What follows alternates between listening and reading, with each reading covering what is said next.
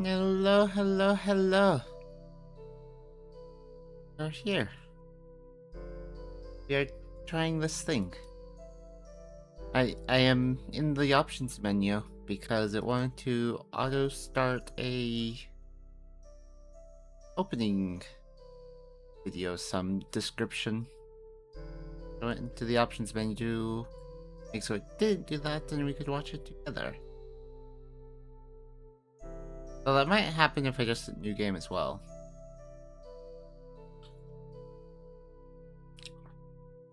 We'll try it. We'll hit new game and see if we get a cutscene. Yeah.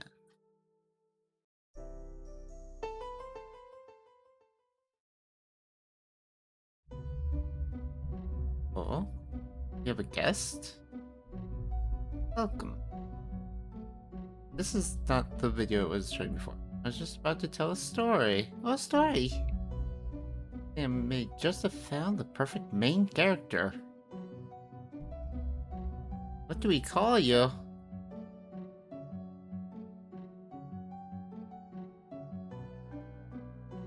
Your name.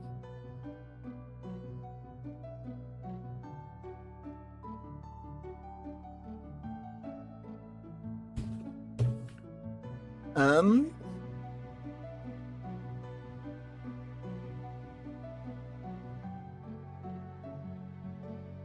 So, my understanding is this is some kind of magic school.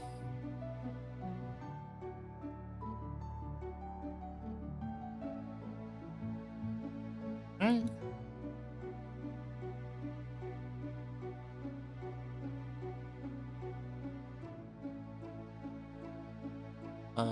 Da.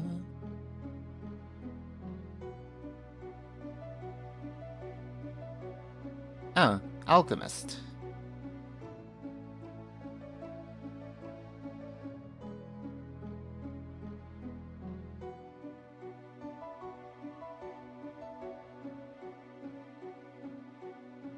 We'll go Worm Talon.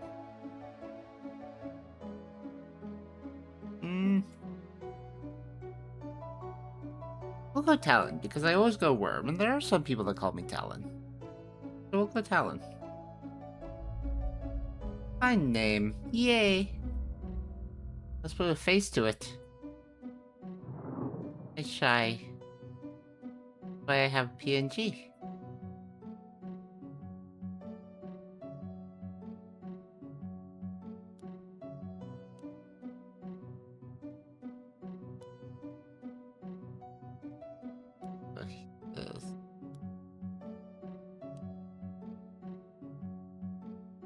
Oh, hold on. I have to help. Oh. Okay.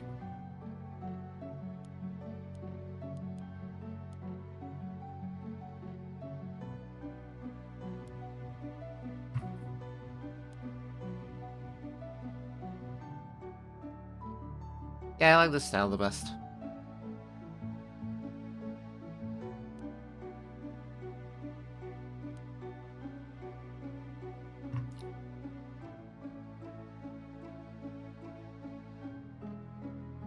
Honestly, with how few options there are in the customization for appearance, which is totally fine, this is actually... Oh. It does have a bit more.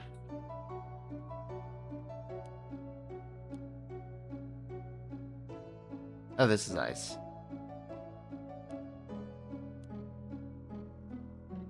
Boat.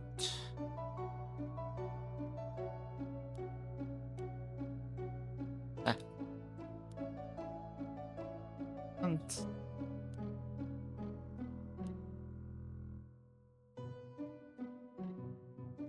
I'm so bad at matching colors.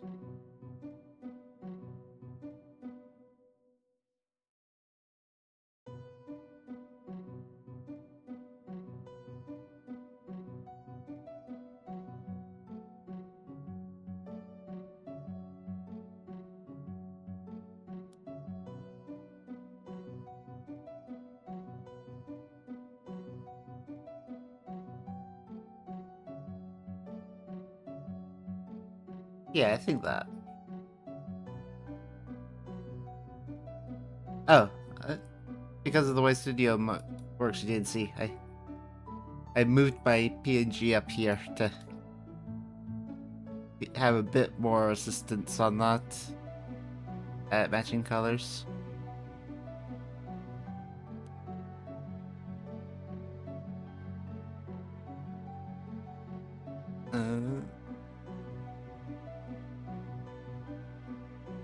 Okay. We'll go back here.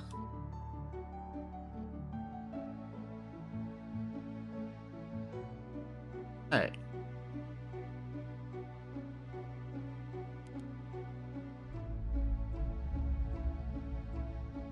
Are you ready to become a legend? No. Okay. Are you ready to become a legend? Still no. That scares me. Too much responsibility.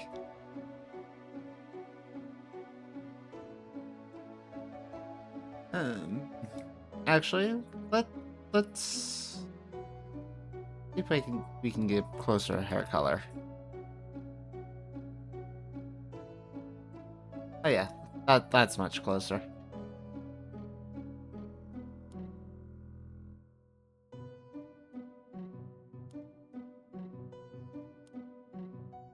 Don't think we're going to get a better coat color because I want it to be as close to my cloak as possible, and I think this is as close as it's going to be.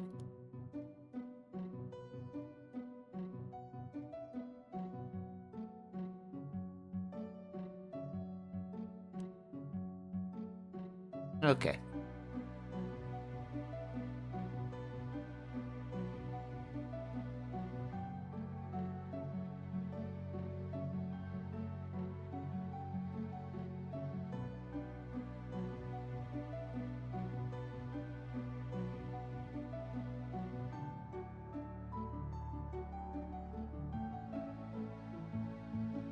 Alright.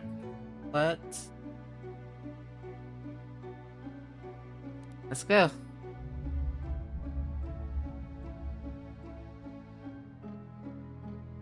If I must, I must. Oh, here's the opening, I think. From the shimmer of light in the workshop, he felt safe to the broken glass. In the streets, reflecting a fright. Desperation can set the stage for acts of villainy, and heroes may need to confront their demons in more ways than one. For a choice to be made, you must overcome the binding and twining of souls of bond. So strong that they just keep you bold and tall. Yes, you. What will you do when the call for action beckons you to choose? Yes, you. What will you be? A hero, a villain, or a monster indeed?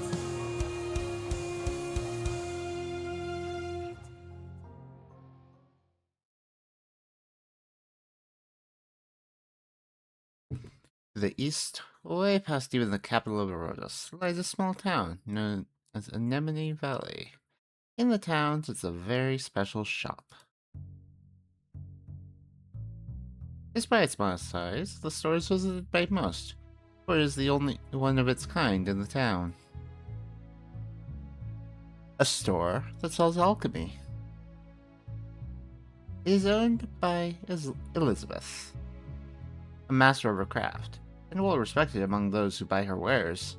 And you just happen to be her apprentice. Thank you for your purchase. Please come again.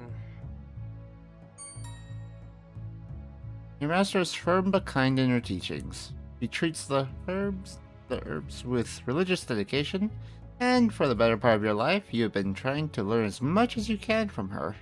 We are running low on headache remedies. Would you mind handling the rune table for a moment?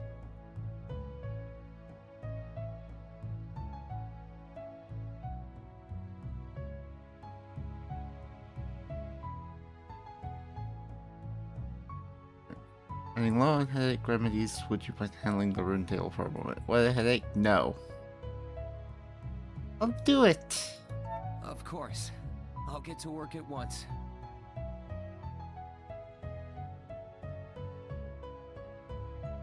Turntable is an artifact provided to alchemists by the School of Magic. It runs on a core of controlled magic and can be manipulated by anyone with the proper training. It is, of course, not as powerful as an actual mage, but is quite practical for making household charms and remedies. Headache cures being one of the more popular options.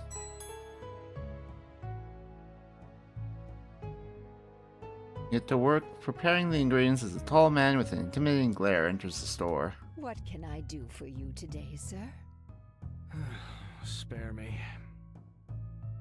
Just give me the usual. Make it quick. I don't want to stick around in this creepy freak show any longer than I have to. Oh my, it seems we're running inventory right now. It's going to be about 30 minutes before you can get anything. Right. One remedy coming right up. Behind the man, a shadow moves. Shadow peeks out, staring around the room with big, frightened eyes. You haven't seen the kid around the shop before. By the looks of it, he's been told one too many tales of child-eating potion makers.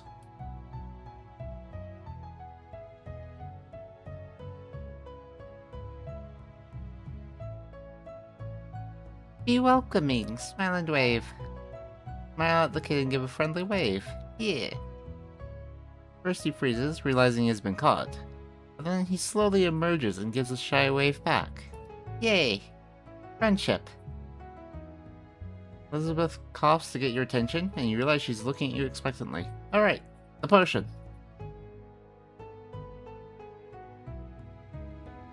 Placing lavender into the table.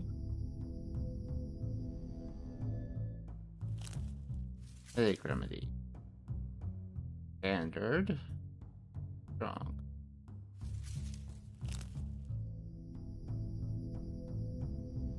Oh.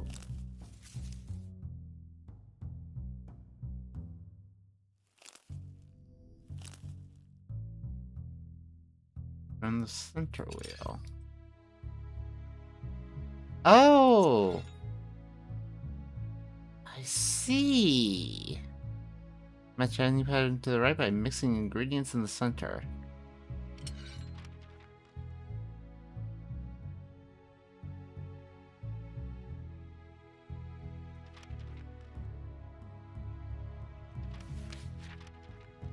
Mosquito repellent.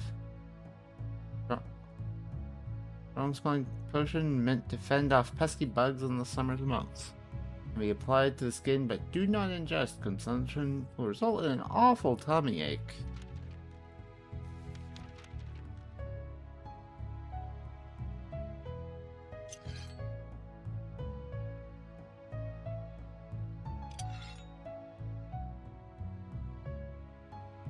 Customer wants a strong headache remedy.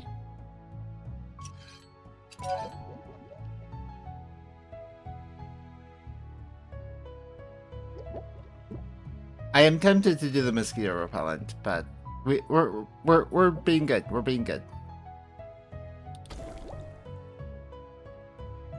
Strong headache remedy. You hand the potion to Elizabeth. Here you go, sir. One extra strong headache remedy. Elizabeth hands the potion to the customer, who pays with a grunt and nothing more. Dude, I should have given you mosquito repellent.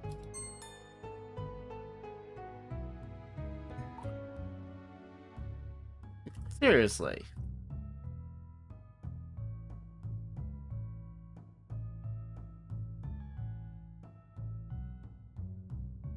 With anything else? Interesting? What a jerk. I can't believe this. Maybe you wouldn't get headaches if he removed his head from his language. I didn't say any bad words. Nothing wrong with the words removed, or his, or head. No, nothing wrong with any of those. The man may have been behaving rudely, but magic has been feared in this nation for a long time. You're simply acting upon his fears.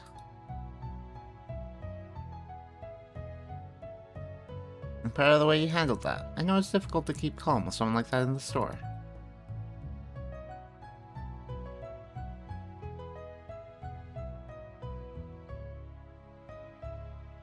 Give at least thank you. I'm here for help, and you got it. Give at least a thank you. So that's how it is. You're right, but people like us have to pick our battles carefully, lest we end up in a position where we can do nothing at all. Enough of that. I have another job for you. You just used up the last of the lavender making that remedy. Would you be so kind as to go and buy some more?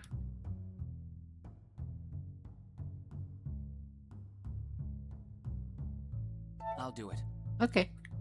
Right, I'll go right away. Thank you, dear.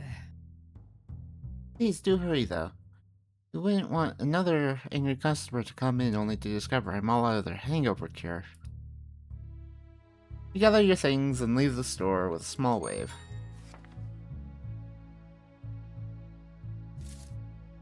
Barbershop.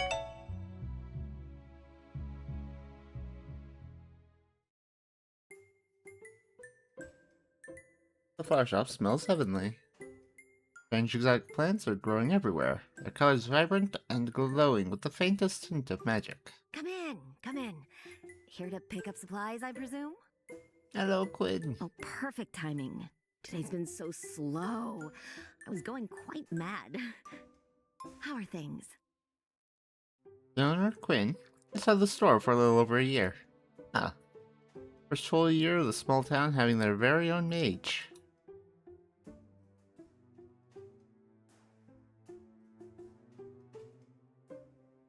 You know, usual. Happy customers all around.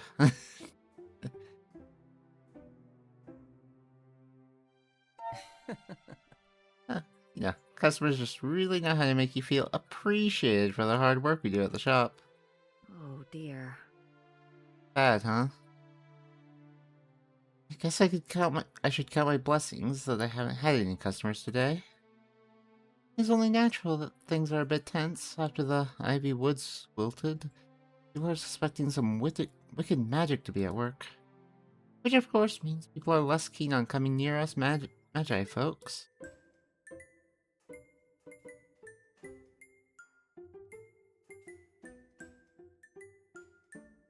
Ivy woods wilted? What happened to the ivy woods? Curious. You haven't heard? I thought small town news was supposed to travel fast. Yesterday, an entire section of the forest just died. Wanted to go and gather some samples, see if perhaps it's a rare disease killing the trees. I can't leave the shop, and I don't want to be caught out there investigating. People might start suspecting that I was the one who did it. I really don't need that kind of attention. People suspect What do you magic. mean? People are suspecting magic? People always suspect magic. It was easier to blame something you don't understand, especially when you are only exposed to hearsay and rumors. People I hear don't experience the good sides of magic. Like the self-driving wagons and other handy devices created by the Tinkers in Erodus, or the grand theater shows of the illusionists down south. They do have you, though. That was quite wonderful in its own right, though. Thank you. I do believe the people here are warming up to me. After all, flowers and herbs are hardly something you can create much controversy over. It's also why it was I and not some firework tinker who was sent here. You were sent here? So, Didn't choose to come here yourself? Oh no, darling. When mage graduates from the academy, we are assigned a shop to practice our craft. We do get to make proposals for where we'd like to go, but ultimately it's up to a council to distribute the graduates. They will consider the needs of the towns and cities, and the danger the mage might pose if they work without supervision. I, for one, am quite happy with where I ended up. You like it here? Really? I thought you'd want to be somewhere more lively, like in one of the capitals or something. Just imagine. I know, that's way too dull. I don't learn anything in a forest of bricks. Out here, I'm right in the center of the greatest garden of all. Not to mention the fascinating underground of the magic mines.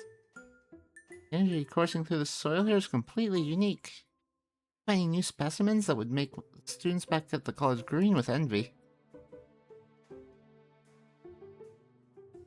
What Really? about fireworks? They seriously just make fireworks? Of course. They are not just, but they are not just fireworks. They are the best, most beautiful fireworks on the continent, created to dazzle and entertain. They are a marvelous sight to behold. Sounds amazing. Sounds like a dream. I'd love to see that one day. Actually, You'll have to go to the capital to see it, I'm afraid. Such magic has to be performed under strict supervision, but it's worth the journey for sure.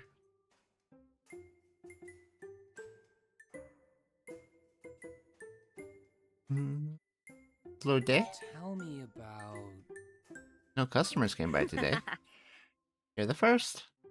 Quite odd. By this time I usually have at least a couple of people poke their heads in, out of curiosity if anything. But today has been completely quiet.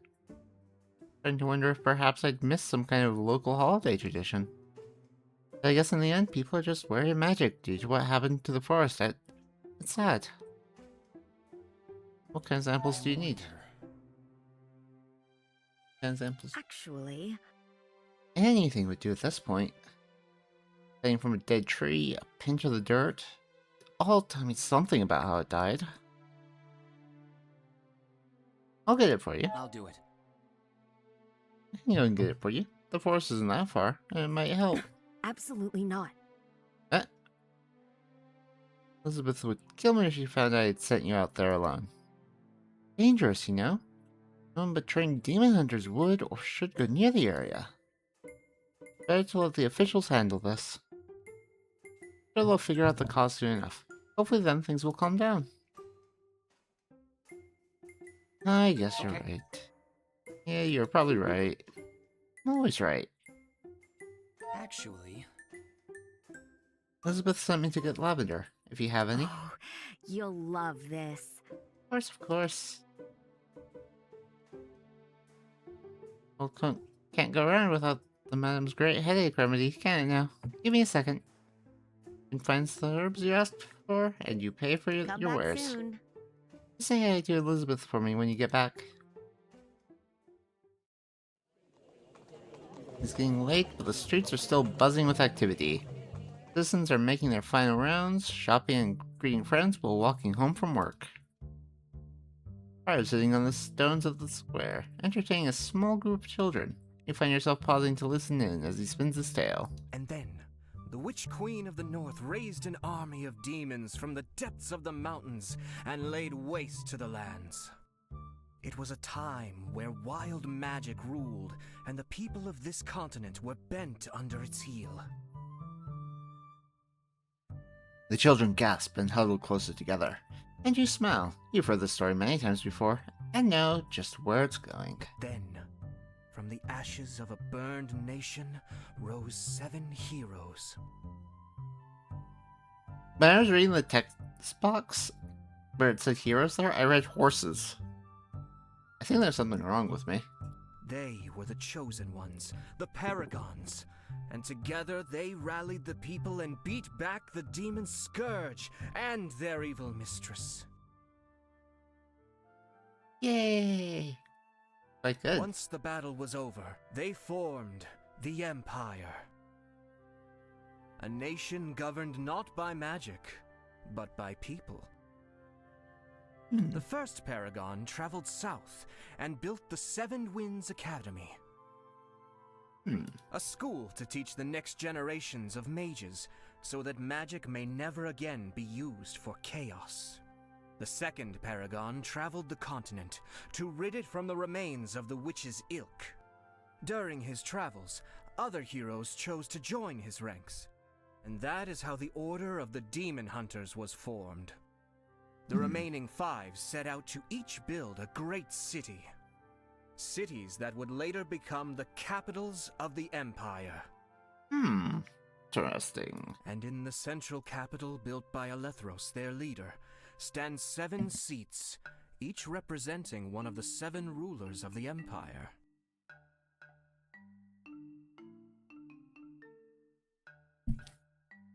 And from these seats, their successors still rule to this day. Interesting. The end. Clapping and cheering, with some of the adults around politely joining in. Then one child raises their hand, tilted in curiosity in the way that only children can do. But, Mr. Bard, sir, you say there are 7 seats, but my mom says there are only 6. Ooh, drama. Why should the mages have a seat? Air suddenly tenses. The market has gone quiet. All eyes now turn to the bard, who remains unfazed, smiling. That's the thing about stories. Sometimes they don't actually end, even if the bard has said so. They become the beginning of something new. Turns slightly, and you swear for a moment he is looking straight at you before he shrugs. But alas, I was only paid to tell you rascals one tale for today. So, that particular sequel will have to wait for another time. Good job. Got out of it. Collection of groans of dismay, but the kids get up and leave. You two figure you've lingered long enough and continue on your way. Almost reached home, but come to a halt when you hear someone cry out. Your head whips around toward a dark side street. People around you keep walking, ignoring the sound, even as it grows louder. Can't they hear? Glance around, but no reaction. Everyone just carries on apathetically. You know you should probably do the same. You can vividly imagine Elizabeth's disapproving stare. The darkness of the alley beckons you, and you leave the busy street to investigate. Man is standing over the form of a young girl, or what appears to be a girl. Really, there's no need for this. I was simply a bit lost, you see? I didn't mean to wander into your town uninvited. Just let me go, and I'll be out of your hair for good. Gone. Whoosh. You expect me to believe that, spirit? I am not fooled by your petty tricks and illusions. I see you, and I am going to make sure whatever wicked scheme you have planned ends right here. I swear, I'm not planning anything. Demon spawn like you don't belong in this world. Die, you filthy creature! You're going to kill her. You have to do something. But what?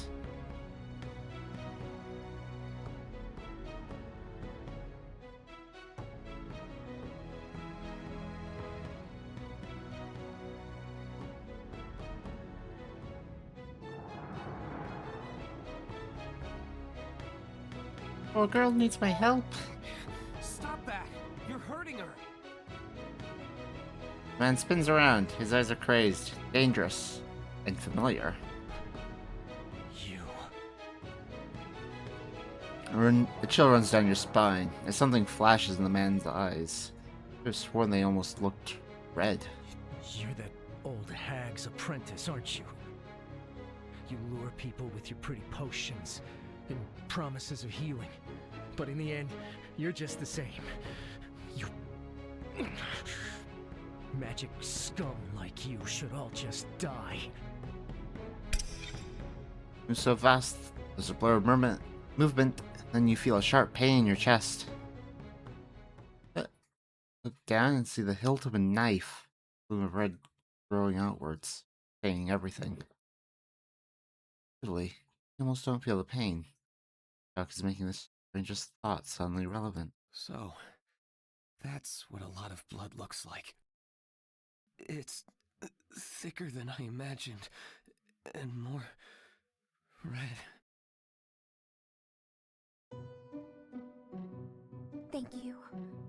really saved me there. I'm sorry this had to happen. Let me see. Ouch, yeah? He got you real good, didn't he? Pierced the heart. Humans need hearts, I am certain of that.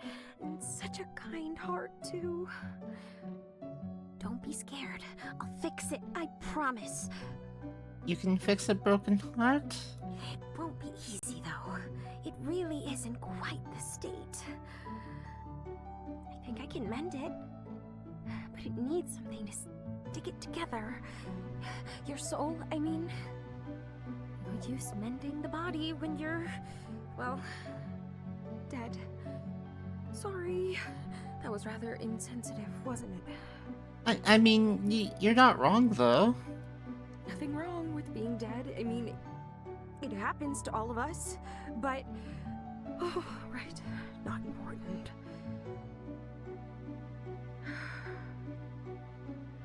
Don't have a Just a problem. moment. I'll fix you right up. Don't have a problem with dead people. I have plenty of dead friends. What?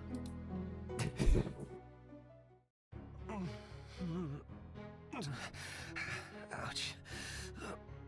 My head. My head? Yeah. Sorry about that. You knocked your head pretty bad when you fell. We should get you a potion for that. You blurrily forced your eyes open. You're still in the alleyway, but the street has gone quiet and the afternoon light has faded. You must have been unconscious for a while. Your hand flies up to your chest expecting to find the knife still sticking out, but there is no wound. It doesn't hurt, right? Honestly, I don't know much about human skin, so I kinda just stitched it together the best I could. What's going on? What just happened? You hurt.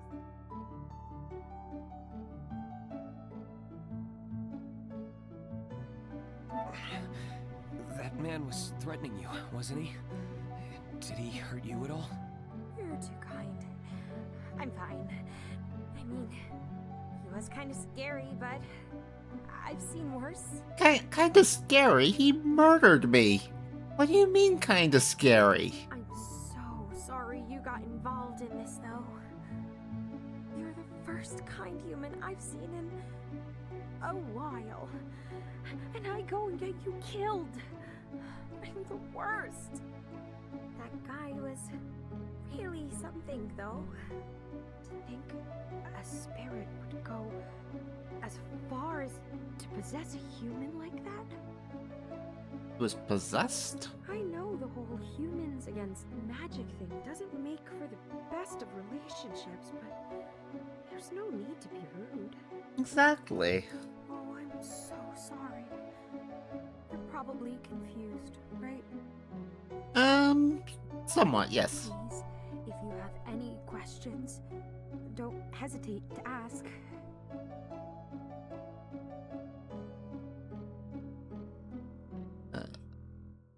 Who are you?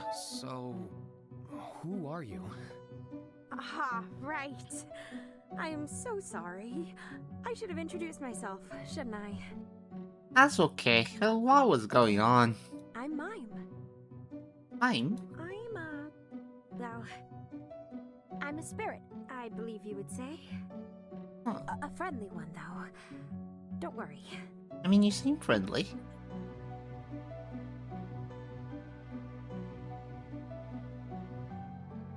Why was that guy harassing I you? met that guy earlier today. He wasn't nice back then either. But the way he treated you was horrible. Well, you know, humans don't usually care much for spirits. They're supposedly illegal, after all. Chaotic magic, dangerous, yada yada.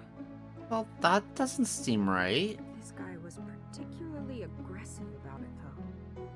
His heart has a lot of hate inside it. Which is probably the reason why the mean spirit decided to take it.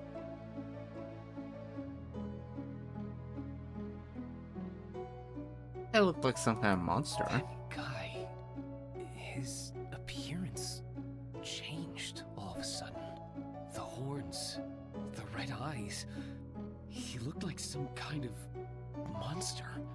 My guess is that some mean spirit latched onto his anger and possessed him.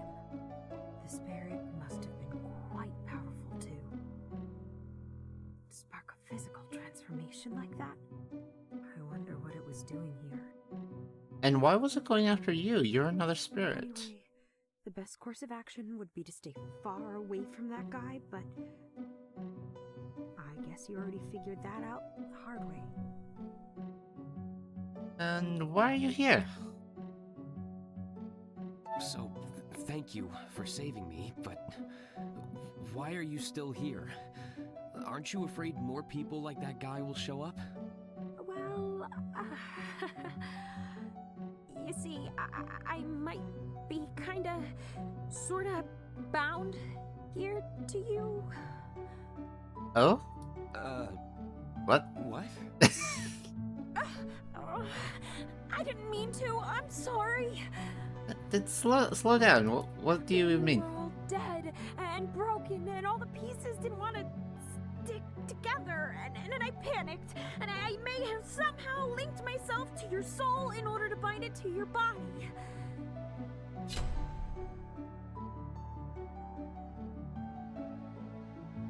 You saved my life. The method might not have been ideal, but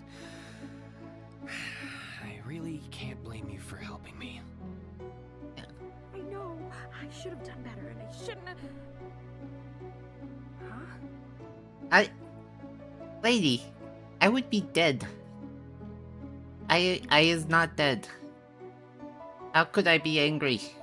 You forgive me? Thank you. Thank you. Don't worry. We'll find some way to fix this. I'm sure of it.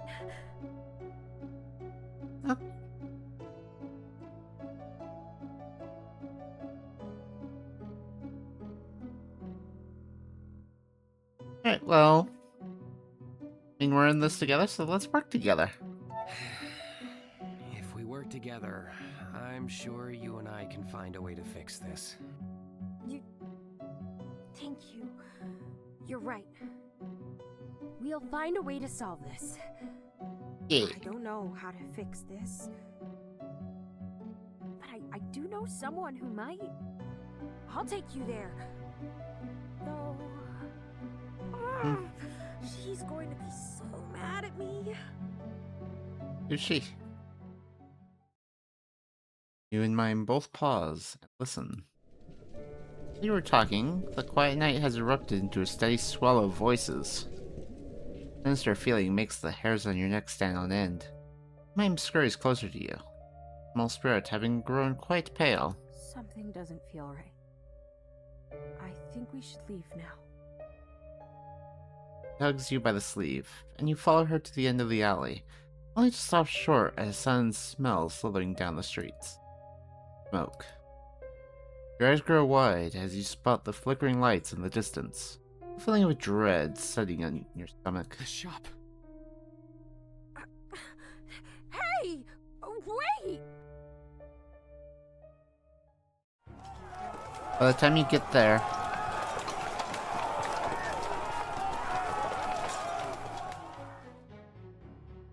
loud. By the time you get there, a large group of people has gathered in front of the shop, and a wicked tension is in the air. Child eater! Get out of our town! Burn the witch! Lung feels unbearably loud. A young man picks up a rock and throws it through the window. The sound of shattering glass is drowned out by the cheers rising from the crowd.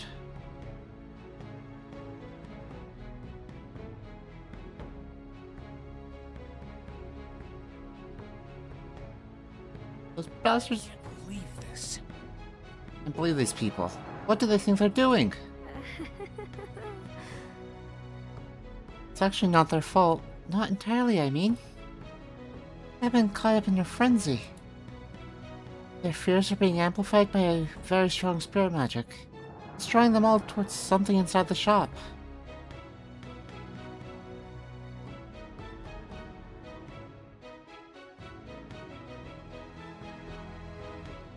How can you tell? How do you know that? It's a spirit thing. You can sort of sense the essence of other spirits. Usually it doesn't really matter, because there aren't really a lot of us around. Something's here, and has its sight set on something inside that store. Why are we not affected? Look, I'm not feeling my bravest at the moment either, so why am I not tearing stuff up? About that. This type of spirit magic doesn't really affect me. Since you're bound to me now, I guess you're protected as well? Well, you gotta do something. Can't just keep standing here. There's gotta be something we can do. We really shouldn't get any closer. If they catch us standing here, there's no telling what they'll do.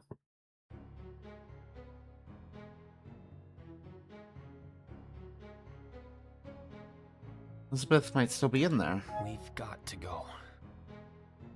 Look, Mime, I know it's scary, but I need to find my teacher, Elizabeth.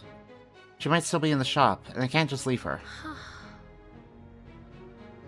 really are very kind, aren't you? I kinda wish... Never mind. Okay, I'll take you. Let's just keep our heads down, okay? With Mime's guidance, you go around to the back of the building. There's no way to enter, but there is a closed window, and a nicely sized rock. Break the window and carefully climb through the broken glass. The shop is dark and smells faintly of burned rosemary. Okay. Very sneaky. The sneaky duo, that's us. Yeah. Door bursts open. Get out of my home, you... child.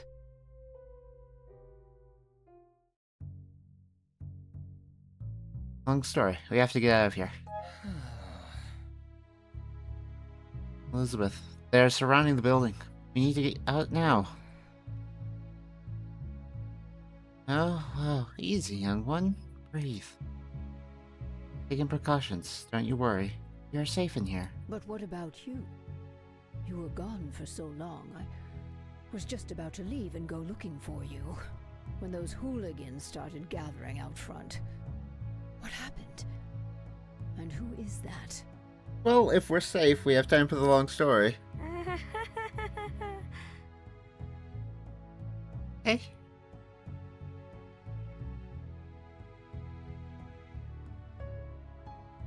Oh, you see...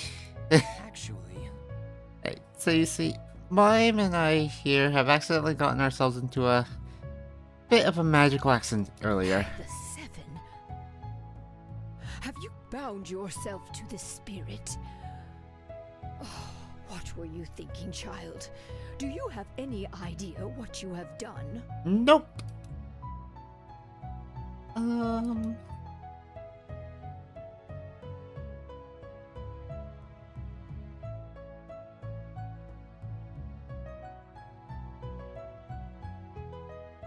Can just stand by and do nothing. No. Can just stand by and do nothing. I didn't mean for this to happen, but I would do it again to protect Mime. Child, your kind heart is going to get you into trouble one day. Trouble that I will not be able to save you from. Considering I've already died once today, I think it already has, honestly. And I don't think it gets much worse than that.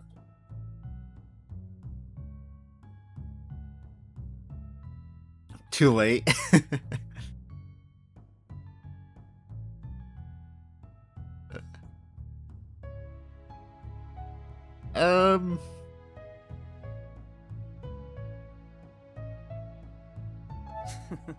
Yeah, so you see, that might be a tiny bit too late. There's a crash as another window shatters. Gimme, hello, welcome in. Good morning. Hope you're having a good time zone so far. People are acting completely mad, like something is driving them insane. Just woke up. Yeah, that's fair. About that. That's exactly what's happening. Not sure what, but I can sense something here in the shop. Some kind of powerful magic is drawing them here. Powerful magic? But that's impossible. This is an alchemy shop. The only vaguely magical item in here is the alchemy table. Something flashes in Elizabeth's eyes, and you all turn to the table standing in the corner. It can't be. Gotta head over to where I'm pet sitting, but gotta check in on the falling Arcadia? Yeah! Yeah, good luck with the pet sitting, and enjoy that. Pet sitting can be a mixed bag.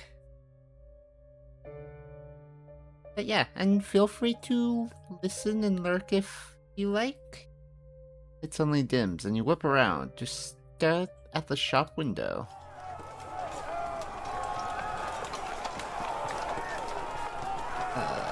The crowd outside is growing louder, their vile chants and jeers melting together into a booming ichor of hate.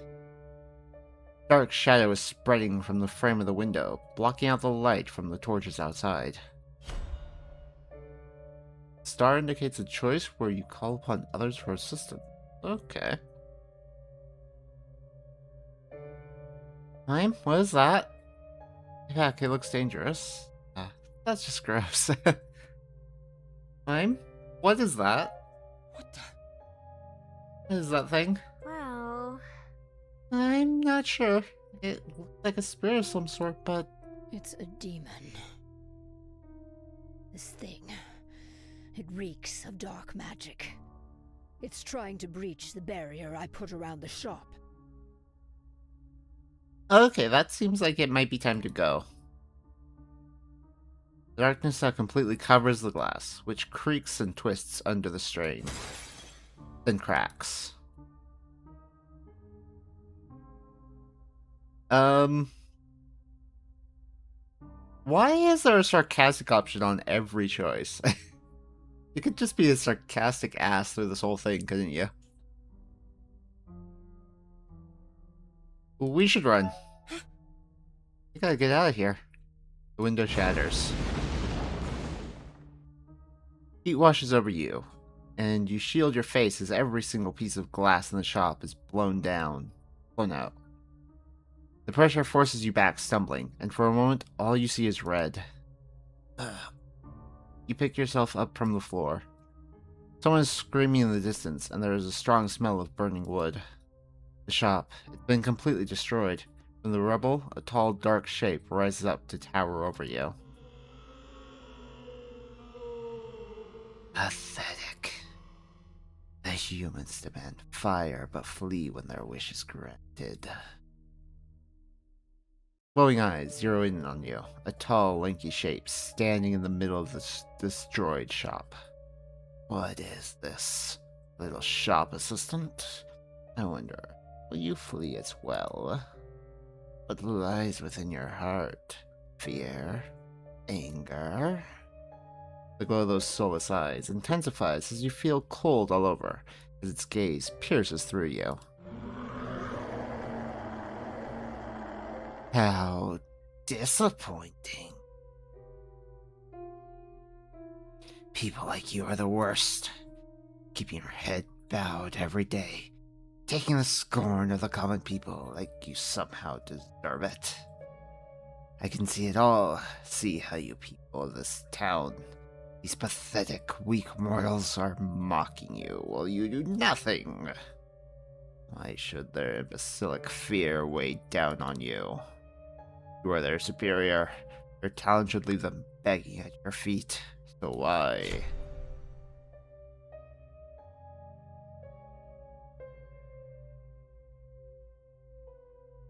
Live in the good of humanity, I won't stoop to their level. Or I don't need your help to get what I want.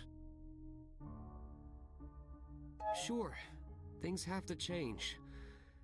And there are many who deserve justice. But acting with violence will make me no better than them. Yeah. There has to be another way. The creature begins to glow, a soft green color. Lets out a frustrated scream and charges at you. look out! Go back to the hell you came from, demon. Hello, Guppy. Welcome in. Hope you're having a good time zone. Happy lurking. Demon stumbles, struck from behind. It keels over, clinging to its side where its shape is cracking like broken shards of glass. You see broad shoulders. A woman steps in front of you, shielding you from the demon. Sword gleams in her hands as she boldly faces off against this monster. Are you all right? Romance. I'm fine. Thank the gods you arrived. They totally had that. Nah. Well, hello.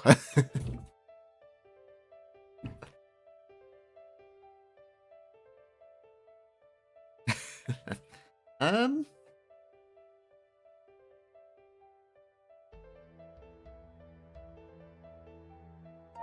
Sure.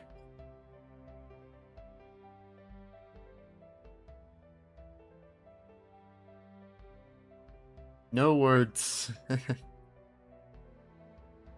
Yes. Great. Great, now that you're here. This is not the time for that response. Stare at the woman in speechless awe. Victoria, I am so glad to see. Quiet, Mime. Oh, they know each other. You and I are going to have a talk as soon as this is over. You done fucked up, bud. Demon screeches and rights itself, the bleeding gash on its side, glowing like hot metal. Fool, you will pay for this. It rushes forward, but Victoria is far too quick. She swiftly strikes it down, spraying shards of darkness from the fresh wound.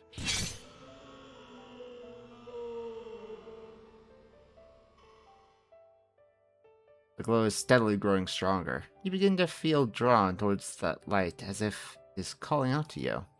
I'm feeling kinda weird. Look, the table. Table. Alchemy table is glowing the same shade as the demon. Pulses and breathes like a living thing, lifting itself off the floor, shifting and shaping into a new form. Suddenly flies right at you. You reach out to catch. Flashbang. Match the pattern to banish the demon.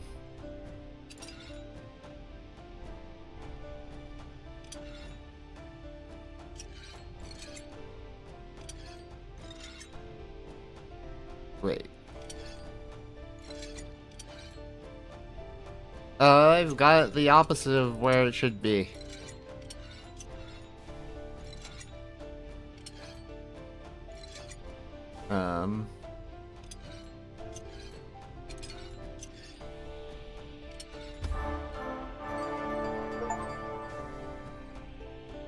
Light bursts from your hand. It shoots outwards in a beam, striking the nightmarish creature square in the chest. I have glowy thing. The demon writhes and shakes, the light bursting it open from within. Then it crumbles, turning to ash with a quiet sigh. Then there's only stillness.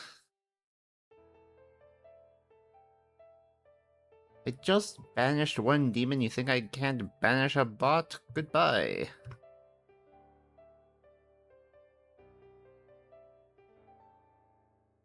In your hand is what remains of the alchemy table.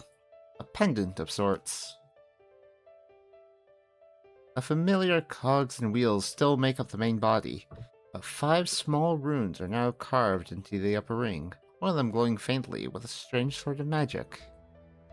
You're feeling woozy, like your legs are about to give out from under you.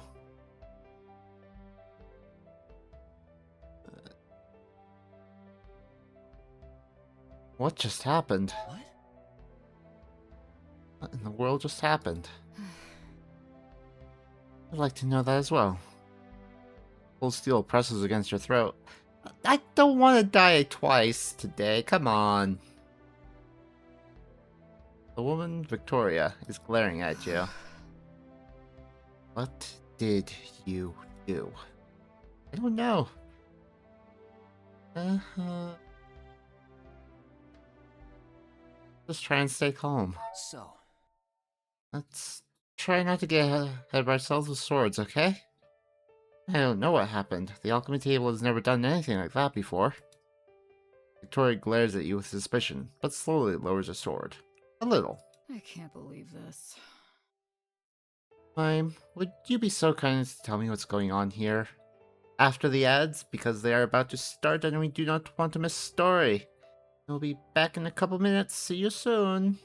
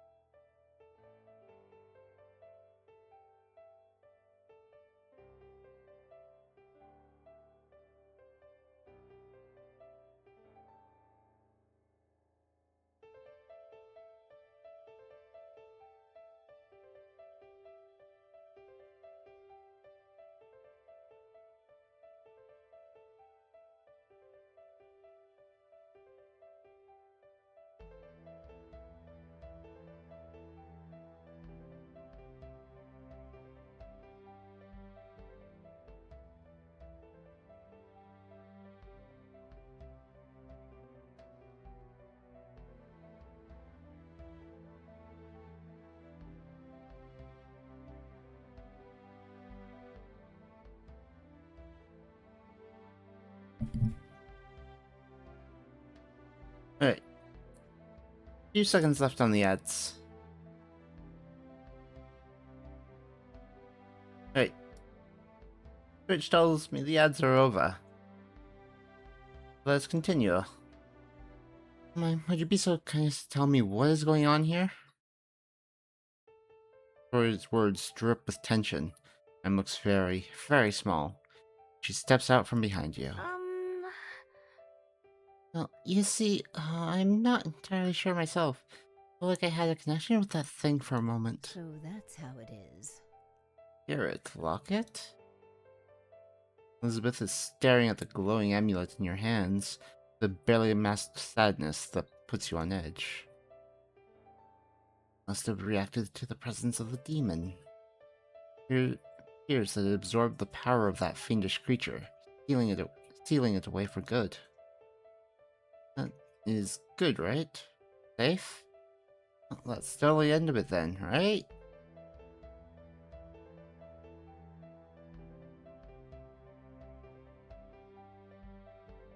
So we're safe. The thing's gone for good. That's a relief. Victoria glares at you darkly. Get comfortable. Use of illegal magic and binding yourself to a spirit are coming with me to Herodes to stand trial for what you've done. On whose orders? Elizabeth stands to move between you and Victoria protectively. First, Commander Alethea. Victoria twists her collar to reveal the insignia of the third paragon. You feel dread run down your spine. All the people to be discovered by. It just had to be a knight. Well, damn. Accident? I stopped the demon. Oh, you're a knight? Bad. This is really bad. Good to know you understand the severity of the situation.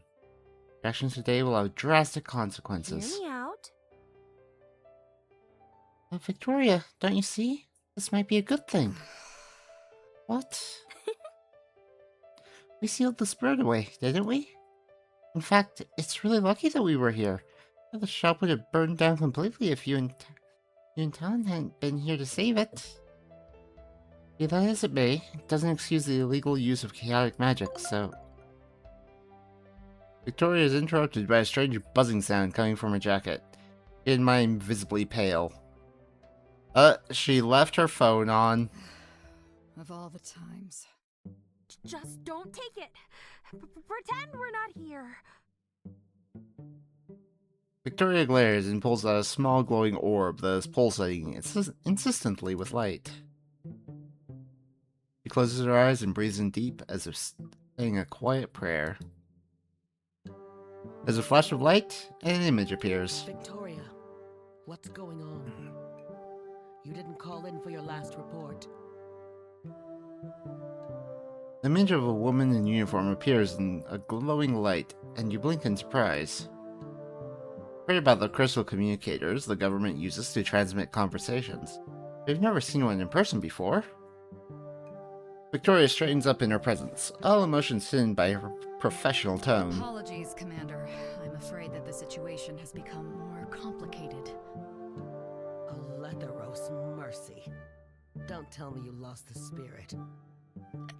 No, Mime is still with me, but the incident appears to have spread. A demon appeared in town tonight. I suspect there are more out there. The number of casualties. One demon. None, for now. However... I mean, technically, the alchemist was dead for a while earlier, but, you know, You probably should not have just offered that up, Mime. Let's be honest. We managed to dispose of the threat for now, but I fear this could still escalate. I know you want to ask, Victoria, but we cannot dispatch any more knights to the area. For now, you will return to Eridus with the spirit. We will regroup from here and determine the proper course of action. I understand. Just going to leave? What about the townspeople? That's some knightly courage. What about the townspeople? You're leaving? But what about the townsfolk? What are we going to do if more demons show up? I feel like the music is louder than the voices.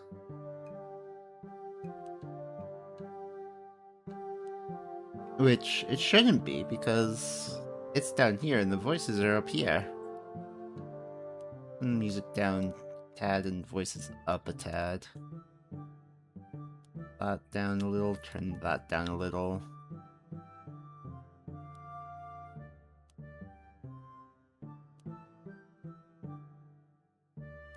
Character customization. You can go back to it. Neat.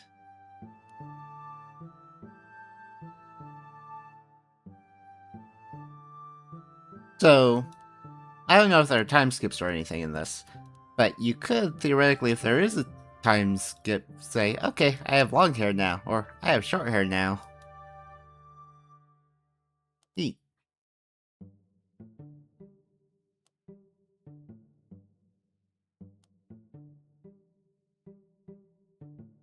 Victoria, who is this? Another complication. Yeah, I'd say I'm pretty complicated. Actually, the alchemist here might just be the solution to your problem. Mime. No. It's all right, Victoria. Let us hear what the spirit wishes to share. He wants to get me involved in things. Thank you, ma'am. I said I didn't want to become a legend, but you sent me back to character creation. You see, we got into a little accident earlier.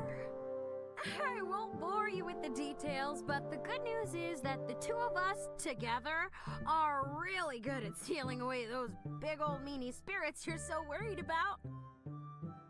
Is that so? Woman turns to you. What is your involvement in all of this? It was an accident. Being stabbed. Protecting my home. My home just got destroyed by one of these demons. Ah, an unlucky bystander then. And this magic you use to get rid of the demons. Unlawful, I assume. I have no idea. It just kind of happened. Very. Okay. That's the answer. But no one got hurt.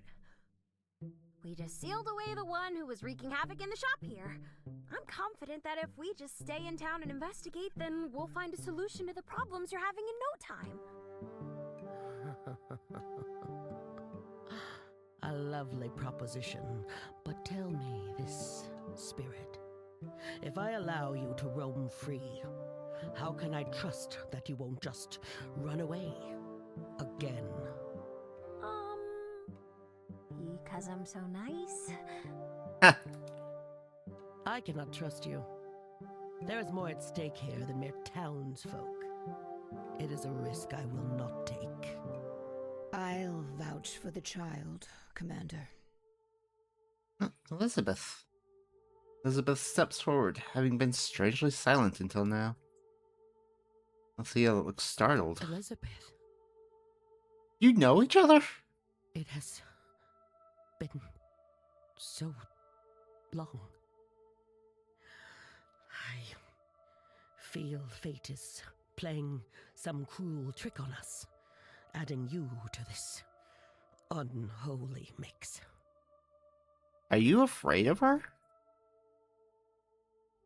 Victoria and Mime both look completely flabbergasted by the familiar tone used by the two women. Me too! I must admit, you are also curious about how your teacher came to know one of the Empire's commanders so closely. Perhaps. The young one is my apprentice. I can vouch for the contents of his heart.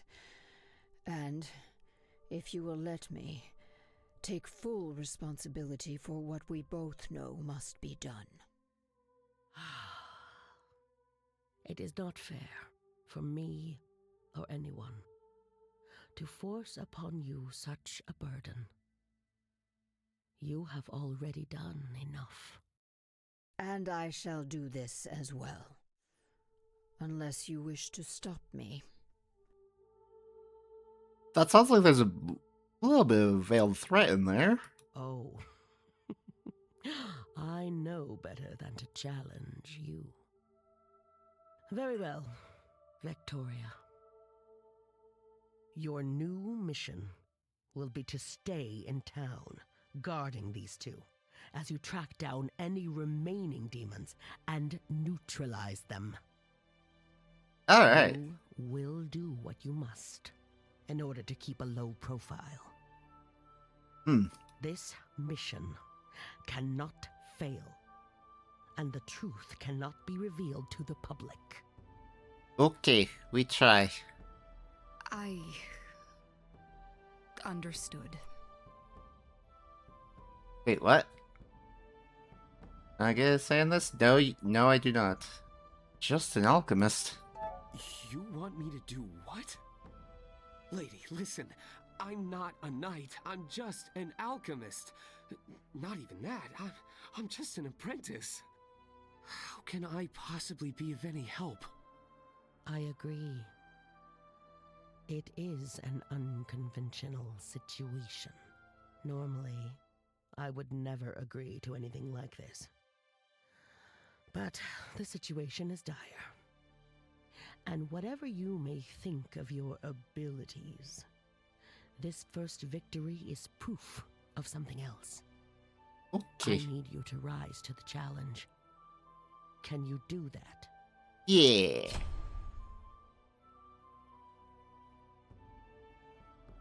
Will you accept this path that has been forced upon you? Yeah, I want to help. These creatures are obviously dangerous. If there's any way I can help stop them, so no more people will get hurt, then I will do my best. You have a good heart. Yeah. I wish you luck. Thank you. The image disappears and a tense silence falls over the group. You didn't even say goodbye before you hung up. Jeez. That went well. Right? All things considered. No one answers. Chapter 1. The Valley. Yep. Event. I need to get those muted again. That's how you became the unlikely defender of Anemone Valley. Waking up the next morning feels like a dream. If it wasn't for the happy grin of the spirit who greets you, you would have dismissed it as such. Morning. Glad to see you're awake. It must be nice getting rest from sleep instead of fainting all the time, right? Victoria sent me. She's really eager to get started on this big old mission thing. Now she wants you to meet her outside, like, now. She's already in a bad mood, though, so I don't think hurrying would make her less angry. Anyway, how are you feeling? Like I got stabbed? Okay. 5 more minutes? I'm okay. About that. Everything considered, I'm feeling quite alright. Thank you for asking. Quite amazing, you know that? Most people would not be able to smile so easily after having gone through so much. I guess it could have been worse. Not shackled on our way to the capital after all.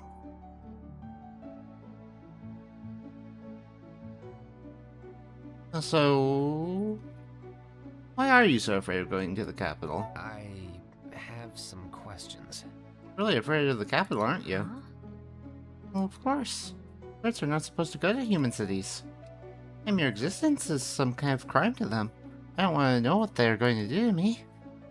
So what happens now? I wonder. So what do we do now? What's the plan? About that. Well, finding these demons and sealing them away is our first priority. Can't have any more people getting hurt. And hopefully, while we're looking for a way to stop them, we'll learn more about this spirit locket of yours. And see, if it can seal demons away, then maybe there's a way it can unseal me from your heart as well. We're all gonna die. Oddly plan. That's a great plan. I feel like this should be sarcastic, not cheerful.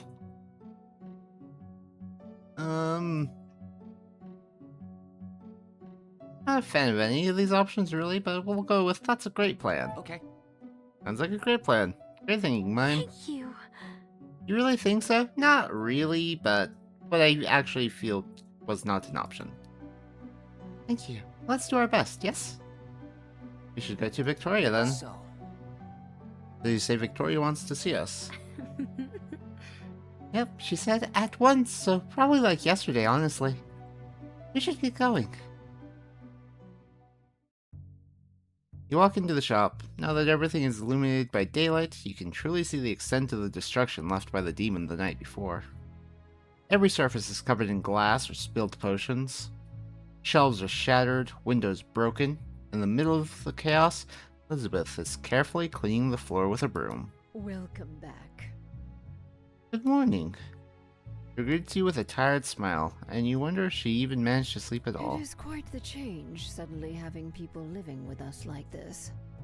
This sleepy old town really did wake up to quite an adventure, didn't it? Mm-hmm. Well, adventure might be good. Sorry. I'm going back to sleep again. So sorry, Elizabeth. Shop. There's nothing left. These are all just things, dear. We can rebuild. I have tried to shield you from such pain, but I see now that if you are to prevail in the challenges ahead, I cannot keep hiding things from you. I know you have a lot of questions. If you want, I shall do my best to explain what I can.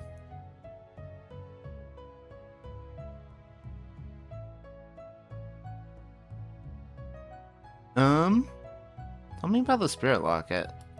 so, The alchemy table. Last night it changed into something. You called it a spirit locket. What does that mean? It's an invention that pioneered the modern school of alchemy. A new type of alchemy that was usable by non-mages. It works in much the same way as the alchemy tables we use today. But while we now use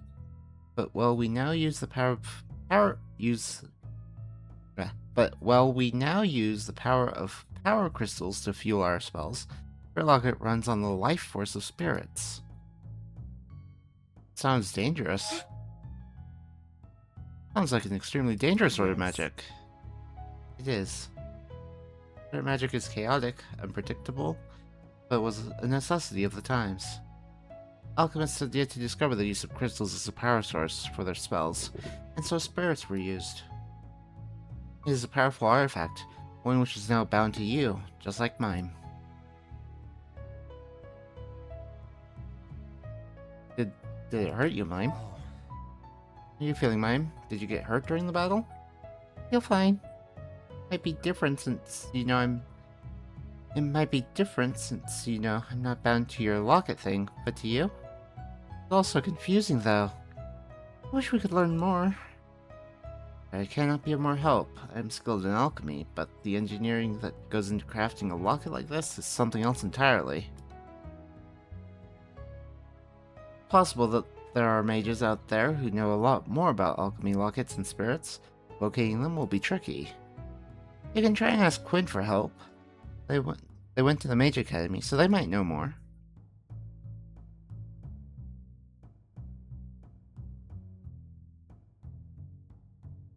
I wonder. You have any idea how to get separated from a spirit? I know a few, but none of them would leave the both of you, how to put it, alive afterward. Exorcism is the craft of demon hunters, and they don't particularly care about the well-being of those affected, as long as it eliminates the threat. You can ask Victoria for details. The way she attacked that demon yesterday, it's clear she has had the training, but why a former demon hunter would now work for the Knight Commander Erodus, I'm not quite sure.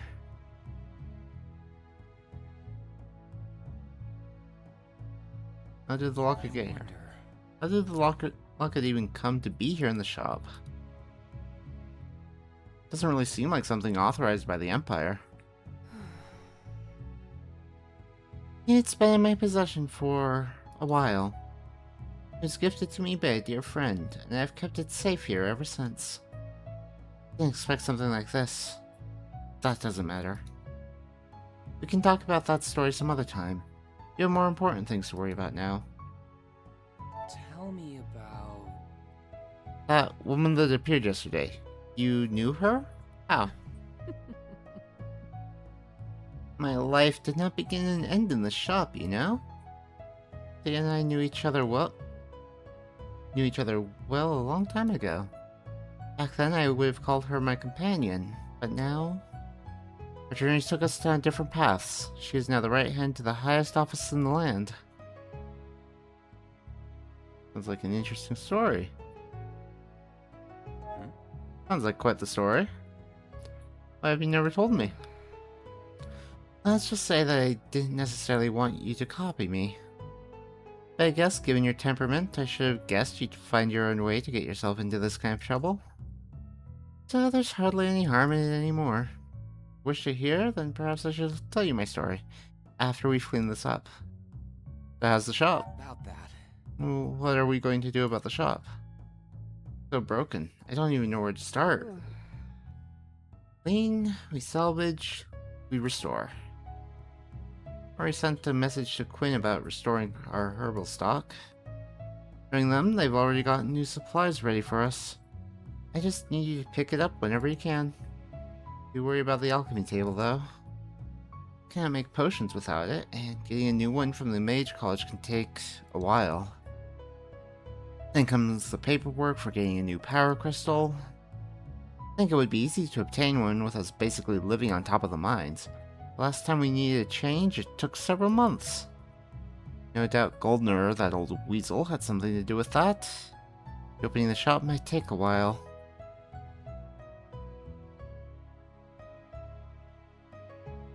Someone's blocking your request? This is not the first time getting a new crystal has been such an issue, is it? Am I doing this on purpose? It's by suspicion. I know for a fact that Mizir... I think Mizir, Goldner, has several crystals at the ready. Paperwork is in order, I'm sure, yet he still stalls. Man has never been friendly with magic folk. Ironic, given his trade. I'm afraid for now we can do nothing but wait for the bureaucracy to run its course. I can make the potions. I'll do it. Can I be able to make potions still, using the spirit locket?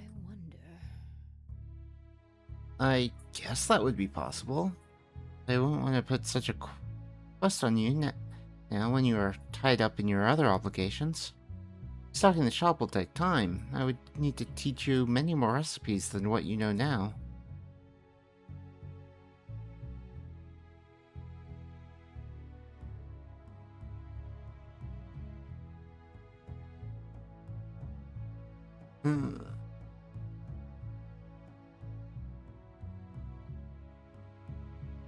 Then teach me.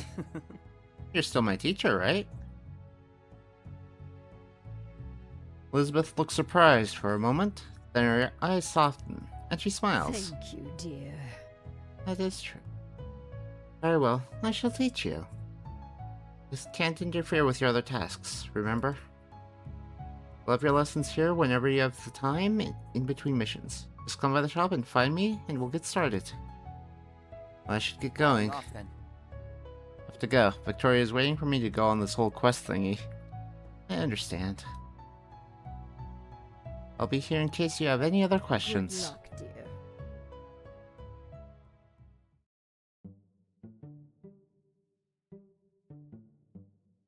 Victoria is standing outside the shop, arms crossed and eyes glaring at anyone who dares to pass her by. You're late. As always. Morning. Good morning, Victoria. Ready to do some investigate? Part of keeping a low profile, you insist on not getting. Alright, sorry. You remember to cast your spell? Of course. No human will notice me at all. Unless they're like a demon hunter or possessed by a spirit like that guy yesterday. Mage would probably also see me, so yeah, basically invisible.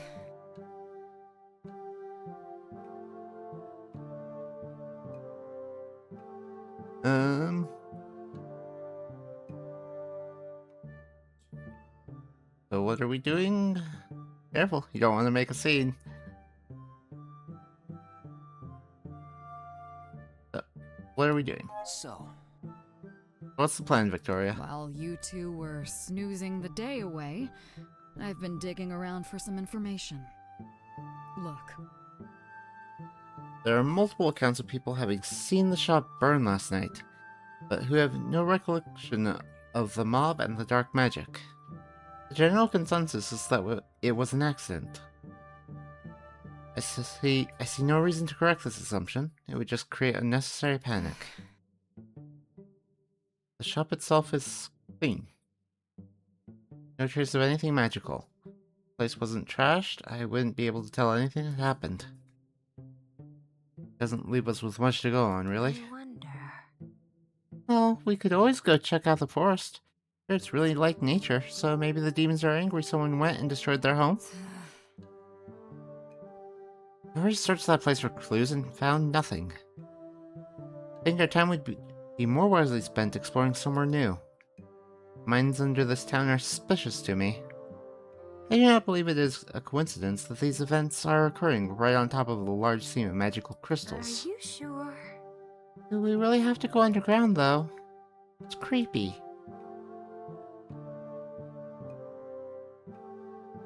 What's up with the mines?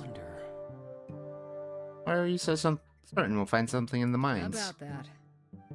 Not certain of anything at this point. That would be foolish. However, the crystals mined down there are powerful conductors of magic. It was worth taking a look. Maybe, but... The underground caves are so creepy, though.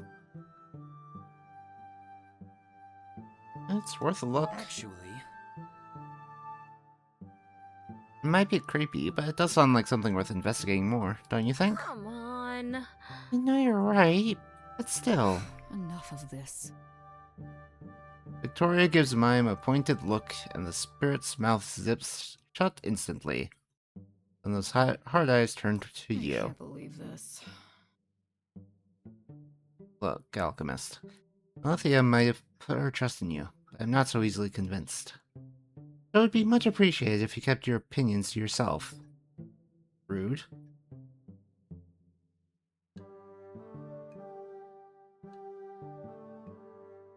I just want to help. Stuck with you anyway. And it's not like there's anything I can do to make the situation worse. So maybe we should just try and work together to figure out this mess? He does have a point. Victoria does not look amused, but she clicks her tongue and sighs. Let's go. Get to work. Mime, you're staying close to me. I won't have you running away from me again. What? Me? Run away? I would never. Just stay where I can see you.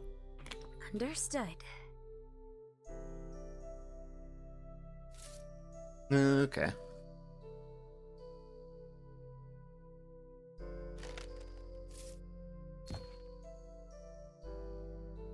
Hmm?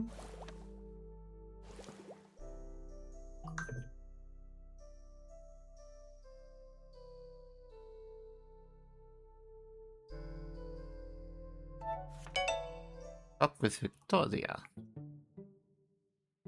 Streets outside the shop are as busy as usual, but people take a wide berth around the alchemy shop when they pass by. Whether it's the rumors of the fire or Victoria's imposing figure scaring them off, it's anyone's guess.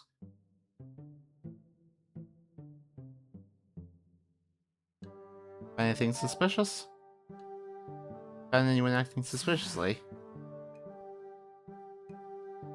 Only suspicious thing happening around here all stems from you. So no. People are acting quite predictably. I would be more concerned if they didn't act like this. In any case, was there something you wanted?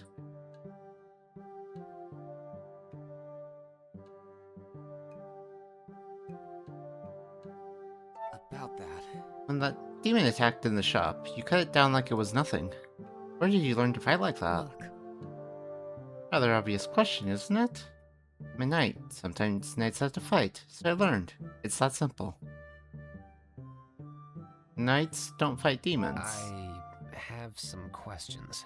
Knights don't usually fight demons, though. In fact, I believe only demon hunters and mages have that skill. So how did you do it? You're free to believe whatever you want. I'm confident in my ability to slay both demon and human. That is all you need to know. You're not going to answer my questions, are you?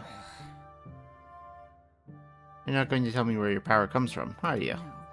Catch on quick? Who's Alethea to you? Woman Alethea. Just who is she to you? What is it? My commander. One of the greatest the Empire has ever had. Get my orders from her and carry them out. That's that. Well, we should. Then. That's all I wanted to discuss. I am not getting paid enough for this. Finally, we can get back to our mission. The mine. Flower shop's on the way. You! What in the world happened? I heard your shop burned down, and I got this message from Elizabeth asking for new supplies. Who is this? Gotta get through the door to the flower shop before Quinn showers you with questions.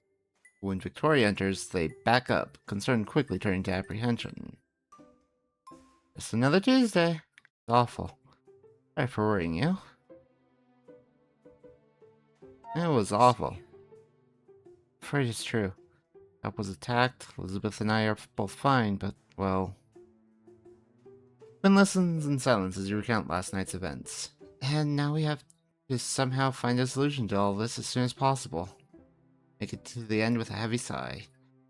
Quinn wordlessly gets up and walks over to give you a hug. Oh dear. Sorry. It's been awful. They release you and smile gently.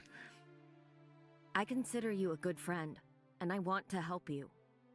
No, I am going to help you. As much as I can. Yay, friend. But this whole affair puts me at risk.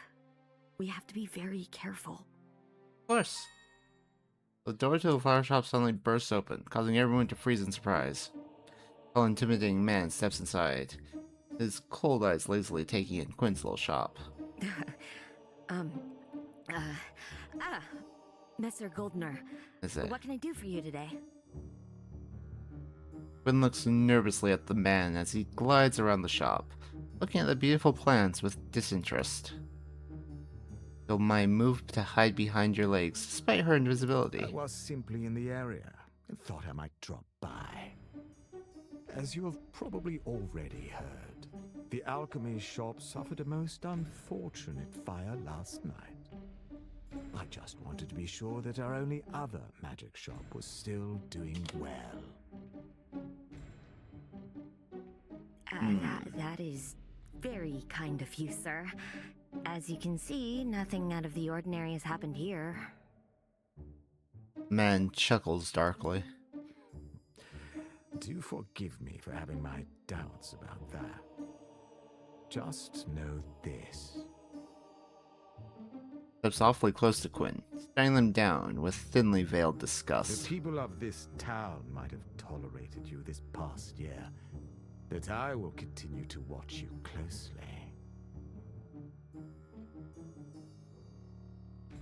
You step up and force yourself between the man and Quinn.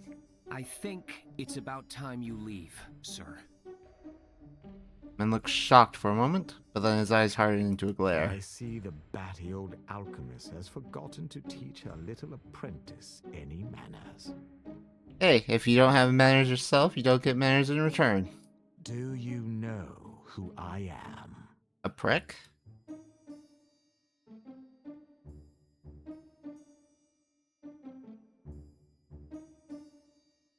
That shouldn't really matter, given the discussion we're having. Yeah. You've made your point, and since it's obvious you are not going to be buying anything, it seems like a good time for you to go. Yeah. The man sneers at you, but straightens his back and flicks invisible dust off his coat. Fine. I have more important matters to attend to anyway, but I won't forget this. Once the man is gone, the room breathes a collective sigh of relief. That guy was scary. Who was he? Messer Goldner is the owner of the mine. Despite the fact that the very ore that created his wealth is magical, he has a dangerously low opinion of mages and is quite vocal about it. You'd think he wouldn't get involved with a business that has him in such close contact then. Luckily, most people in town do not hold his word in high regard. He's somewhat of a joke, albeit an intimidating one. Yeah. Intimidating sounds about right. Yeah? As far as I've heard, he started his life as a common farmer. When the mine was discovered beneath his land, he suddenly gained quite a bit of wealth, almost overnight. Oh, I see. So he didn't set out for the magic crystals, he just kind of stumbled into it. Okay. And he didn't want to sell the wealth from the land, even though he doesn't like it. Okay. I see where he's coming from. That money went straight to his head, if you ask me. So now he wants people to treat him like a nobleman. The townsfolk did not take kindly to that. And while he still makes good money on the mine, most people simply avoid him. To someone like me, however, he is very much a threat. And he knows it. Hence these little visits. But that's enough doom and gloom for one day. Please, tell me how I can help. Look shaken, but eager to change the subject.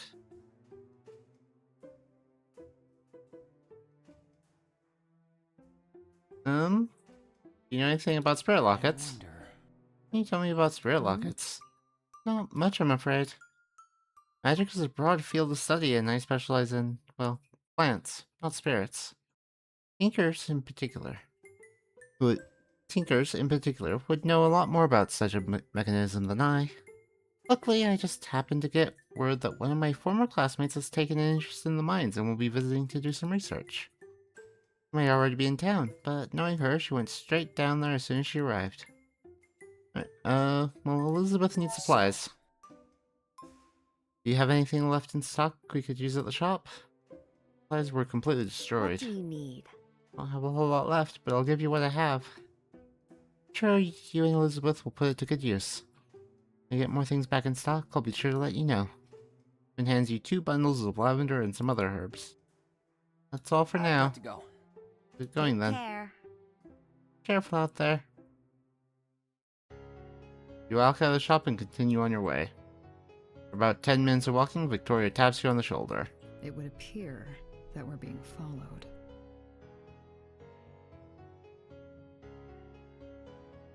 What should we do?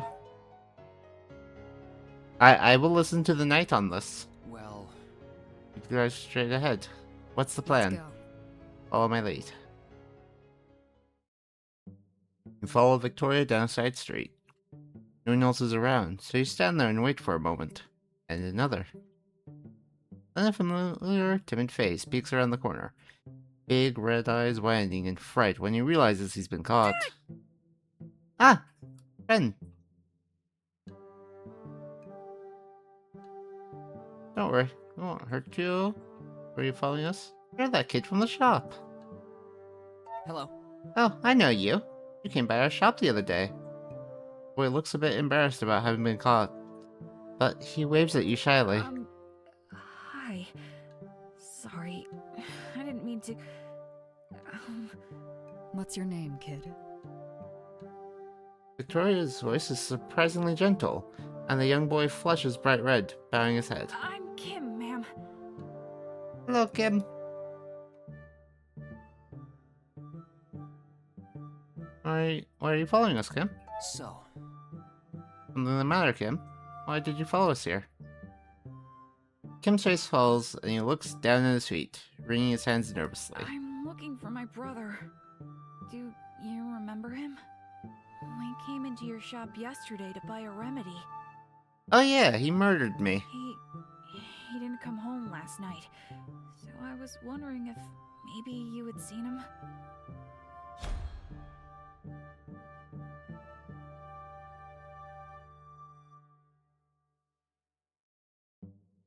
Tell the child the truth, even though it may be hard to hear. The child, you haven't seen his brother. He probably won't bother you again.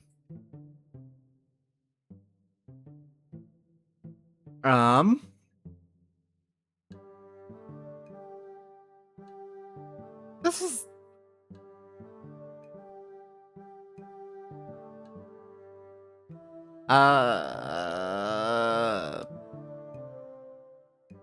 Tell the truth. We'll go with that. I'll tell you what happened. Your brother attacked me last night. He appeared to be possessed by some kind of evil spirit. Almost looked like a demon himself. I haven't seen him since then. That's awful. But there's nothing like that at all. He was taking really good care of me, protecting me. Ever since he got that new job. What new job? Well, I'm not sure. He said he was running errands for some guy. It was great and not nearly as dangerous as working in the mines.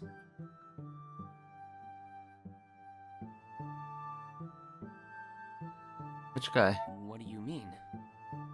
Some guy? Do you know who he was talking about? he wouldn't say. Honestly, I was afraid he was getting into something shady. Anything's better than working in the mines, so I didn't complain about it. Brother worked in the mines. Yeah, he was real tough on him. Plus, they're super mean. The workers get hurt all the time. My brother was in an accident too once. One of the tunnels collapsed and he got trapped under a big pile of rocks. After that, his head used to hurt all the time. The alchemist has a really good potion that helps with him with the pain. Actually, He can help you figure out what happened to your brother. Sounds like he might have gotten tangled up in some of this stuff we're investigating. Really help? Thank you so much. Promise I'll do my best to help as well. Start by seeing if anything my brother left behind can tell me who he worked for. Just be careful. Not safe for a child to play detective. Stay out of harm's way. I'll be careful. He runs off. Not bad. I'm surprised. You handled that situation well. Finding this kid's brother will be instrumental in uncovering the truth. And also, keeping him from killing other people will also be a bonus, right? Right.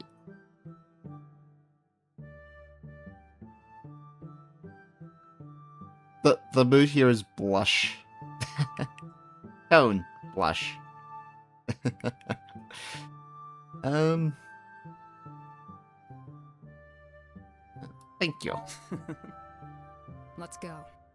So much to do. Keep moving. Hey, go team!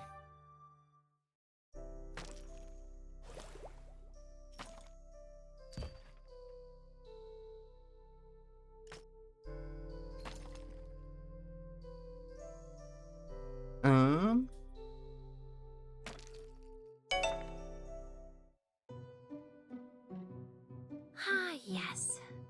This is a nice spot. Empty. Quiet.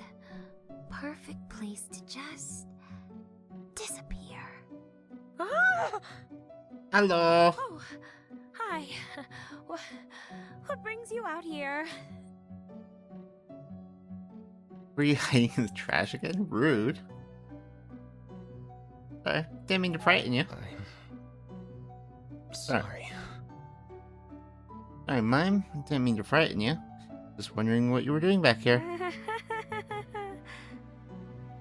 Me frightened? No way. Okay, you might have spooked me a little. Hear me out. Not like I'm doing anything bad or anything. But I get a bit overwhelmed at times. All this walking around, talking with people, facing down scary stuff. Seems a bit much and I just want to run and hide. I don't, though. I'm not going to find a way to solve this mess if I hide in the trash all day, but it's just nice to breathe a little once in a while. You understand that, don't you?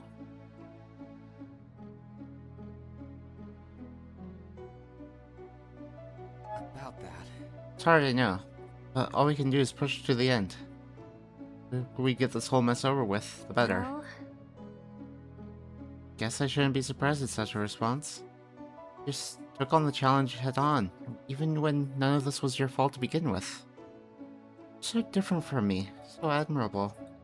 Makes me feel quite silly for hiding out here.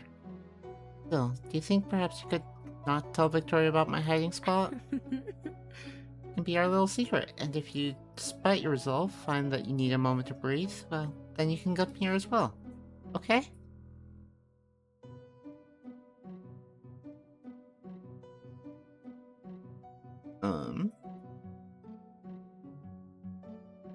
I wonder. I'd like to talk to you about our companions. At the odd bunch now, aren't we? What do you want to talk about? So, No, Victoria. Can you tell me more about her? I don't really know her that well, honestly. She just sort of showed up in my life all of a sudden and got me dragged into this whole mystery about the demons.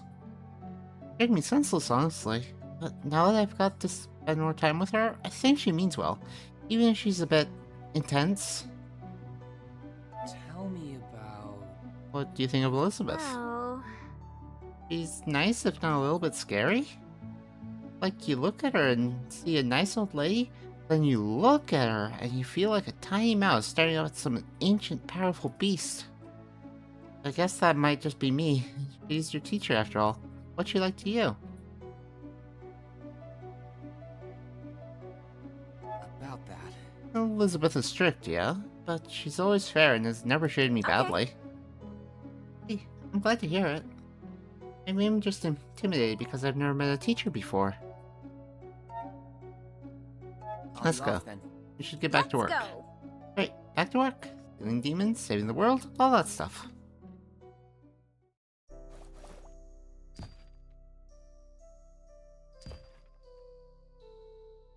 No. The mines. Mines are starkly cold compared to the warmth of the sunny day outside. It's quiet. Victoria's taking great care to keep you out of sight of any stray workers. This place really gives me the creeps. Like everywhere I look, there's a shadow ready to reach out and grab us. You're ridiculous, Mime. The only thing that's out to grab you down here is your own imagination.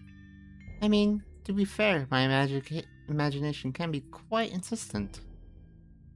Scream! Then the scream rings out in the quiet mine, echoing eerily along the walls. Victoria shoots forward before anyone else has time to react. Wait, Victoria, we really shouldn't get separated down here. And she's gone. What should we do?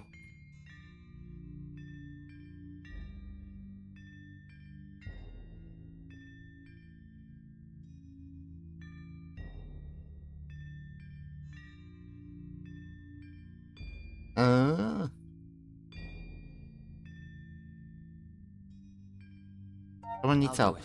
Sounds like someone's in trouble. We should help. Whoa! Wait! How did I end up with two people with a hero complex? I'm sorry, Mime. Stones beneath your feet are brittle and unsteady. You almost fall skidding around a sharp turn. The passage is opened up into a large cave. Middle stands a woman, her hands outstretched and glowing with a bright golden light. Get out of my way, demon. You're ruining my experiment. Demon stands tall, towering over the woman.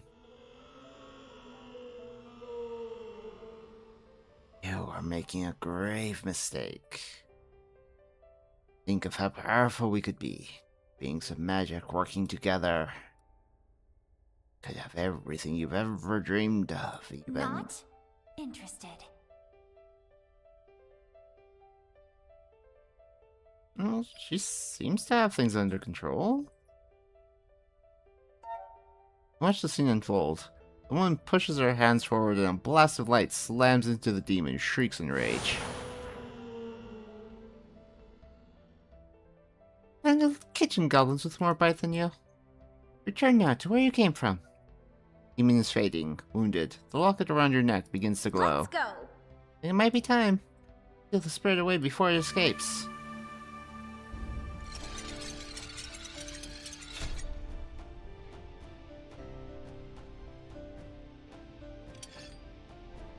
Okay. Need.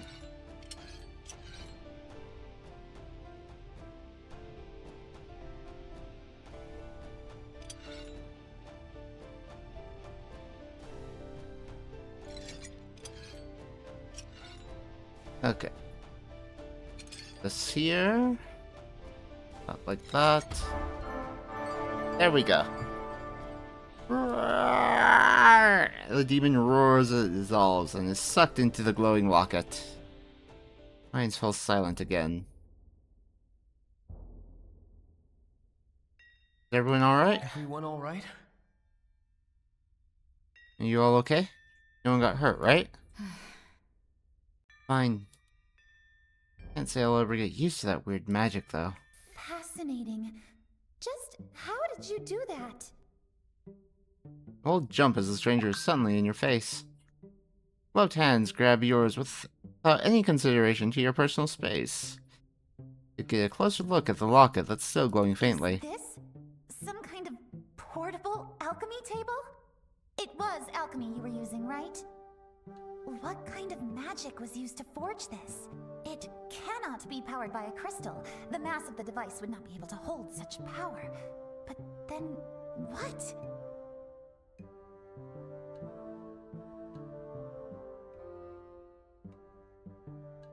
I'm just great like that? No. What are these options? Very close. Can't we wait till the second date? What? What even is that? Pretty cool, isn't it? It's pretty cool, right? Oh, loads to learn about using it, but the possibilities that it's open up for me and my alchemy are immense and very exciting. No, right? Knowledge like this never fails to excite me. It's such a pleasure meeting someone who shares the same enthusiasm. Moon releases you and takes a step back, all smiles. Oh, but I'm getting ahead of myself again, aren't I? Sorry about that. My name is Anne Sophia Bernadette Hoffland, a scholar under the Seven Winds Academy. 4 names. She must be the mage Quinn was telling us about. I would think so. Seems to completely ignore the comments. Her attention solely focused on you, or at least the locket. I am writing my thesis on alternative power sources for magic-infused artifacts, and you simply must let me take a look at this device. I have never seen anything like it. If I could uncover the mysteries behind it, I'd be the envy of the entire academy. Thesis? Academy? Meet you. A thesis? You're writing a what now? Thought mages worked in shops and such. About that. Most do, but there are a few who choose to pursue a career at the academy itself as researchers. In order to get such a position, however, you need to write a thesis. Extensive research report, the knowledge you have gained while traveling. Most candidates fail. Huh? Fail? So... Either way, they fail to find new knowledge, or... Either they fail to find new knowledge, or they die trying. Yikes! Oh, cool. Actually... You're not wrong. They will be successful. Don't doubt that. Really? They're from the Mage Academy. Yes, graduated last month, but I already miss it. No need to worry though. If everything goes to plan, I will have my thesis done and ready for publication within the season, and I'll be back before summer ends. What are you doing? Why did you come down here? You know? Crystals mined in this area are one of the most common resources for powering magical artifacts. I felt it was only right to start my research looking into the current practices, but I did not expect to find such an interesting research subject wandering around down here. Must have been the blessing of Isith that made you show up when he did.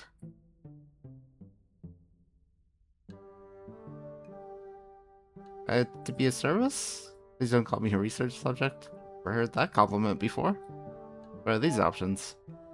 I'm really not that special. Oh, blessing, huh? Hope to help. Yeah, research. That sounds nice. All sounds very exciting. Love to help, though I'd probably need to know a few more details. You and me both? For starters, what was your name again?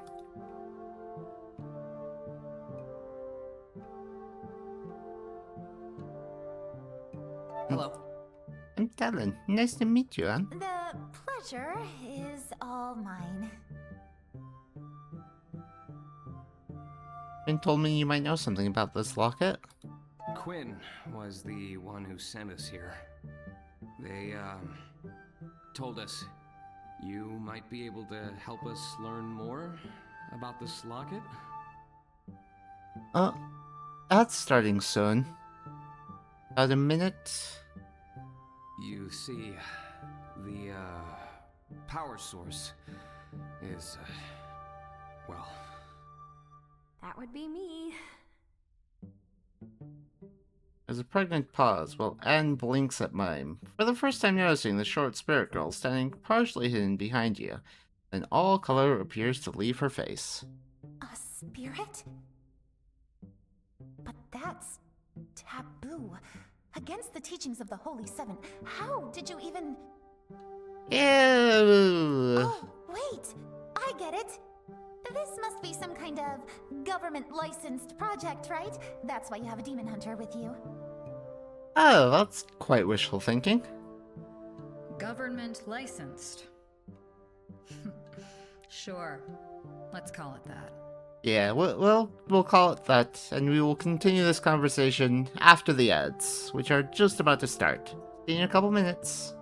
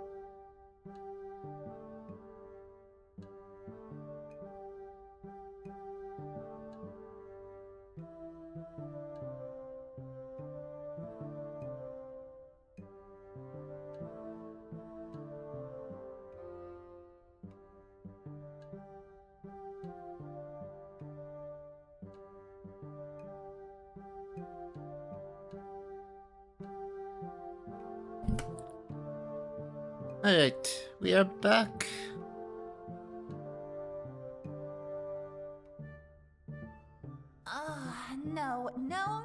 No, I am not getting tangled up in something like this. Do you know what happens to mages who get involved with sketchy things like this? Disciplinary action?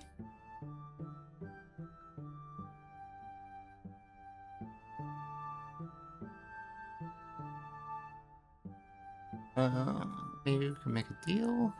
We need help dealing with these demons.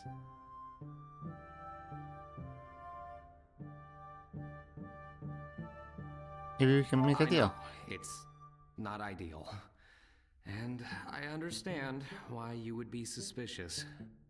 But maybe we could, make it worth your while? We're both searching for something. And our goals appear to be the same, so what if we make a deal? A deal, you say? I'm not going to lie. I'm curious about that locket of yours. It's certainly a lot more interesting than what I've found down here so far. It is indeed interesting. Definitely different. Leaving town in search of a new mine would also put me way behind schedule. I really don't have time for this.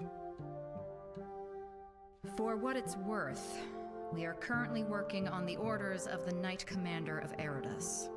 The nature of our mission, however, demands a level of discretion. By discretion, you mean they approve as long as you don't fail? Something like that. But I suppose being chosen by the Knight Commander herself does give you some credibility. If I help you with this demon problem of yours, you promise that you will help me with my research? I will need to study that locket of yours thoroughly.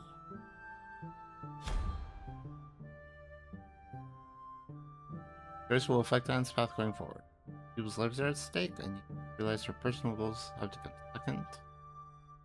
It's working in a way that is beneficial for both of us. Yes. If you help us, I promise I'll do anything I can to help with your thesis. Yeah. Anything? Very well, Alchemist. I'll bite. Oh, okay. You have my expertise, and in return, we'll see what I come up with. I'm sure my grand experiment will be absolutely ingenious. That sounds fun. This is going to be fun, right? Yeah, loads of fun. I've never had the chance to talk to a spirit before. At the academy, they are confined for safety reasons. Safety? What? So the students can't hurt them? Oh, no, actually, quite the opposite. The spirits at the academy are a lot less friendly than you. Oh, well, I suppose if I was kept cooped up all day in school, I'd be pretty grumpy too. That's a fair point.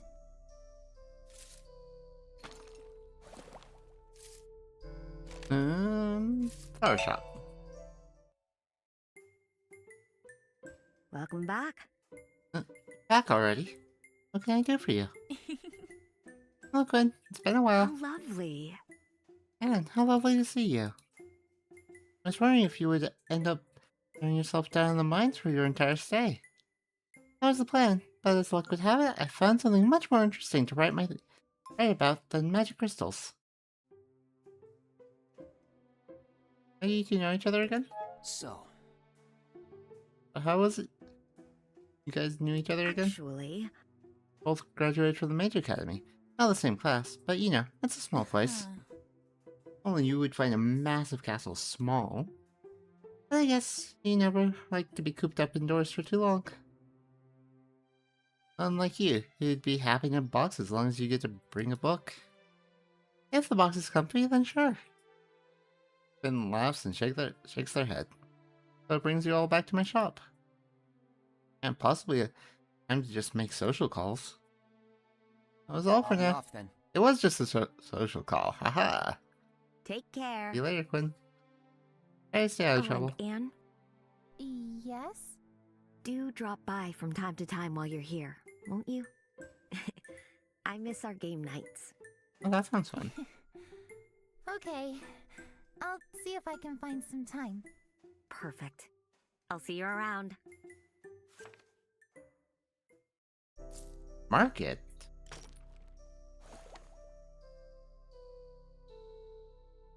Let's go to the market. We haven't been there yet. Town square is busy and buzzing with people, eager to share stories and gossip with one another. However, one lone figure stands out, staying off to the side and staring at the crowd with apprehension. You okay? Observing the human species. What are you doing? Playing out some new experiment, are you?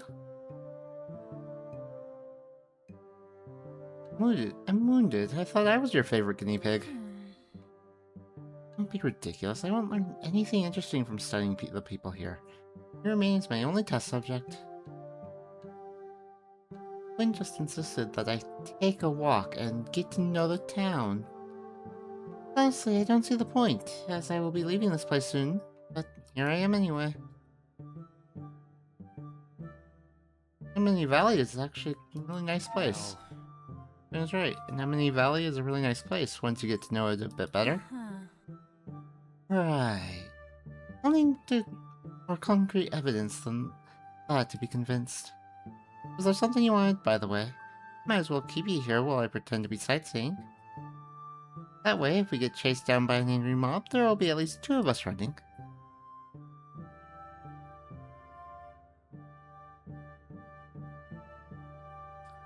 Why am I an interesting test subject? So, I'm curious. What exactly is it you think you'll discover from researching Rhyme and me? If things pan out right, then these experiments might yield a solution to the Empire's shortage of magic energy. Huh. Ambitious? Shortage of magic? Other romance options.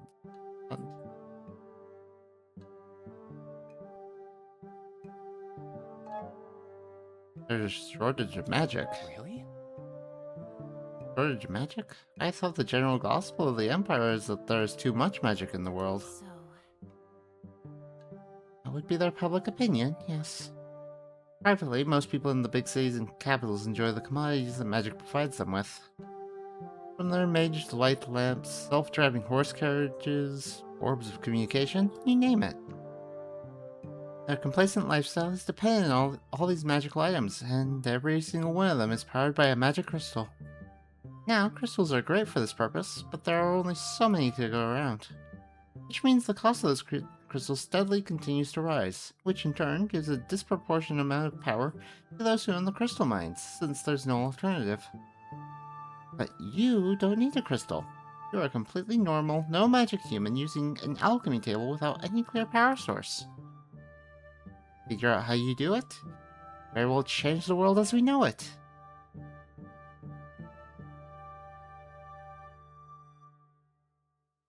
They'll be grateful that you didn't like these people. That's an admirable goal. That's great. An admirable goal, wanting to help the world like that? Oh, you misunderstand. I don't give a damn about those people. Petty problems mean nothing to me, but with a discovery like that, I'm absolutely certain to be granted a professor title. I can go back to doing whatever research I want, and the world can continue to slowly destroy itself for some other dumb reason. Why do you want to become a professor so badly? Tell me about... Returning to this professor thing, why do you want to become one so badly? that makes sense. Guess it wouldn't make much sense for someone who isn't a mage, but I'll try to explain. Once a mage has graduated from the academy, we're thrown out.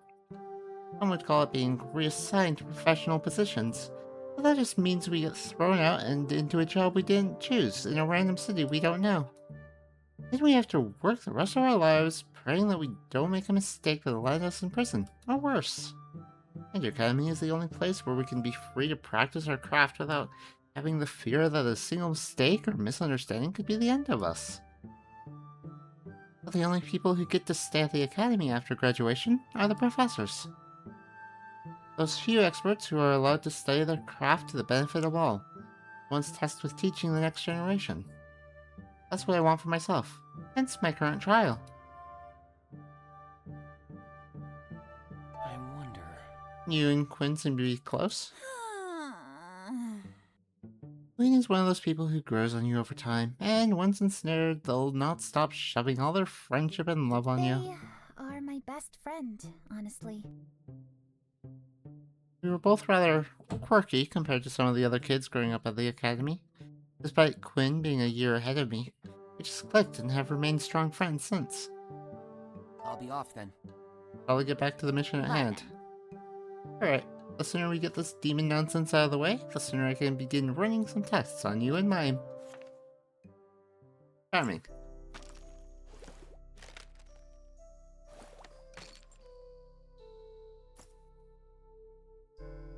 More? Yes, do you need something? No, you're just hanging out. Okay. Bye then.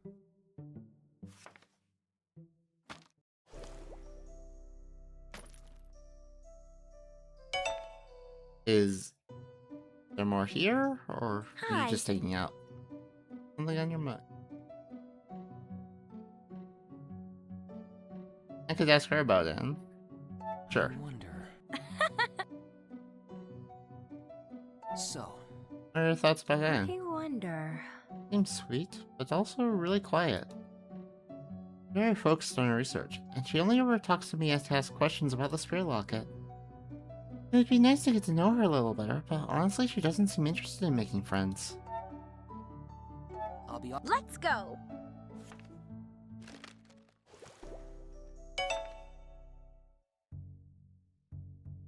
Welcome back. Hello there. Welcome back. You need something. I have the ingredients from Quinn. So, Picked up the ingredients from Quinn. I won't refill our stock, but it should be enough to get Well us done. started. We'll do nicely. Ready to give that alchemy locket of yours a try then? Let's do it. I'll do it. Hey, let's do this.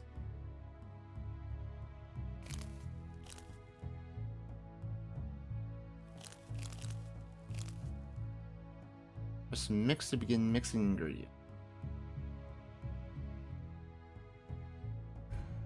Huh?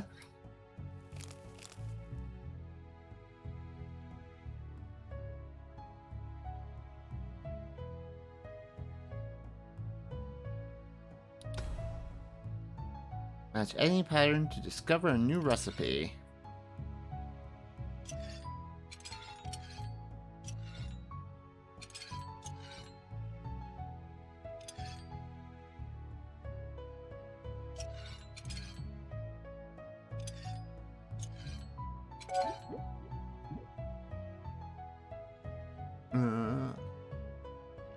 This is the light headache cure from before, right?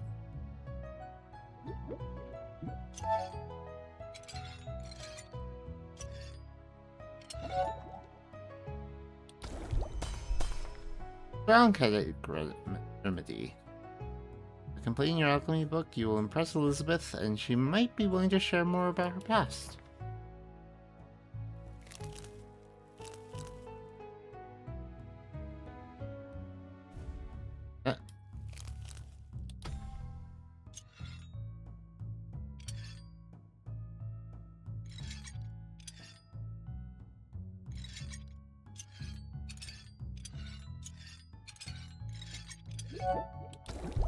Another discovery!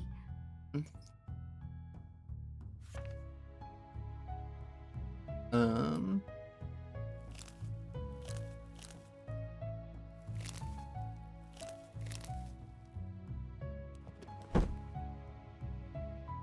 Headache remedy?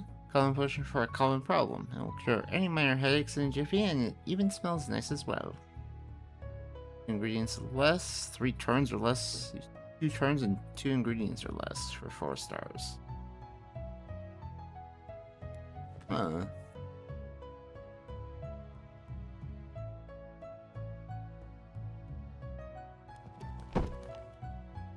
Two turns and 2 ingredients or less.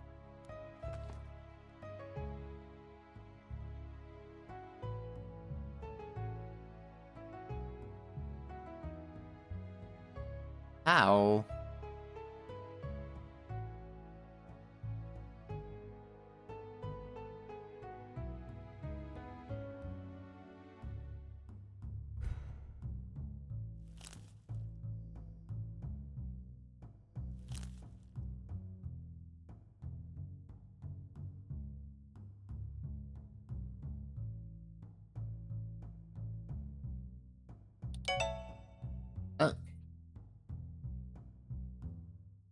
Step away from the table and glance over your recipe book. There's still new potions for you to discover. Perhaps you should come back and try to fill it out later. You might impress them. Hey, I didn't mean to stop.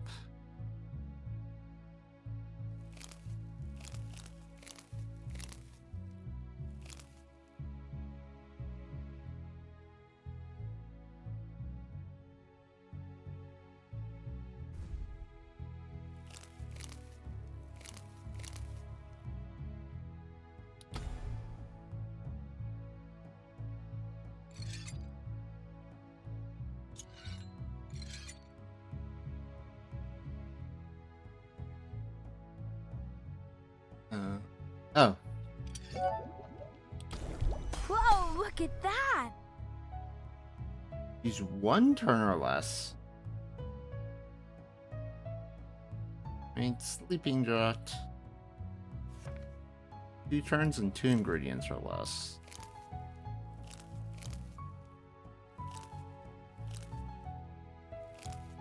Okay, so I can use 3 ingredients.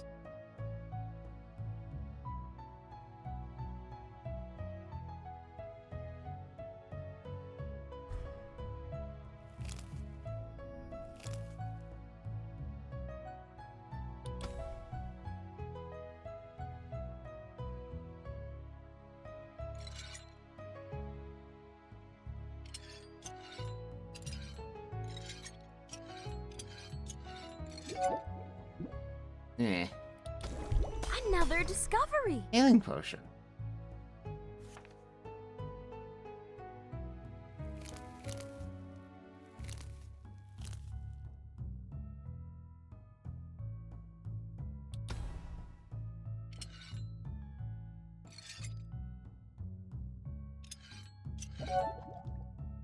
What's this? Whoa, look at that! Mosquito repellent. Oh, that's what I should have given that one jerk.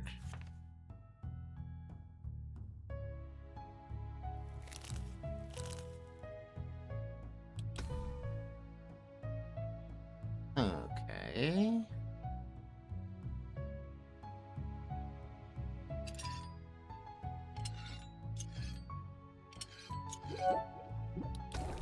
Another discovery! Strong mosquito repellent.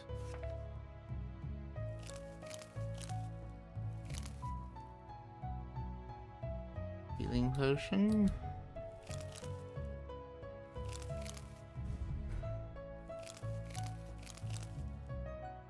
That's everything I have for now. Make another healing potion though.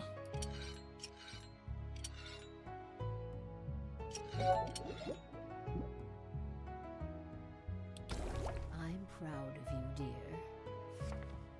I don't seem to be able to get more than 2 stars on this, but I am just a beginning apprentice after all. Fine for now. Very well.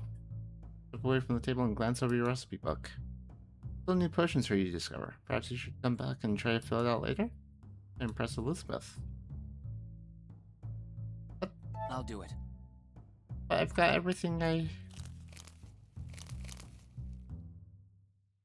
have all of my possible outcomes for everything.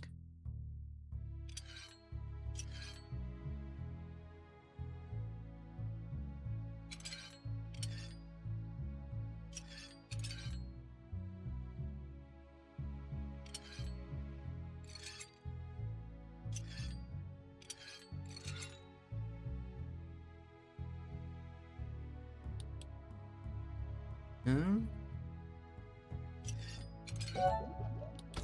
You did it!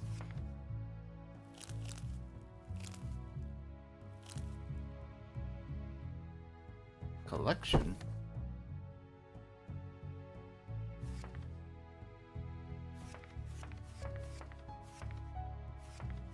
Hmm? Oh.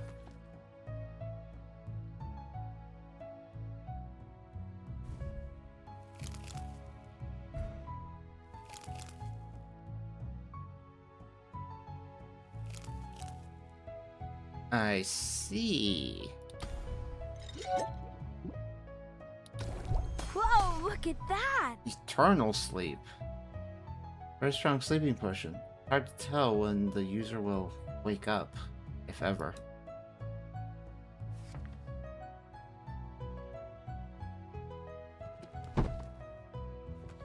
See, so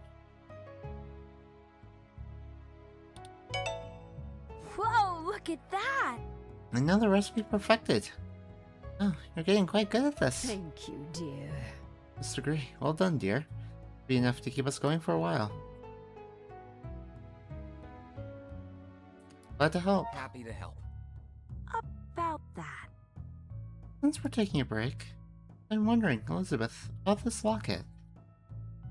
Why I come to be here in your shop? I've been wondering about that myself. I have some questions. Obviously isn't a normal alchemy table. I see.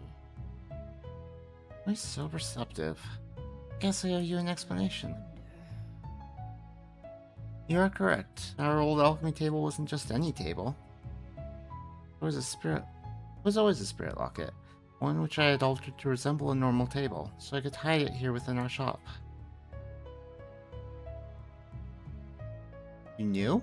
Really? Wait, so you knew it would do that? Curious. It kept the table hidden. I had no idea it would react to you like that. The locket is special. In fact, the locket you now hold was mine to you. I once worked as an alchemist under the Paragon of Erodus. You used to work for the Empire. Many years ago, yes. I come from a long line of alchemists and, like you, was a promising talent. So when the Empire was in dire need of people with our skills, I volunteered. Worked for many years together with the Knights of Erodus. I wonder. Oh, could it be? Was that how you met Alethea? That's right. She and I were once assigned to the same mission, and well, the rest is history. What kind of mission? I wonder. And mission needs both an alchemist and a knight. That's probably a story for another time. Work is not nearly as glamorous as the Empire would make it out to be. In the end, I couldn't bring myself to stay, so I left, taking the locket with me. I haven't seen Alethea since.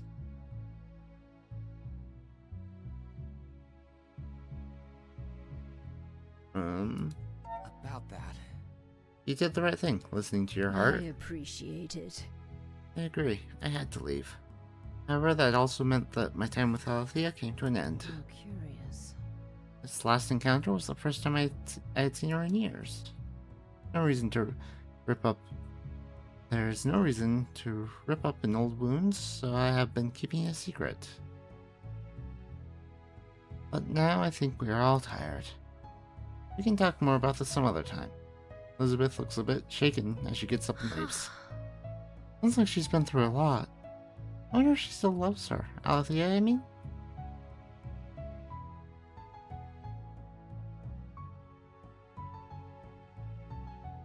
Well, I think she does. At least some part of Got her. Just sad, but also beautiful in a way. It's odd. Anyway, that's enough of this. We should get back to work. I guess to the Ivy Woods.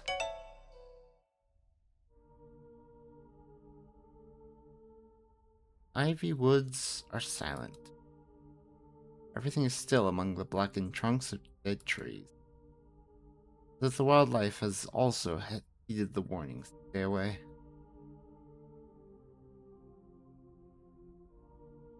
It's sad. that's awful. Horrible. Gone. All of it. Trees, the birds. Your home like this? If I'd been a spirit living in these woods, I would have been sad too. Nothing's here. I knew this would be a waste of time. I understand that you have questions, but answered mine. But everything looks just as it did when we were here last. There are no clues I've left for us here. Yeah, I guess you're right. Get samples for Quinn. We are here. We might as well get some samples for Quinn. Maybe they'll be able to figure something out. Step away to gather a few samples for into dirt, twig, dried leaves. It only takes you a minute, and you've completed your task.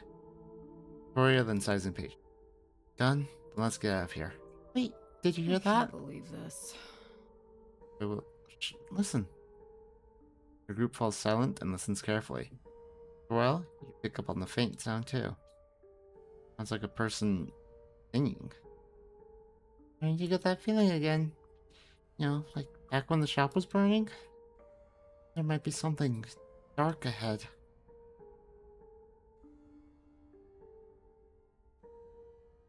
Let's go investigate. That's unusual for sure. Let's go check it out. Step forward, but Victoria's arm stops you. Tall woman's eyes hard as she stares straight ahead. Be a fool. Stay behind me. She walks ahead, her hand already resting on the hilt of her sword. Walk among the black trees, every step taking you all closer to the sound of singing. Stepping out into a small clearing, you find a large willow tree by a small lake. It is black and dead like the rest of the forest, but among its branches sits a small sparrow.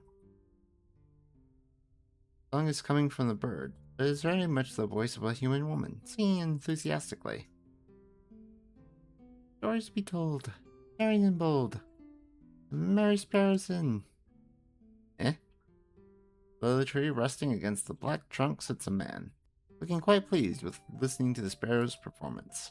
His eyes flicker to you only for a moment, and his smile widens. More have joined your audience, little one. Why don't you give us an encore?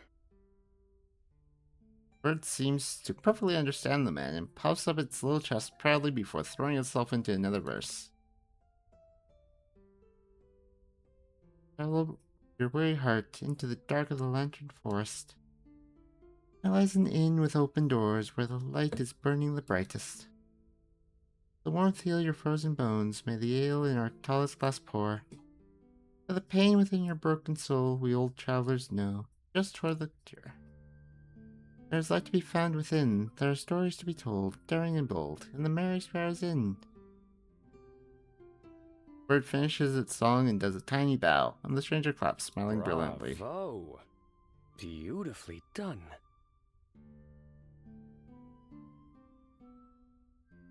That was lovely. That was lovely. Your friend is quite talented. And I did not do it justice at all. Haha. She is, isn't she?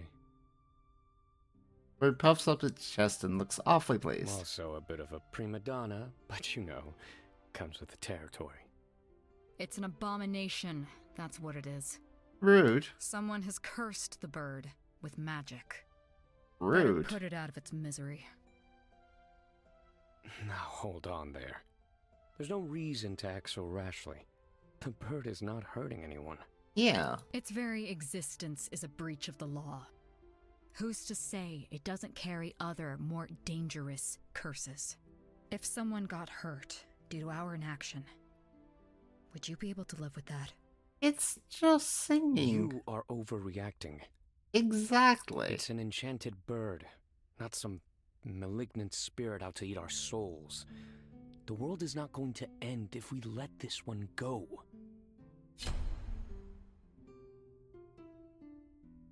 This choice will impact your relationship with Victoria and the mysterious stranger. He's right, Victoria. We can't just kill the poor thing on a mere suspicion. Not all magic has to be evil. You. Ah, a voice of reason. It's rare, I know. How refreshing. Bird flies off. And there she goes. No doubt off to add your hero's deed to her song. Sparrows are the patrons of hero stories, after all. And they do have a soft spot for heroic deeds. And tragedy. Perhaps that is why she came to sing in this place. Could be. That sounds like something out of the old religion. Such talk is heresy, you know. You're quite right. I shall ask forgiveness of the Paragons, if I ever meet one. Who are you? I wonder. You may call me Michael. Hello, Michael. As for who I am, I always find that's a question best answered over a glass of wine, No.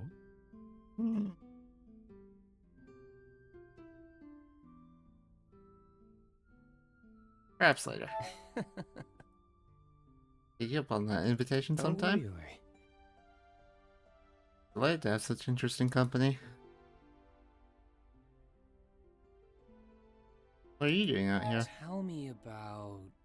Interesting. I was searching for answers. A curiosity of mine. And did you find it? Did you find it? The answer then. I did. Well, what was it? That's a secret. More afraid of losing my head if I were you.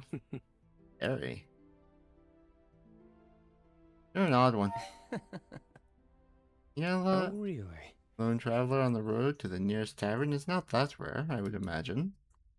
Actually, a lot more curious about you. A villager leading a mage, a demon hunter, and a spirit into a dead forest. When you put it that way, yeah, I am kind of the odd one here, aren't I? Sounds like a legend about to be told. Or the start of a joke. Hard to tell. Why not both? Alright, we are kind of an odd bunch, and... Wait, you see me? Tori's hand flies to her sword. Michael, however, only smiles lazily. How curious. Of course I see you. You're right here, are you not? But no one is supposed to see me, only...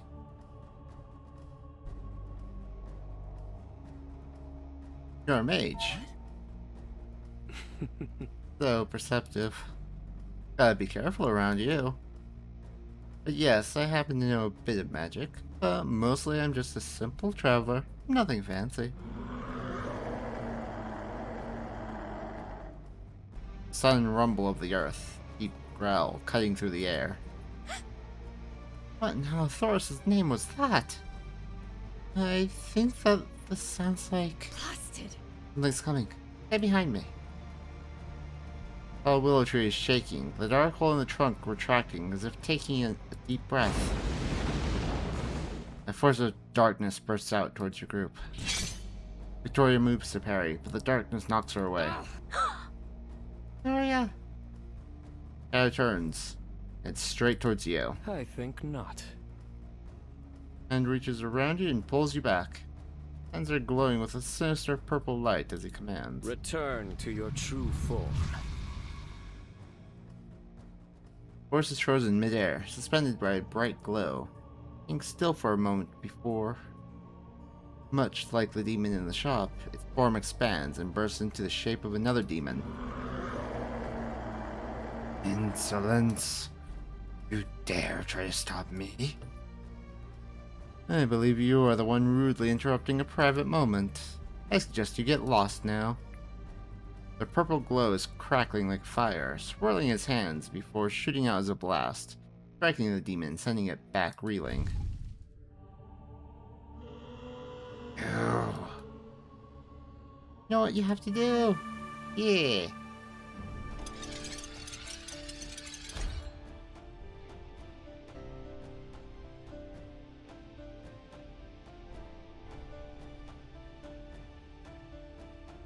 Alright, so...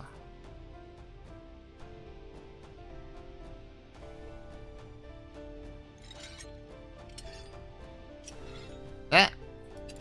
Not the way I meant to turn that one. Ah! Ah!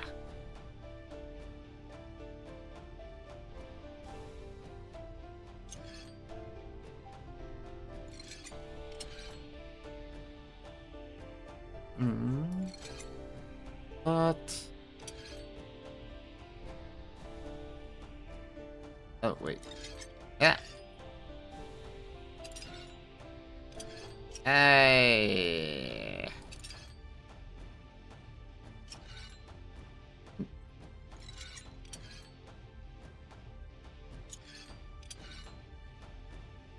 Okay.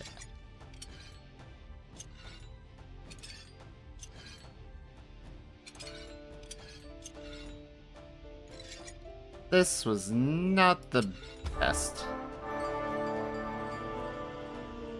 Managed it though. demon roars as it is sucked into the locket, and then it grows silent, the glow of the artifact slowly fading. One more demon down. Sigh in relief, and look down at the fading light of the locket. It's over. We did it. How curious. That was a very handy device you have got there. Michael notes, staring at your locket with intrigue, while Victoria picks herself off of the ground, looking less than pleased. You. Victoria picks up her sword and points it at Michael. Who, me? Not play dumb. Oh, what you did there. You're a mage. Oh, he's just like him then. No. Nothing like me. I think we'd see a chaotic mage here of all places. That's one very suspicious coincidence. Chaotic, really? You make it sound so violent. I see myself more as a naturalist magic user. I should expect nothing less from a graduate of the Mage Academy. Speak, mage. What are you doing here? Enough. No coincidence that a wild mage appeared just before a demon showed up. You are jumping to conclusions here, Victoria. Enough with the sword already. The demon might have been attracted to my magic, but I didn't come here to be murdered by that thing. Because of the forest. You did? How do you know of it? Sparrows were singing about a great evil destroying the meadow. Came to see it for myself. I think this might be some new corrupted type of nature magic. Really? Was it? Did you find out what caused this? Interesting. I have a couple of suspicions. The fact that a powerful demon like that showed up certainly makes everything a lot more interesting.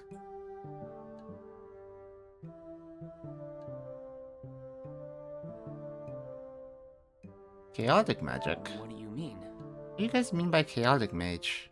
What does that even mean? It's a term used to describe any type of magic that is not authorized by the Empire. Which means in this little gathering, I am actually the third individual who would fall under such a category. Talk about throwing stones. Oh. Tell me about... You know a lot about this type of magic. Pick up a few things here and there, living on the road like I do. Why are you doing this? Wouldn't it be much safer for you to stay away? Of course, but what would be the fun in that? So, Trying to figure out why these demons are showing up in town, among other things. Say they might be connected. Maybe we can help each other? Interesting. That little trinket of yours certainly seems useful. However, I do enjoy my head as it is right now, and your demon hunter friend is sharpening her blade. As if I'd let you off that easily.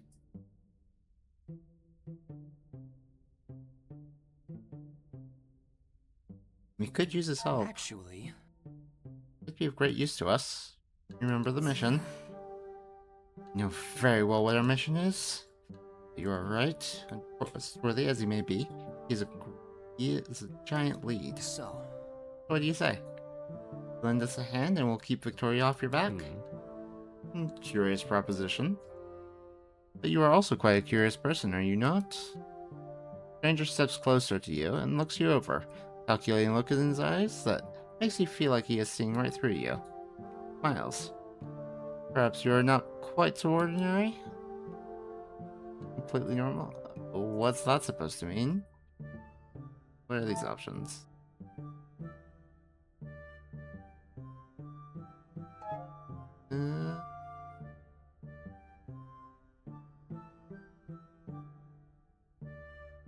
What's that supposed to mean?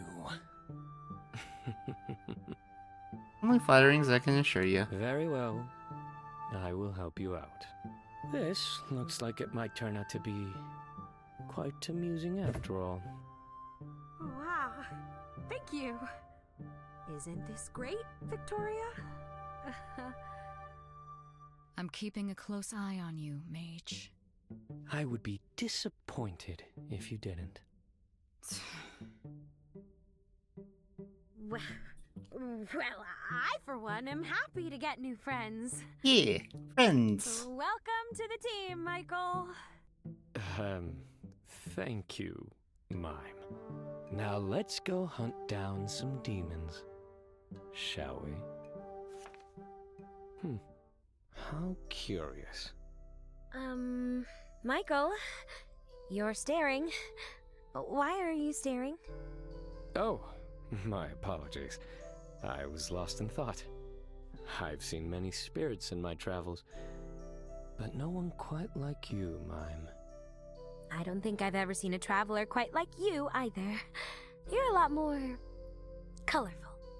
I can imagine. Here's to defying expectations. Tavern, Mark Alley, Flower Shop.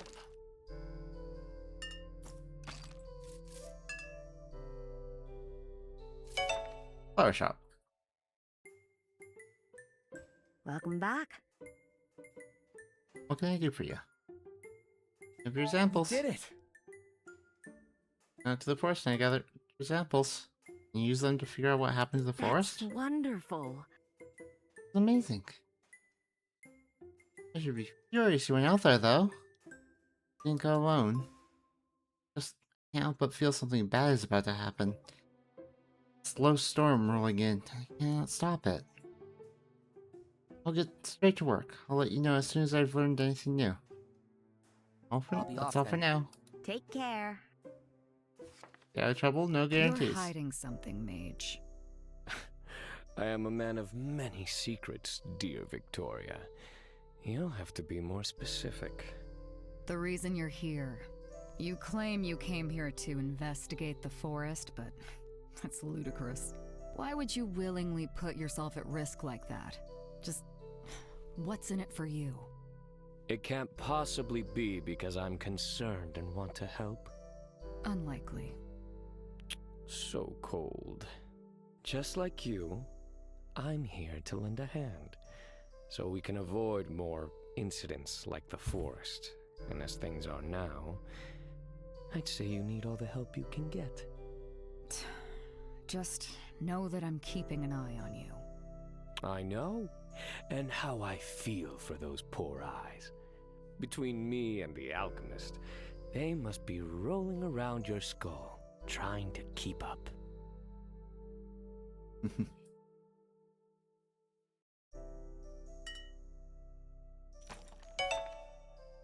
Okay, Mime, what do you think of Michael? Hi.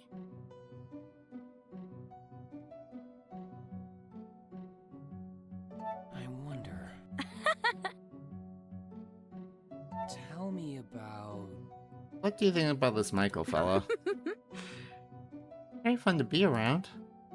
Always smiling and positive, and doesn't seem to mind my spiritness at all. Like he's hiding something though. Like, I notice him sometimes staring off into space and he just looks so sad. I hope we can become friends so we can help him with whatever he's struggling with. Hopefully before Victoria murders him. What happened to the forest? I have some questions. We were acting pretty weird when we were out, when we went out to the forest. What was all that about? Me? Weird? No way! You noticed, huh? I was acting weird. The forest is a special place for me. Victoria found me, and I just... There are lots of things I'd like answers to, but it's not really all that important. I'll stay on track from now on. Don't you worry. I'll be off then. Let's go.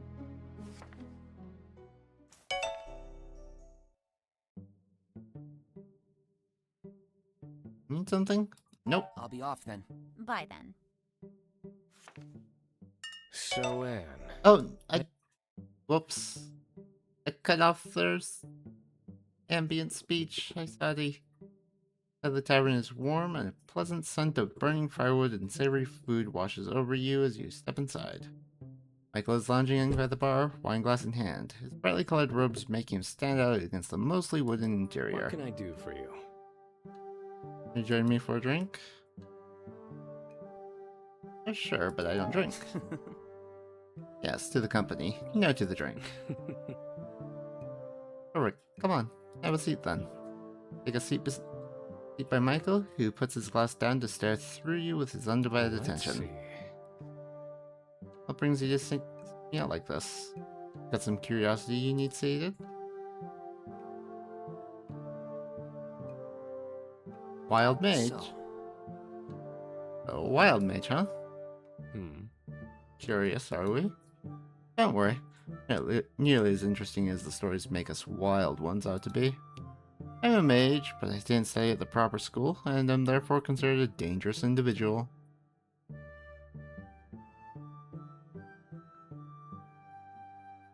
Talk about throwing stones. A bunch of those people calling you dangerous didn't go to school either. But a lot of them are pretty dangerous as well. But the truly dangerous ones, the ones who went to schools, big expensive ones made by the very magic they fear. Saying their verses under the glow of mage lights. The irony never fails to amuse me. Not much for keeping a low profile. tell me about... For someone who's considered an outlaw, you're not that good at keeping a low profile, are you? I find it's a balance you have to tread. Blend in too much, and people will think you are shifty. Be loud and colorful, and people will take notice. But if you're quiet and colorful, well, people will still notice, honestly, but there's no fun in dressing like a fugitive. If my handsome clothes are what end up getting me killed, that's a fair trade for being fashionable, is it not? If you say so. Why didn't you go to the mage college? Why is it that you never went to the academy? I thought the government had people scout out kids with the talent and bring them in. It wasn't like they didn't try. My past is not that interesting, to be honest, but it isn't exactly a cheery fairy tale either. And best not bring down the mood in such pleasant company. Maybe I'll share it with you some other time. I understand. That's understandable. Let's talk about something else then. See you Bye. around. All right. Very well then, I will be here if you have more questions.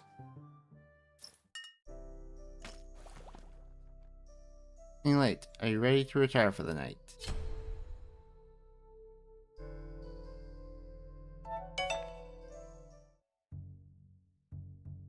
Welcome back. Hello there. Did you need something? I see. I'll be off then.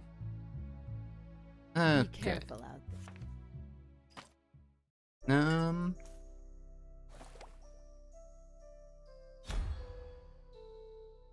Make sure you visit everyone you wanted to before proceeding. I don't think I have any more alchemy to do. I'll check it though. Welcome back. Do some I'll do alchemy. it.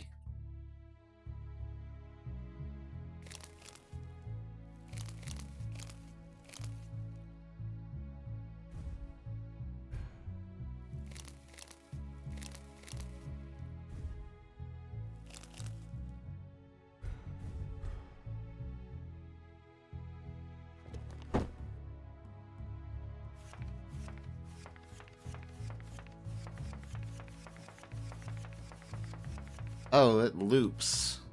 Doesn't have a start and an end.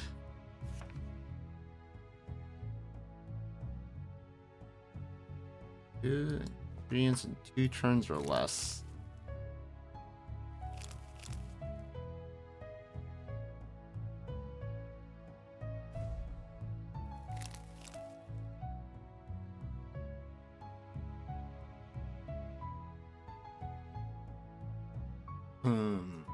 So, 1.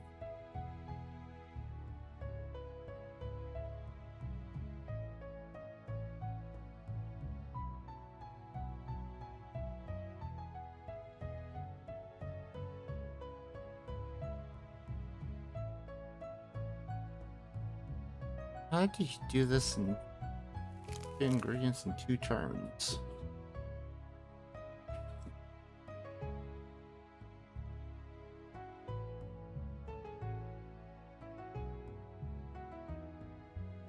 Yeah. This. Well done!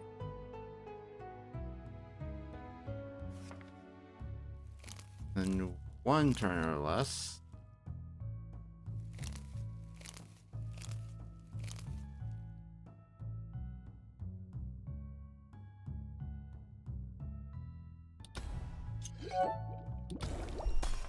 Boom.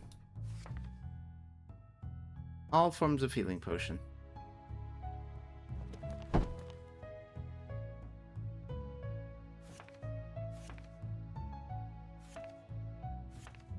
Okay, the headache remedy. 3 turns or less. 2 turns and 2 ingredients or less.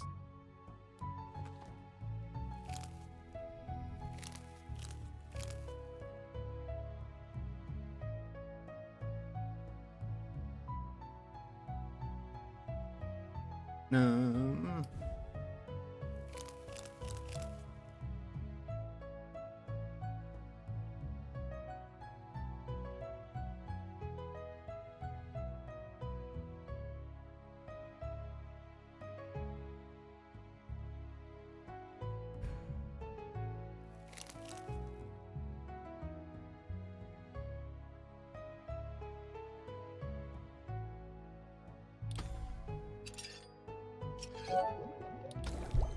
That's splendid.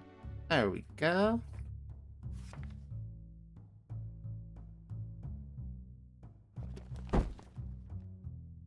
Okay, then the regular headache remedy.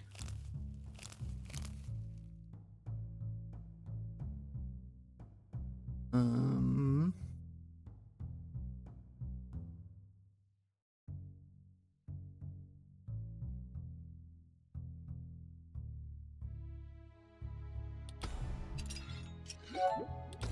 I'm proud of you, dear.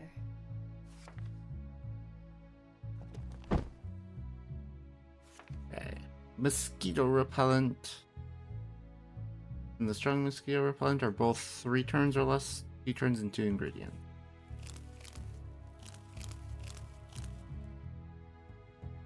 Okay, so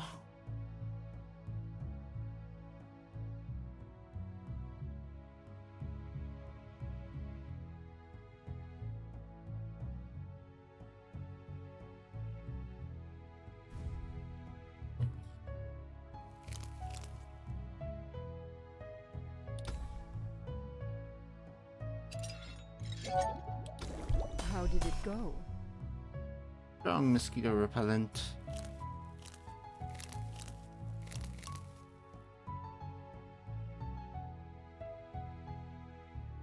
A regular one.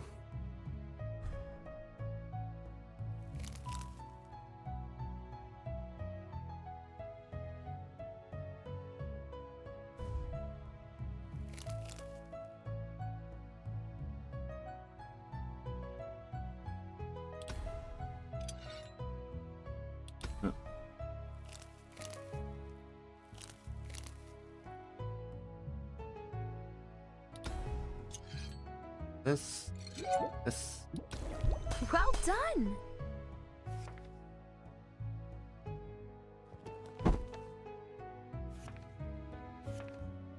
Sleeping draught. 1 turn or less, 2 ingredients and 2 ingredients. This one might need 2 separate.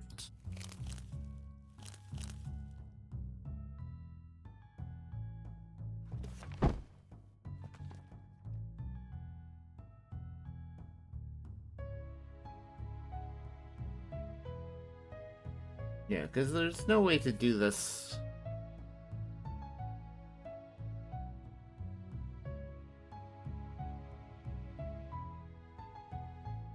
Yeah, it's literally impossible to do this with 1 turn and 2 ingredients.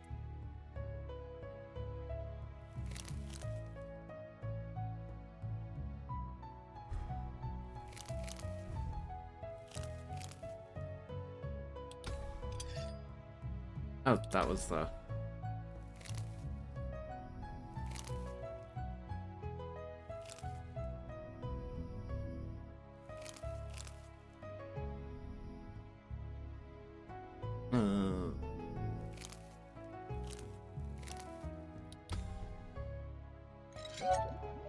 One turn. You did it!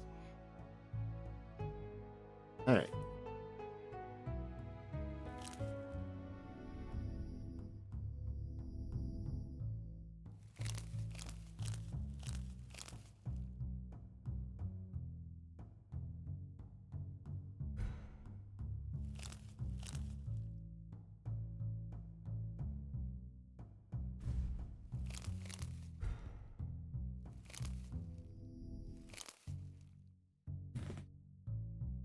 So if I turn there, yeah.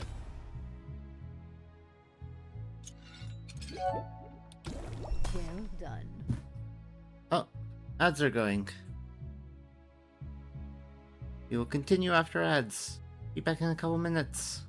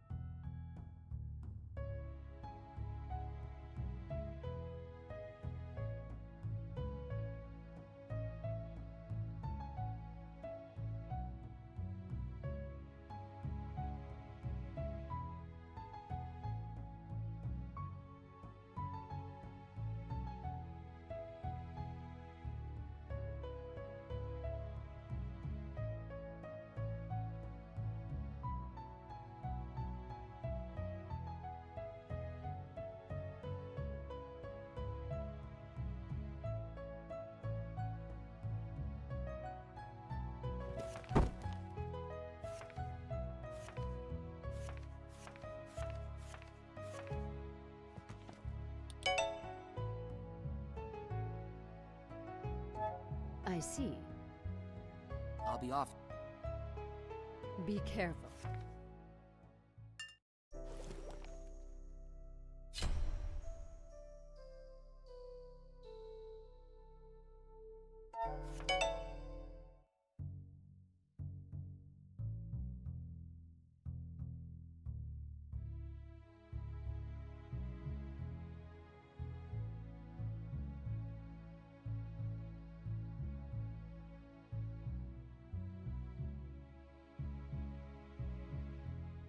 Well, child, when I originally sent you out to bring back ingredients, this is not what I had in mind. Mage, you keep your hands to yourself. I won't have you cooking up some vile magic using the remains of this shop. I was simply trying to be a helpful guest, picking up some of the debris. But if you don't trust my abilities, perhaps Anne would be so kind as to use some of her tinker magic to fix this. I specialize in magic-infused items, Michael. I can't just repair any chair or table I come across. So you have specialized mages for fixing a table. Well, of course not.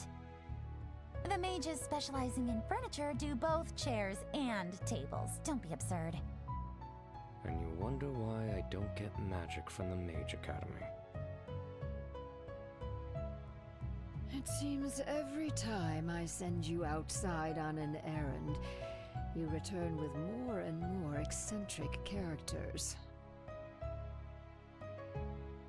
I fear I should put you on house arrest.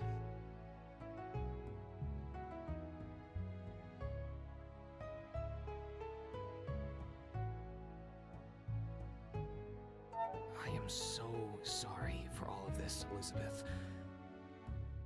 I never meant for this to... It was merely a jest, child. Do not fret. I understand why you brought these people here, and I respect Victoria's judgment. I just worry all of this activity will draw unwanted attention to us. This is strange. Who could that be at this hour?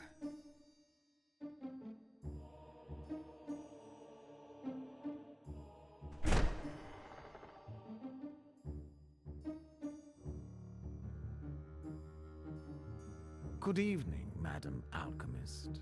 I hope you don't mind a bit of a surprise visit.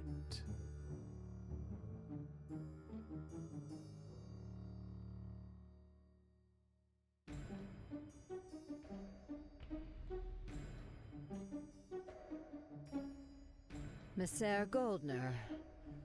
What an unexpected surprise. What brings you here at this late hour?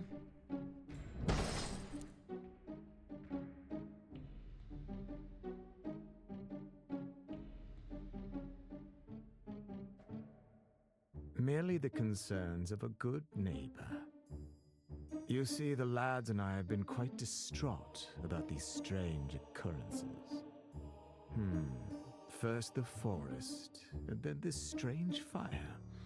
And now it has come to our attention that an outlander is sneaking around somewhere in town. We were merely concerned and wanted to check in on you, to make sure he hasn't been hiding out somewhere in the remains of your shop.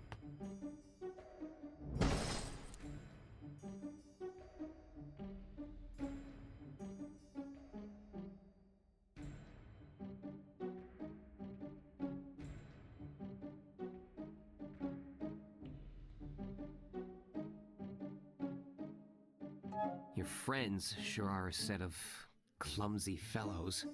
Are they like this when you invite them home for tea, too? Must be a hassle. I remember you. You were down at the flower shop as well. Magic filth plotting together, are you? No wonder we citizens have to take matters into our own hands.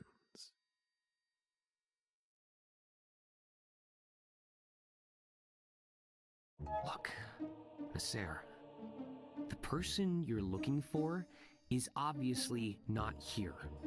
So, why don't you and your friends go and look for him somewhere else? And now you're even telling me what to do. You have some gall, child. Pests like you should learn to keep your mouth shut. That is quite enough.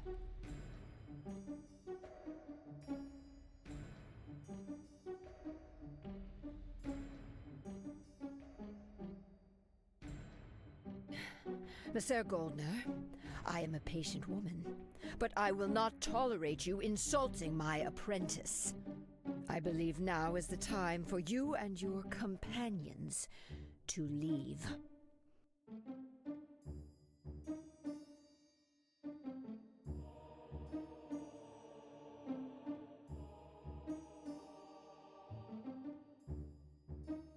This is... Don't you dare speak like this to me. You do not want to make an enemy of me, madame. I believe that any chance of a civil relationship ended a while ago, Messer. Now, if you would be so kind, get out of my shop.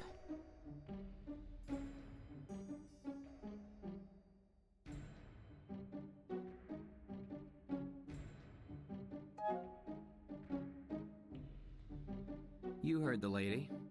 Time for you to leave, Miss Eyre.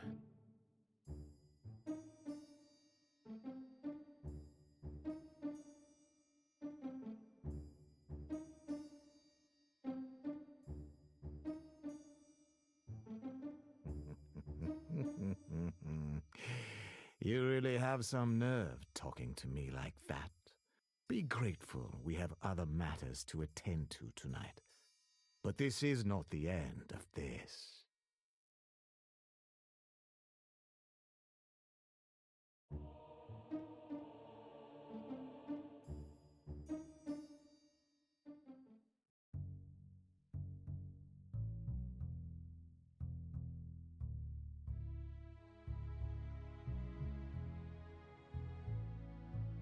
Are you okay?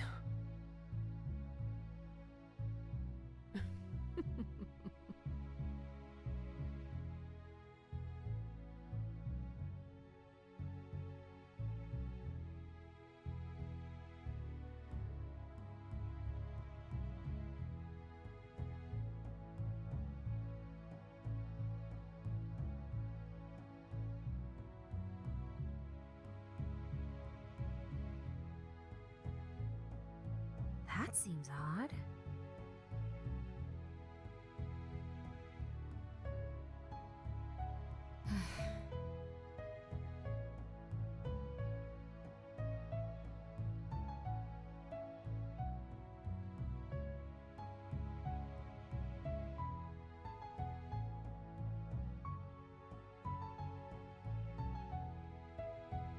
A stranger far away from home, caught in a local conflict due to their race.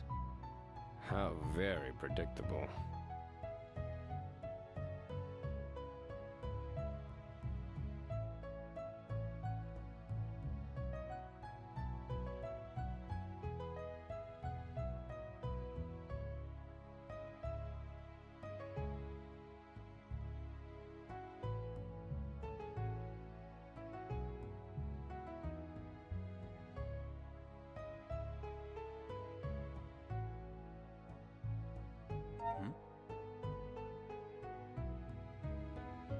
You do realize.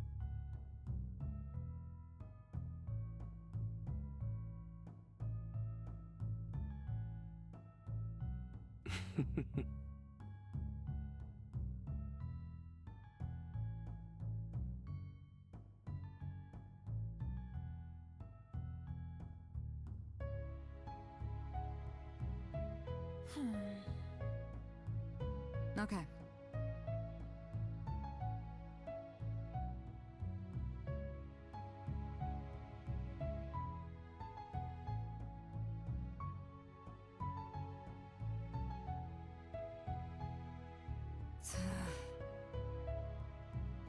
About that.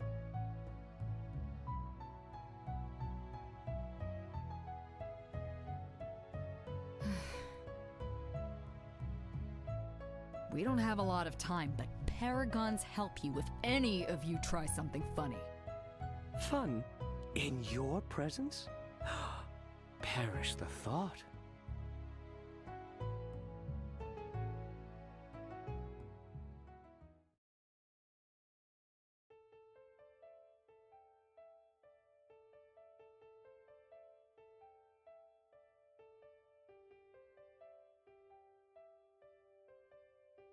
So, Victoria, you can sense magic as well?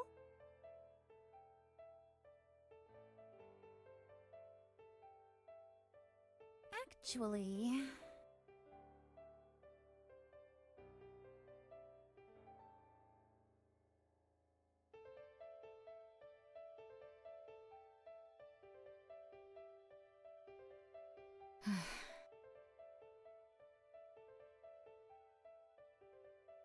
hunters did save my life by bringing me to the academy, so I've made it a point to be well informed. Saved your life, huh? Also, Michael, would you stop that? I'm trying to concentrate.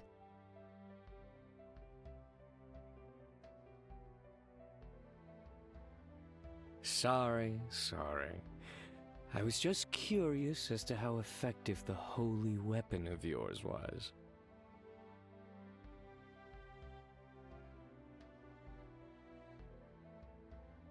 Really?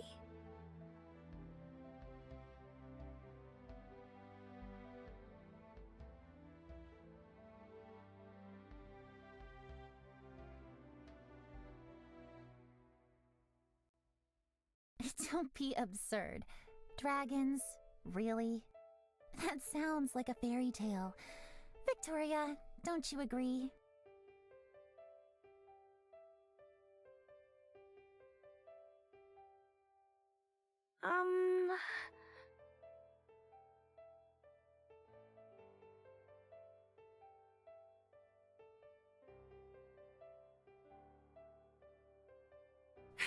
Alchemist! I'm so glad I found... I was going to the alchemy shop, but... Ronan, my brother, I saw him.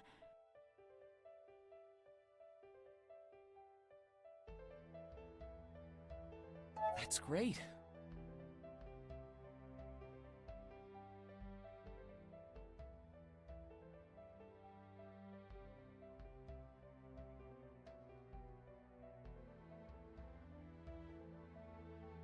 Thank you.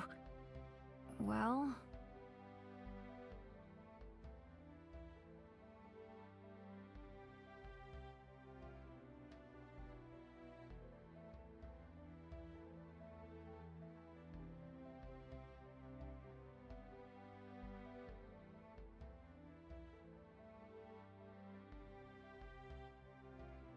Awesome. Really?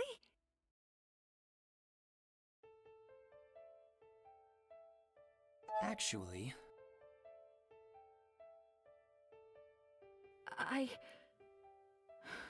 Fine. I'll leave it to you, but... Please take care, okay?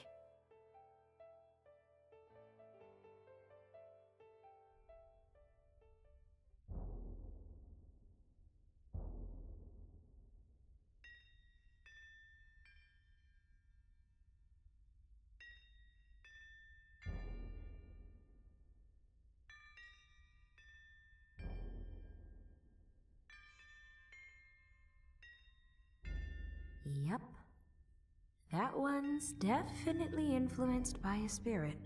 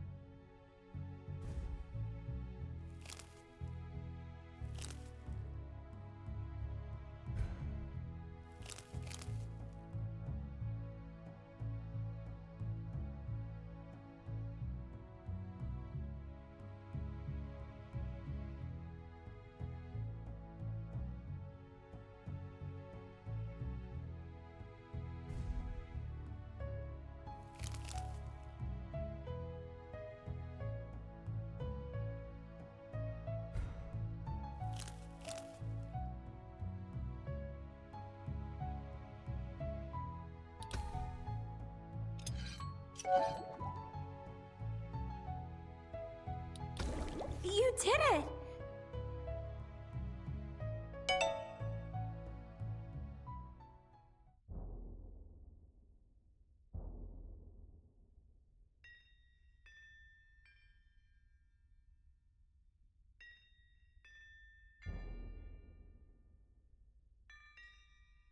Well, isn't this neat?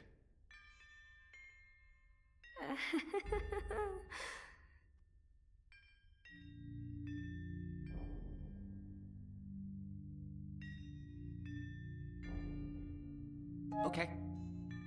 Time to go.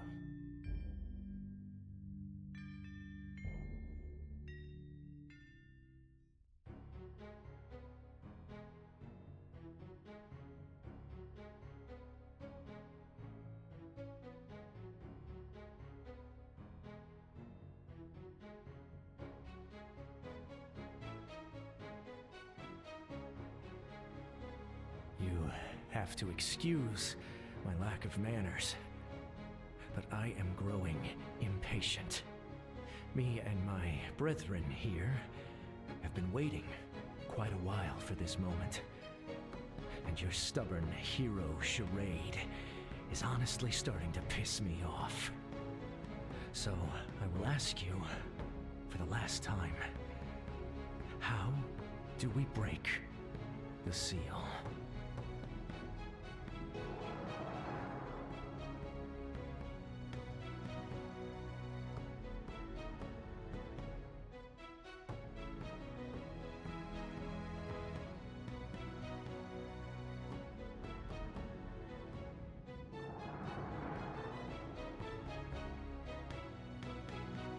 You are fooling yourself if you think I'd ever bargain with a demon. Your end will come soon enough, and you will return to your prison once more. And you believe that you will be the one to do that? The valiant hero swooping in to save the day? How well is that working out for you? My failure is my shame to bear. I cannot change that, but I refuse to add any more regrets to my name. I will tell you nothing. And it's good that there are other ways for me to gain your cooperation.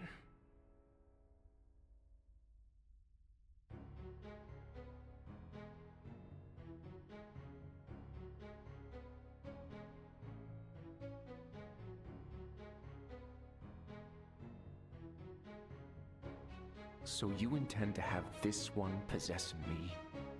You don't have the courage to do so yourself? I usually prefer to be more hands-on. However, this body I'm inhabiting still has its uses, so I can't give it up quite yet. Do not fear, though. My brother here is quite capable of the task.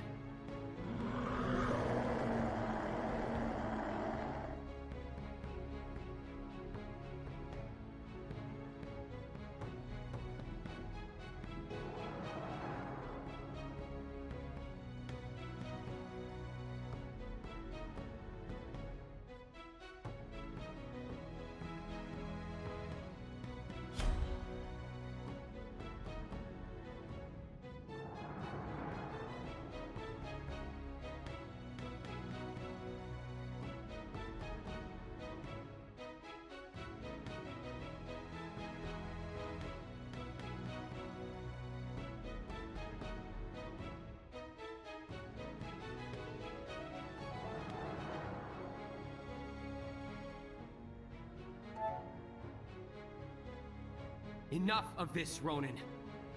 This ends here. I won't allow you to hurt any more people.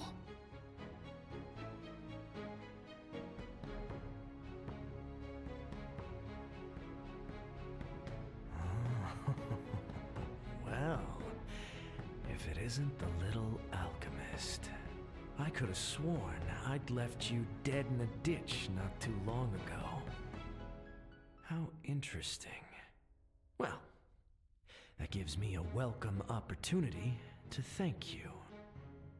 If it hadn't been for your timely arrival back in that alley, I would never have succeeded in possessing this foolish human properly.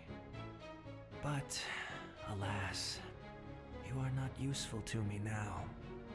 So it's time for you to die. For real this time. Yeah. That's not going to happen. I agree. After all, it would be a hassle if my guinea pig was to die before I even got to start my research. You and Mime do what you have to do. We'll make sure you're not interrupted. Let's do this.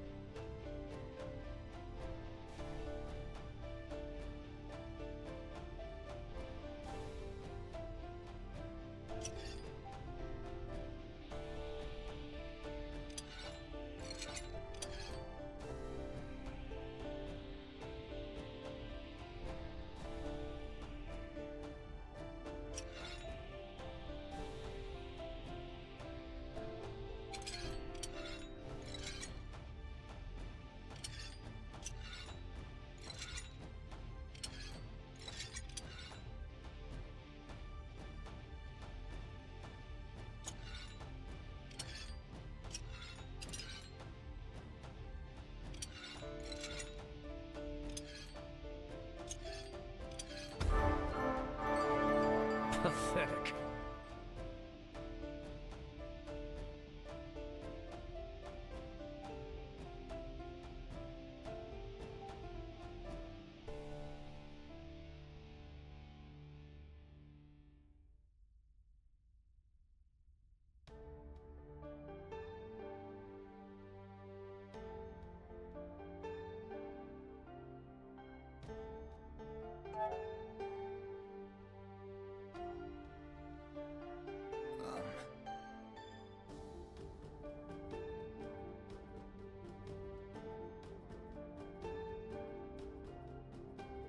Thank you.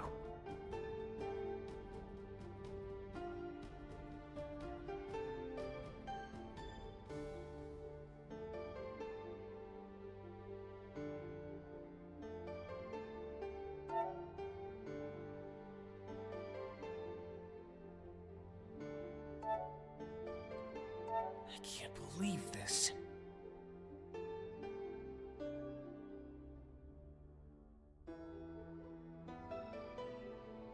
I'm most grateful to all of you. That was quite a dangerous situation I found myself in.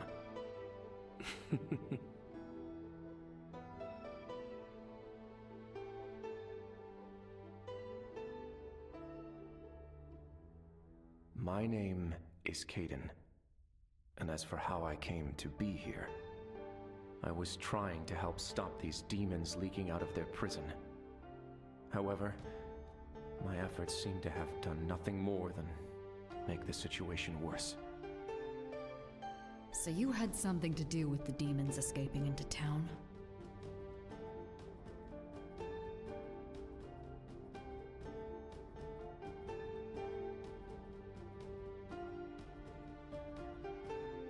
How about we let the man talk before you draw that thing, hmm? That's new.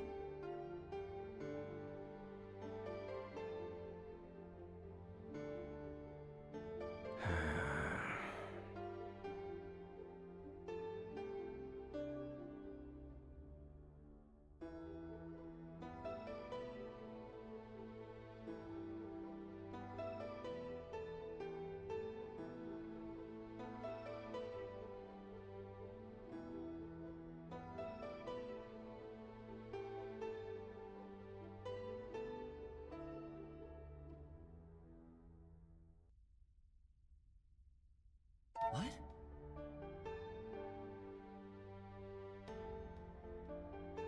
I don't understand.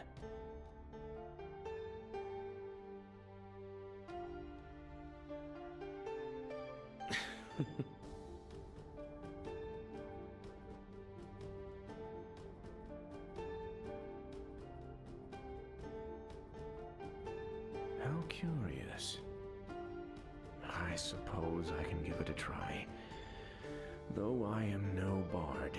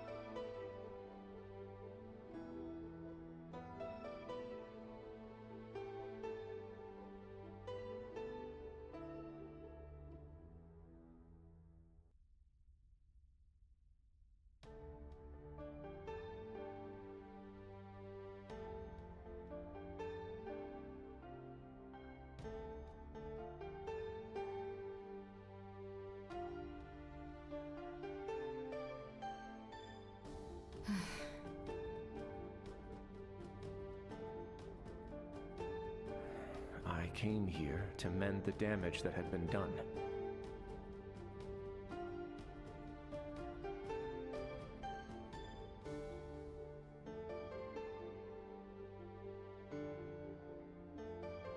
Though, looking back now, I probably should have gone about this differently. I had brought with me an artifact for the task, and was in the midst of performing the ritual to mend the rift, when one of the miners interrupted me. I'm actually not too sure what happened after. The ritual failed, and I woke up in that man, Goldner's estate. I learned that he was the one in charge of the mining activity, and tried to explain the situation to him.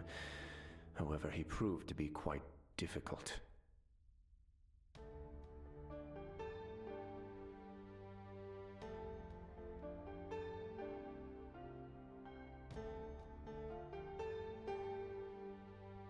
So, Goldner's the one who's to blame for the demons? Why am I not surprised? That blasted idiot refused to listen to reason. Kept me locked up for days. And when I finally made a lucky escape, he and his goons chased me all across town. And I lost them. But then ran straight into those demon-possessed humans and, well, you know the rest. Looks like you've had a real stellar introduction to the outside world. How shocking. This is all so much new information, my head's spinning. Dragon spirits? The mines? What are we going to do about all this?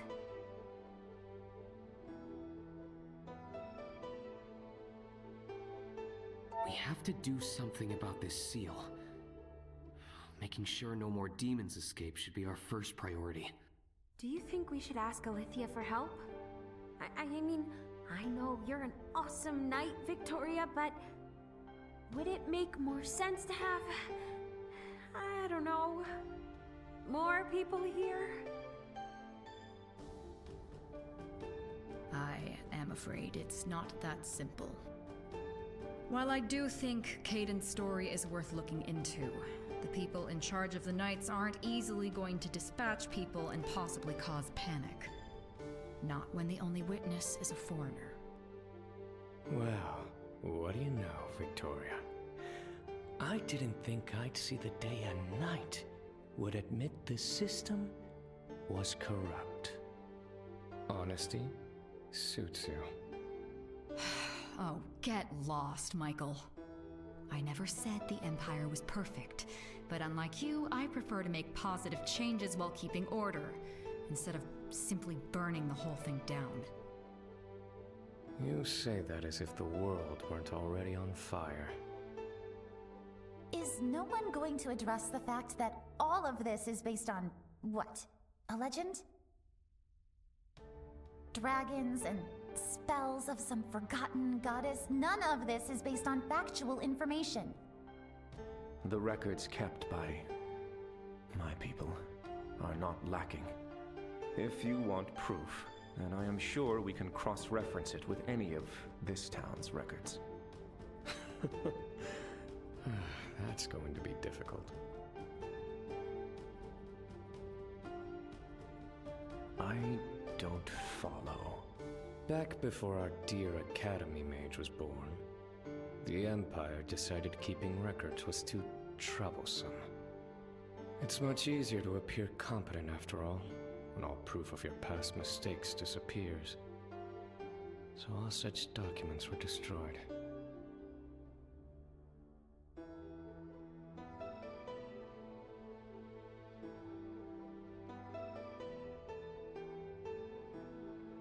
Whatever records they might have had in this town, they are gone, together with the people who wrote them. So the people would willingly destroy their own history? That's madness. Welcome to human society.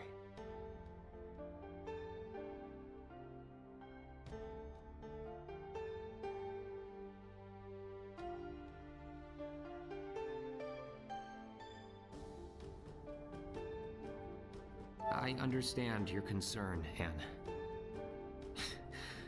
And I agree. However, his story does seem to match up with what we've seen so far. And right now, he's the only lead we've got. So, let's hear him out for now. Okay? Suit yourself, I guess.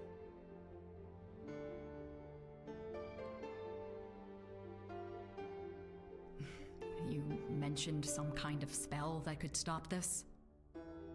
I brought an artifact with me that has the power needed to mend tears and seals like these. If I'd succeeded in stabilizing it, then things could have gone back to the way they were. As long as no one went and broke it again. Did you say powerful artifact? Anne, please calm yourself. You'll scare the man. The artifact is one of my people's most valuable treasures. However...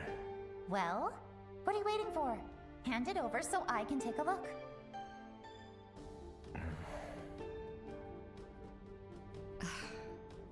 Goldner took it, didn't he?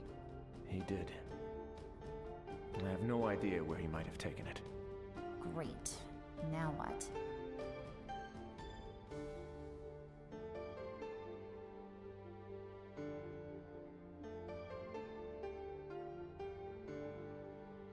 We have to get that artifact back and finish the ritual.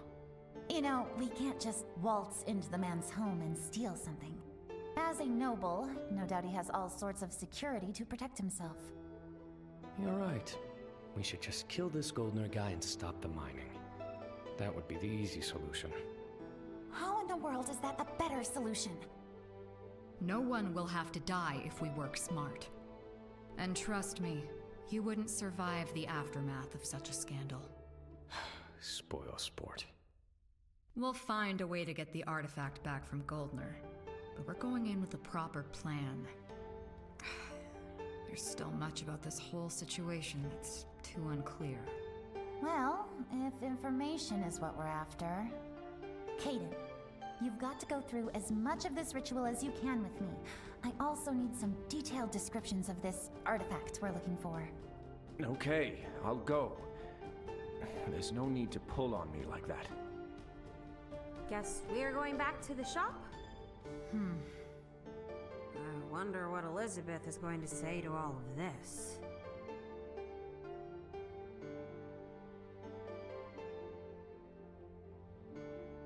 Really, only one way to find out, isn't there? I guess that's true. Such a strange group and such a strange quest. I wonder what will become of us all.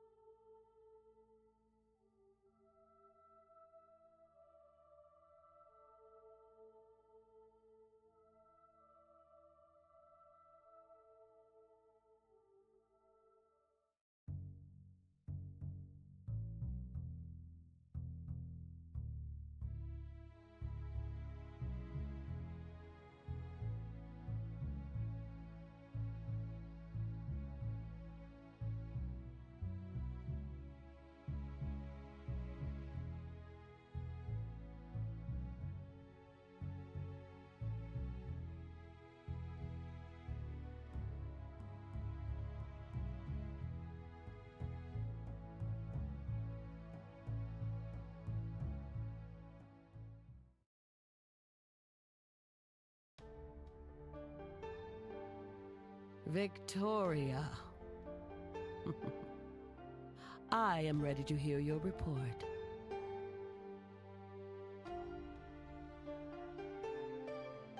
This is where we stand. I believe our next course of action should be to file for a warrant of the Goldner estate, to retrieve the sword and... That would hardly be a swift solution, would it, Victoria? To file such a request and get it approved might take weeks. And let's not forget, we'd need to disclose the reason why this magical artifact would have been entrusted to you, instead of simply being destroyed. But the protocol... Sometimes we find ourselves in situations where alternative measures must be taken. If what this outlander says is true, and the situation can be resolved by completing this ritual, then that is now your highest priority. With all due respect, Commander, this magic... We know nothing about it. It's as chaotic as it comes. If the Paragon knew about this... I have already informed him of the situation, and he agrees with my assessment. What? The Paragon agrees. The sacrifice is worth it to keep the peace. Things are not as stable in the capital as they appear to be. An incident like this could cause a lot of unnecessary stress. I won't get into political details. Just know that this is by far the better option. Politics, huh? Do you understand your orders? I do. Very well. I will be awaiting your report of a successful mission, then.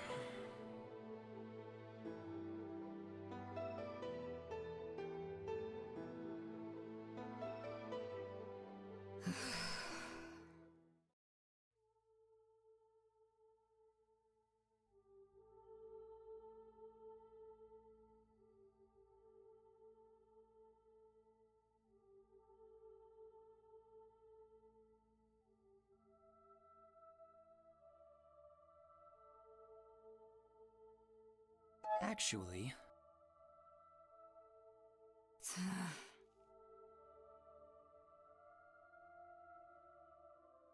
I do not want to be the judge of who or what deserves punishment.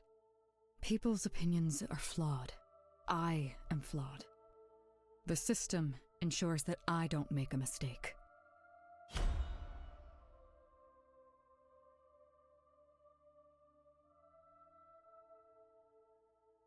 About that...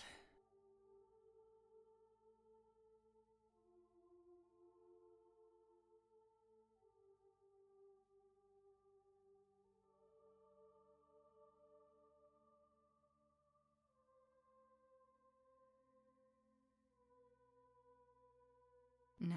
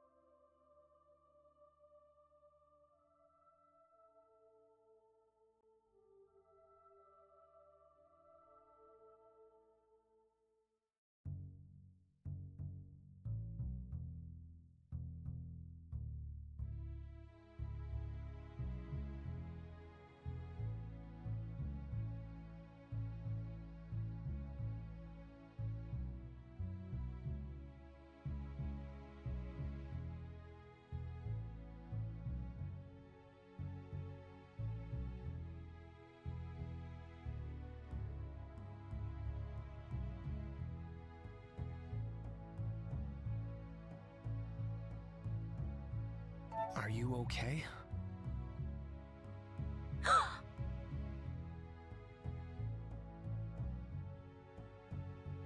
About that.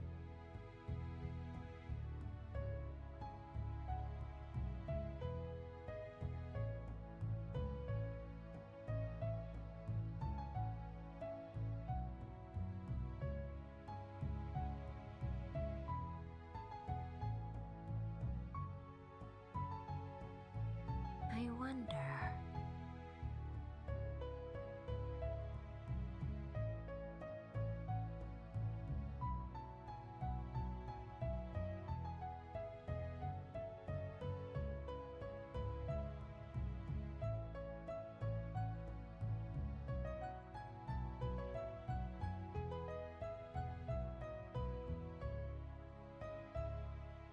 Can I really do it?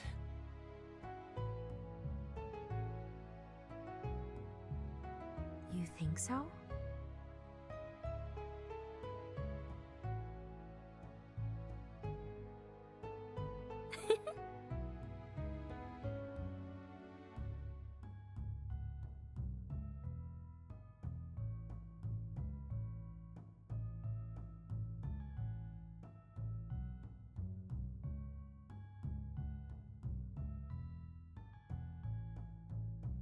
Are you okay, Victoria? You look a bit... What our dear spirit friend is trying to say is, you look like you have been coughed up by a cat. I'm fine. I was up all of last night investigating this Goldner's mansion. I'm afraid Anne's guess was correct. The place is heavily guarded, and I sensed magic somewhere inside as well. Traps? Or something else? That man is quite a hypocrite, isn't he? Hating magic, but then turning around and using it to protect himself. I agree. However, that doesn't make the situation any less... difficult. What about you, our tall friend? Anything useful to add about how you escaped that place? As an agent of my people, you can imagine that I'm not entirely without skill myself. Going back in, however, if it wasn't due to the gravity of our situation, I would never consider it. It's a great risk, but we have no choice. We need that artifact now. Failure is not an option, which means I'm going to need your assistance. All of you. Wait, what? I need your help.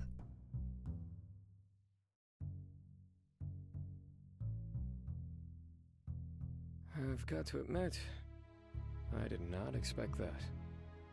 Did the knight herself really just ask for our help? Does this mean you actually think of us as a team? Oh, this is so exciting! Don't get ahead of yourself. I still think the lot of you are dangerous individuals who must be watched. However...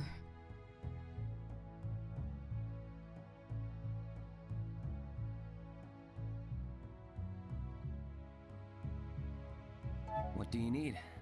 We need a way in. We need to deal with any guards and traps we encounter. And we need to locate the artifact. I'm sure someone working for Goldner would know where he'd store an artifact like that. I've seen his guards hang around the tavern at night. A bit of friendly eavesdropping might be enlightening. As for any magical items we might come across, I'm sure our resident Tinker Mage will be quite capable of handling that. Wait, what? You wanted to know more about this Outlander artifact as well, did you not? Well, yes, but... If that's settled, perhaps we can use alchemy to get inside. It worked quite well down in the tunnels, and Elizabeth might have some ideas if we go ask her. That's... actually not a bad plan, Mime. Really? That's great! Ooh, this is so exciting! It's starting to sound like we're going on some grand adventure together. Do we need a team name? Legendary heroes always have a team name. Something cool like the Valiant Victors, or maybe the Demon Detectives.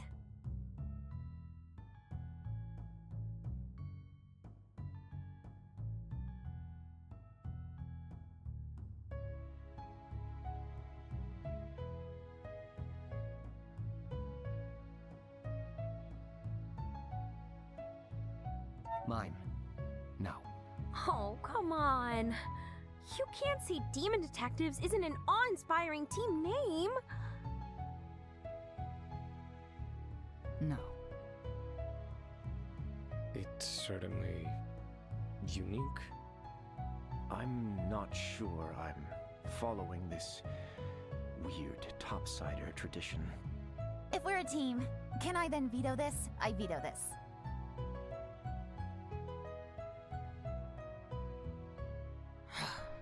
You guys are no fun. So, you really are a hunter, huh? Former hunter. But yes. What about it? What was it like? Did you save a lot of people? What is the biggest demon you've ever fought? You are oddly excited about this. Why wouldn't I be? Hunters are the keepers of balance in this world. The sword that shields us from untamed magic and demons. You shouldn't put such faith in fairy tales, Anne. Hey, wait! What did she mean by that?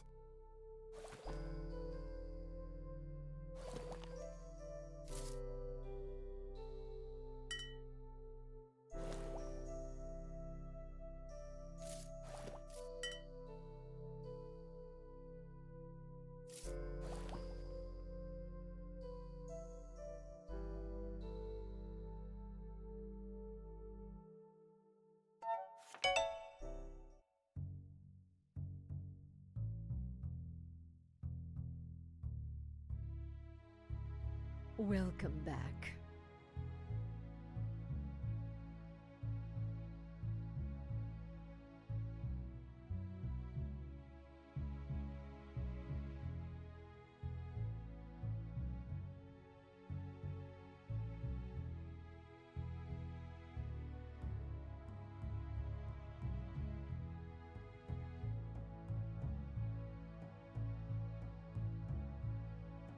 I'll do it. Thank you, dear.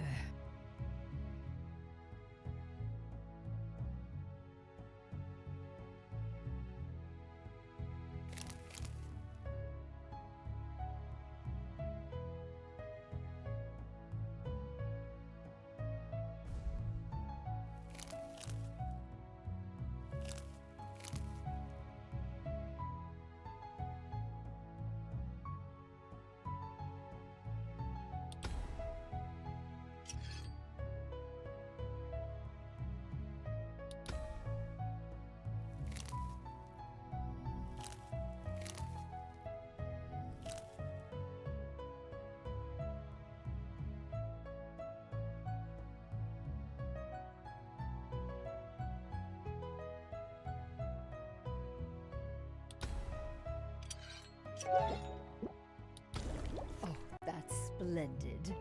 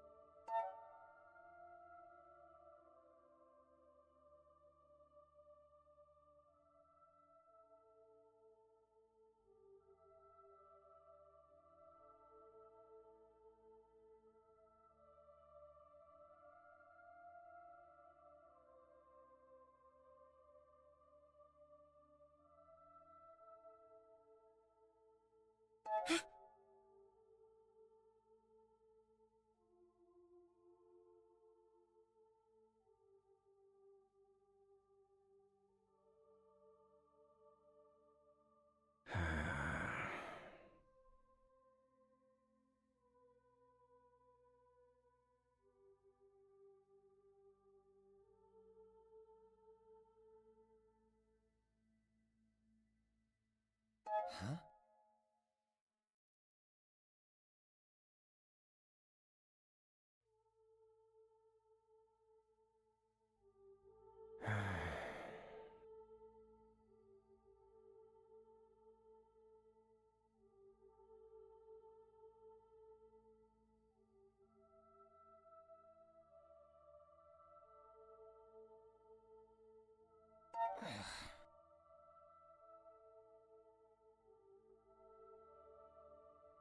Thank you.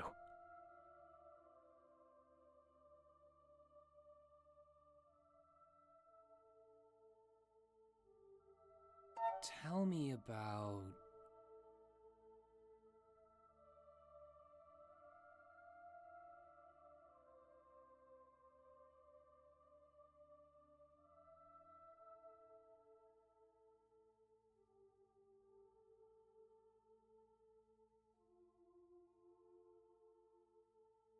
What do you mean?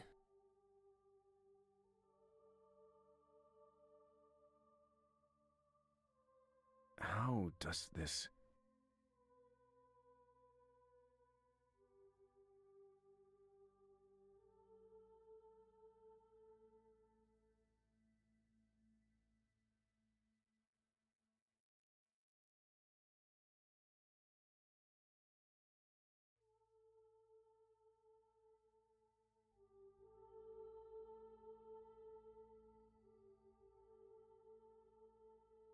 Really?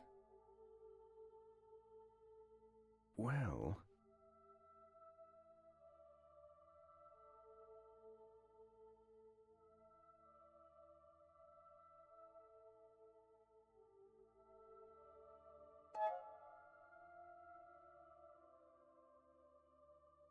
So,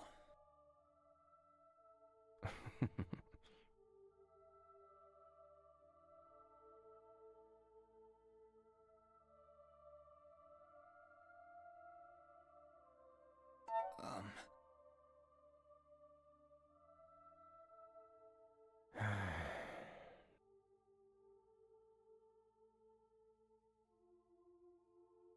So,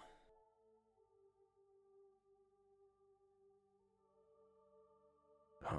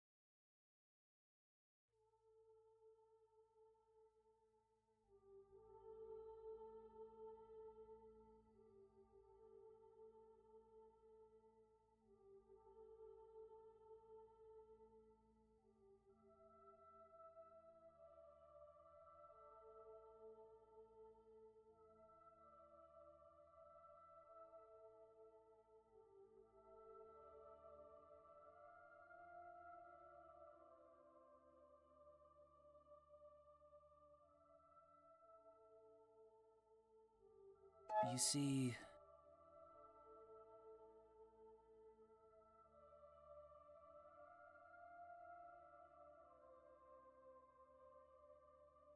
How curious.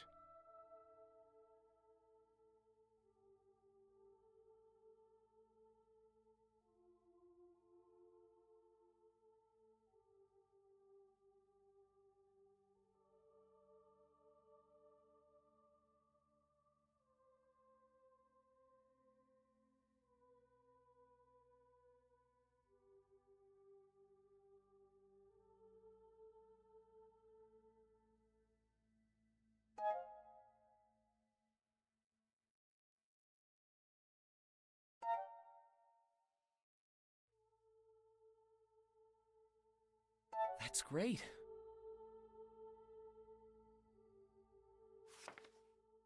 So, how is freedom treating you, my friend? Better than the chains, for sure. But it's still rather stifling. Getting tired of hiding in the shadows, are we? It can't be helped. If I act carelessly and am discovered again... Discovered being the key word here. You know, I do happen to have quite a bit of experience with hiding in plain sight. I believe it's a little easier for you to blend in. Have you seen my clothes? I think I can work around a bit of glowing skin. Victoria is not going to approve. I again will refer back to the word discovered. But of course, if you are not curious about how the town looks from outside this little shop. Okay. Let's go.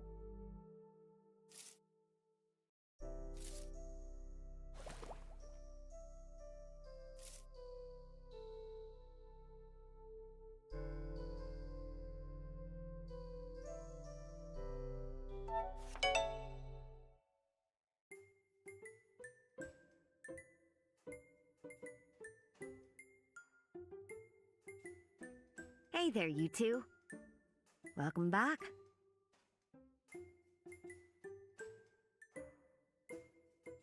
Right.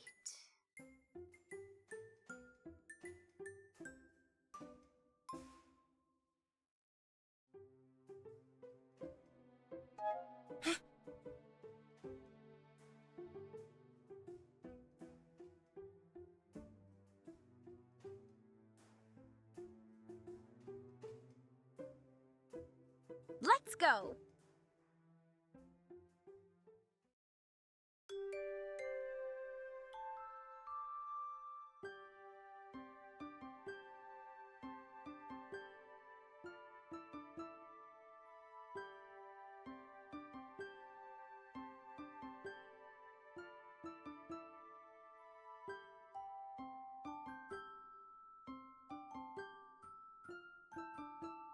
Ah, you two. Glad you could make it.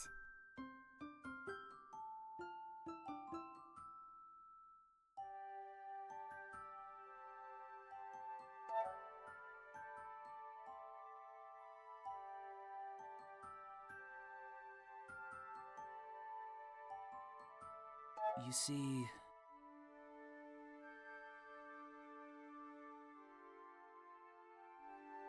Huh?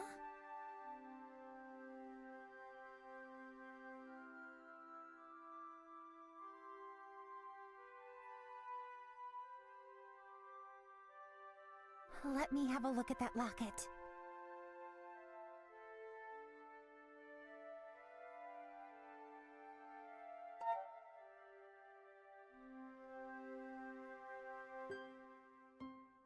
Okay.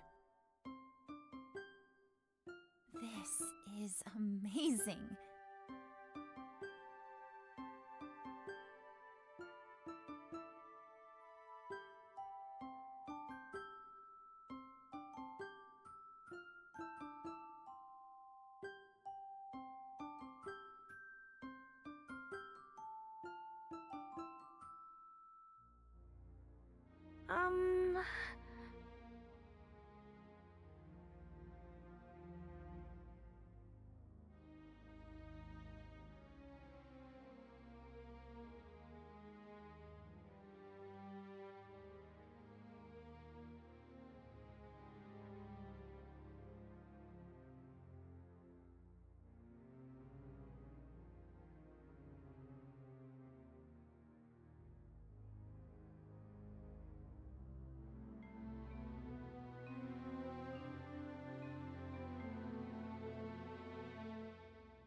I'm a genius.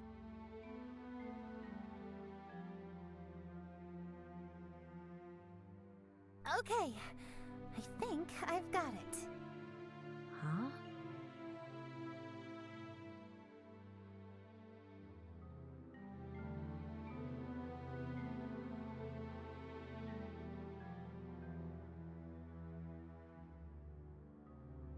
That's great. So...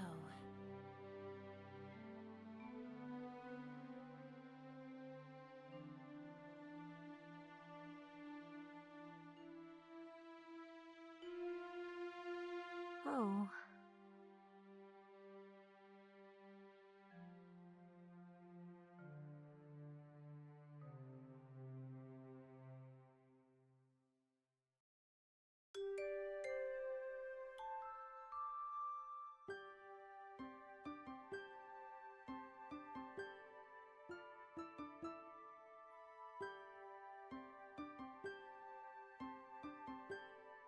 That's awful.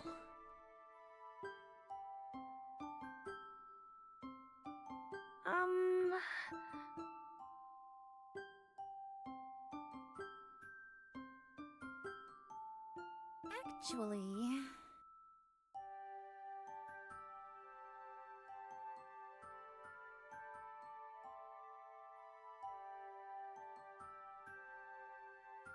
Huh?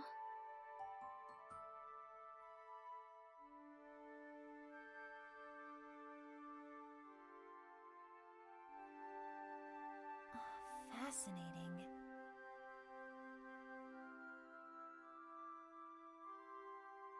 No way.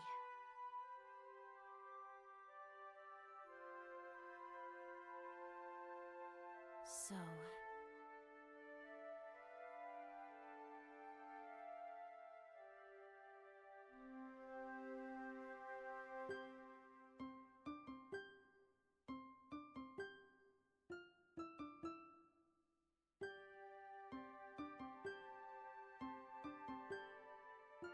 Whoa! Actually...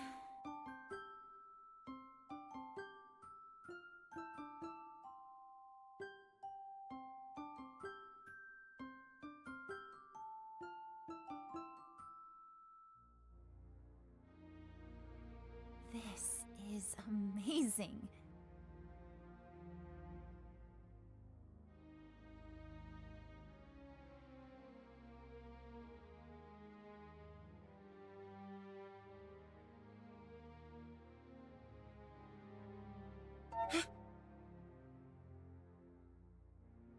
Hmm?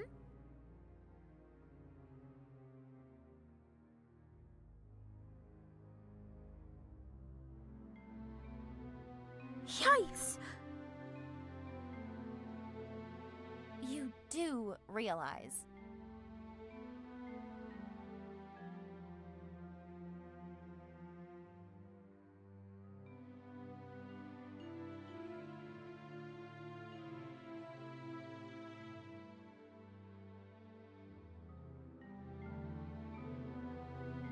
If magical items didn't need a power source, but people themselves could just power them on their own. Such a discovery, even if not put into practice, would be quite an achievement. Enough to grant me my title for sure.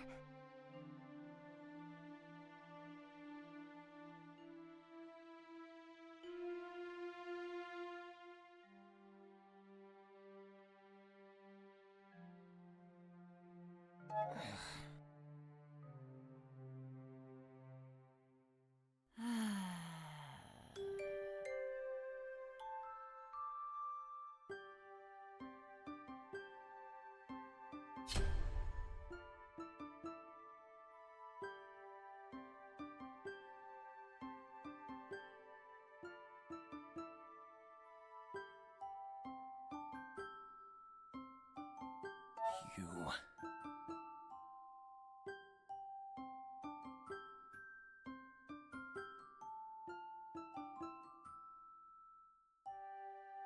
I can't believe this.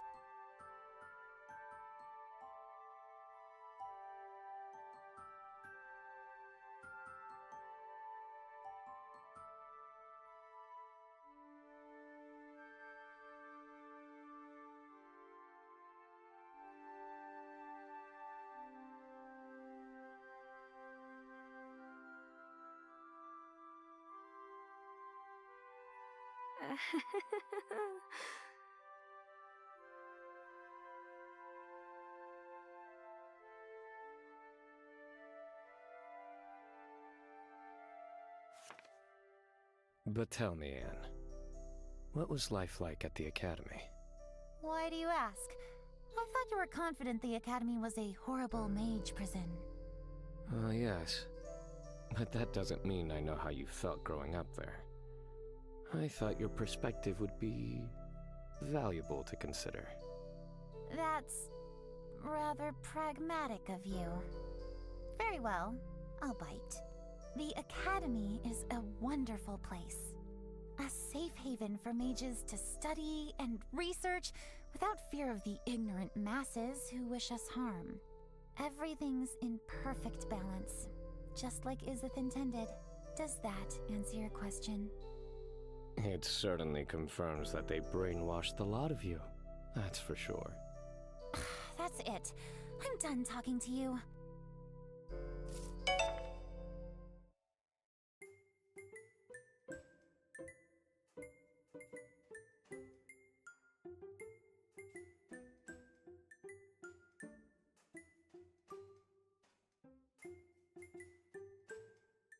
Here you go. These flowers will be sure to make your fiancé smile. I'm glad.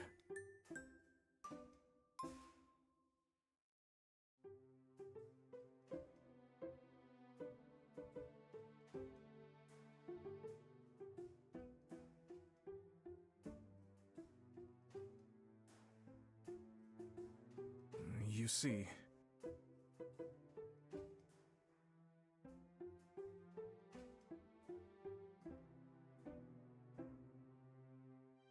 Thank you.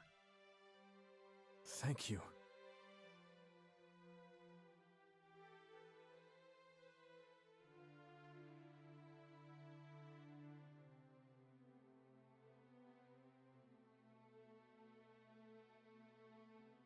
About that.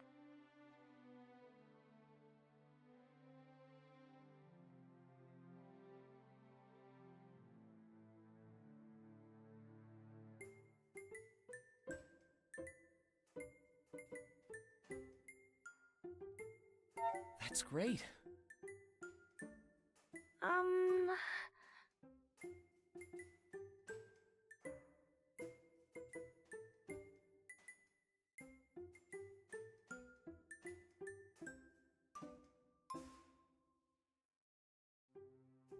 Welcome back.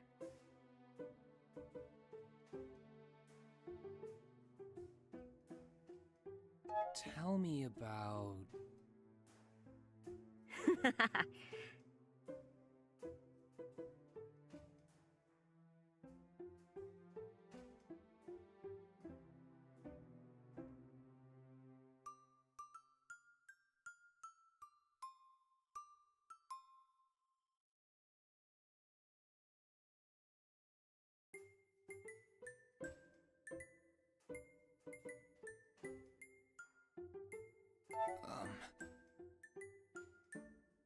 How curious.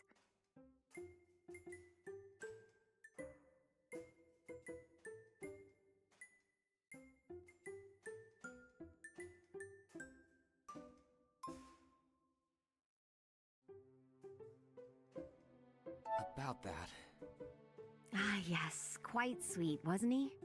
I haven't had anyone come and apologize to my face like that before. Oh, how refreshing. Maybe there's hope for me in this village yet.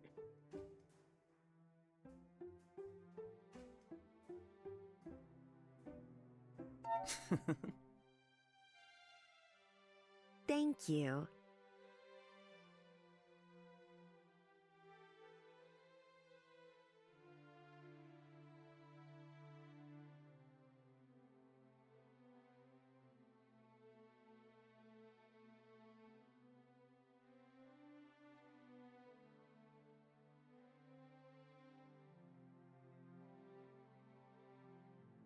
I'm glad.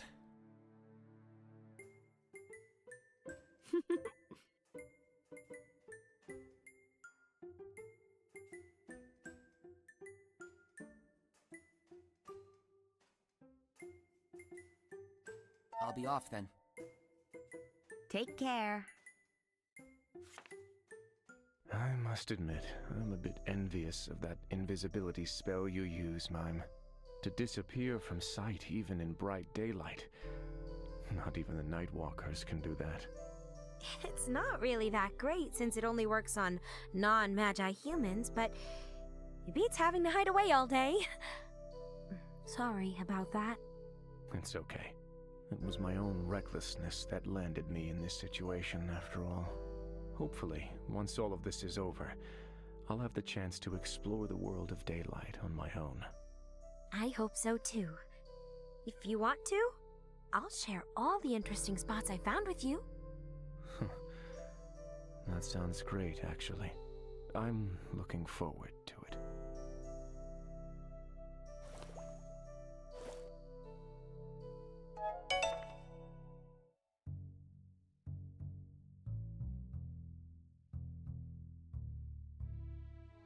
So that's how it is.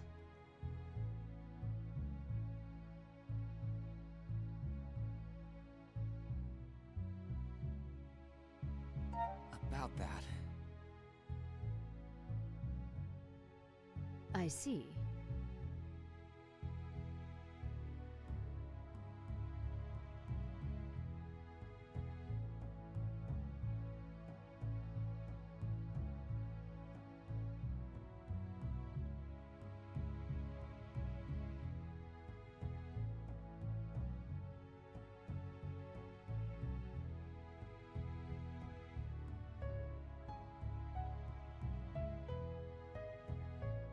That's great.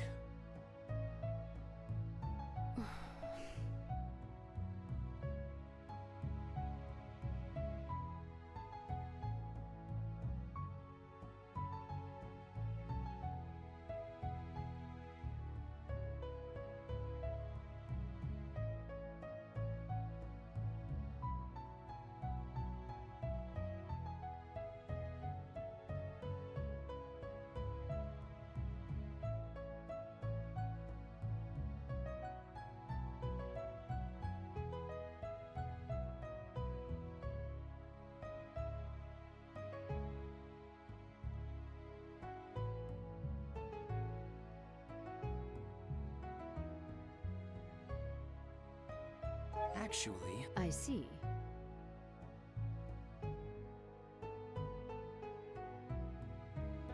Tell me about... I see.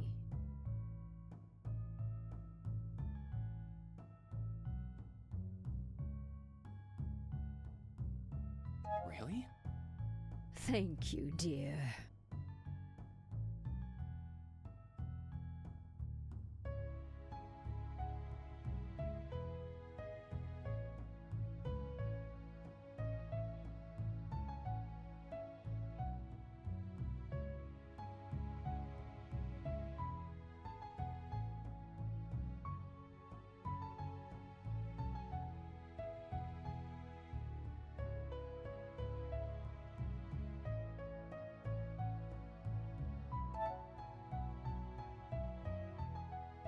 I'll be off then.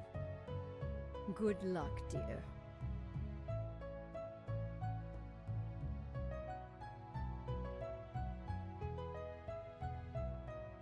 Hi. Did you find anything?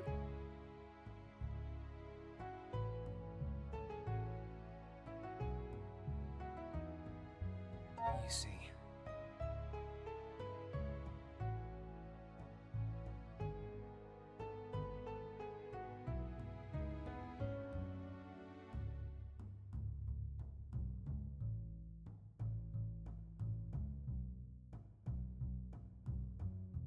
Oh.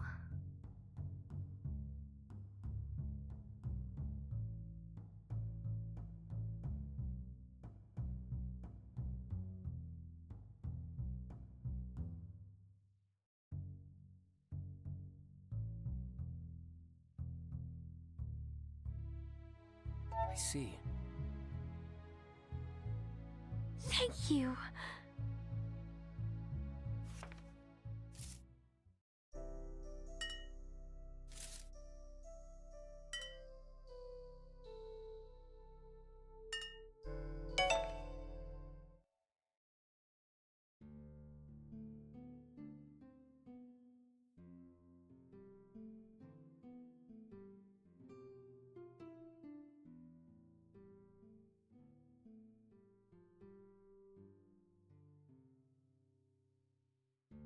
So,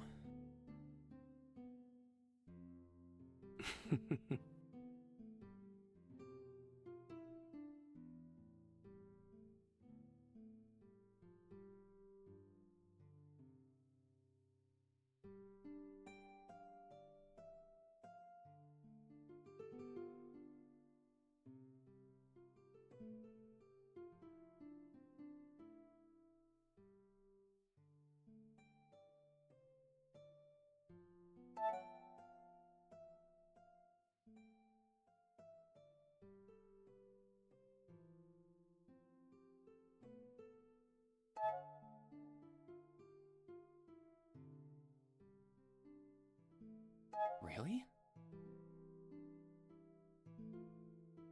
Hmm.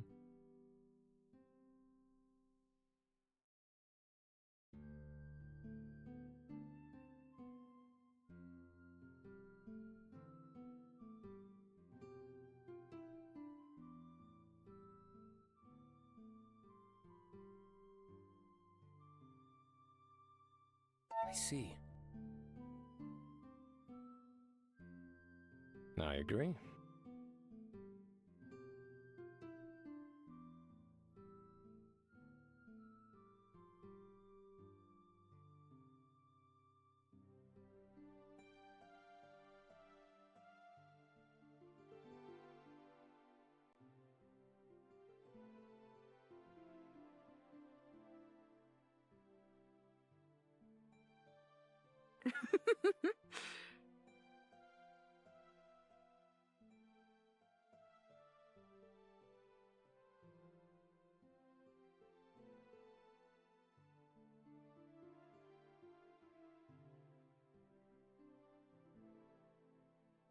Hmm.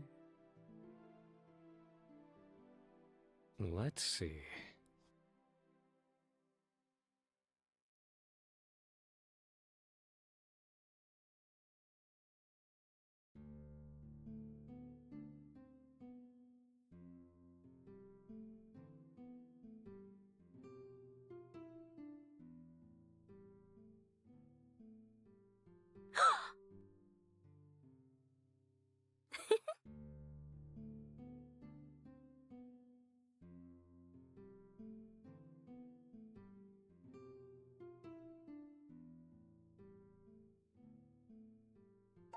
I'm not so sure about this. You're the best! Hmm.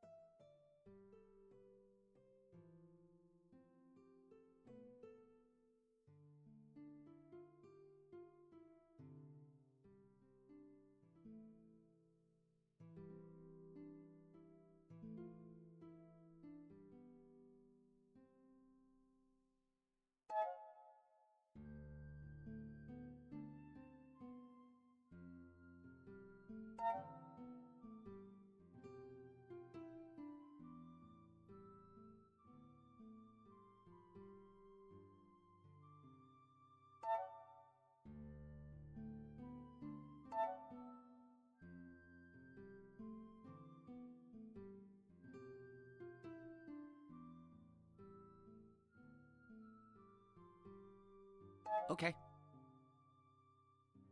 Let's see.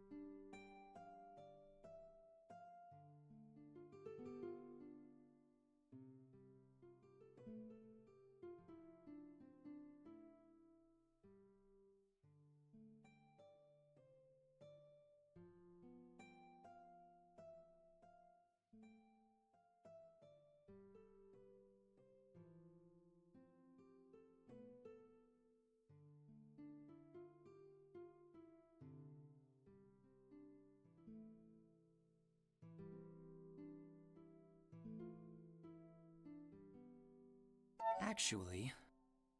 Sure thing.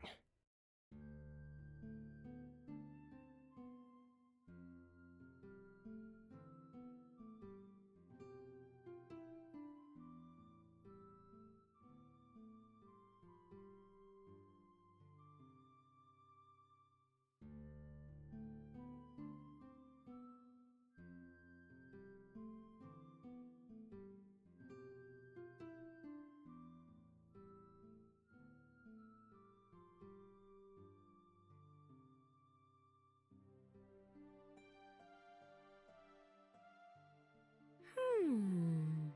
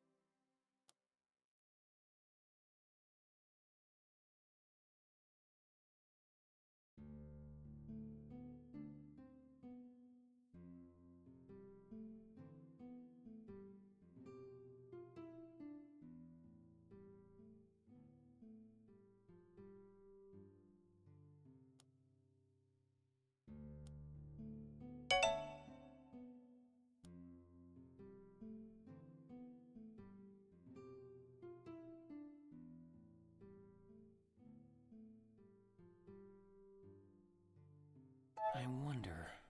Oh, really?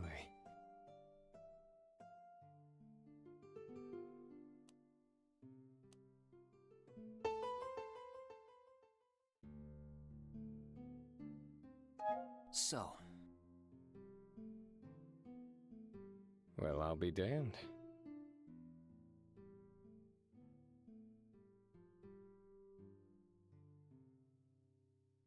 Hmm. You see...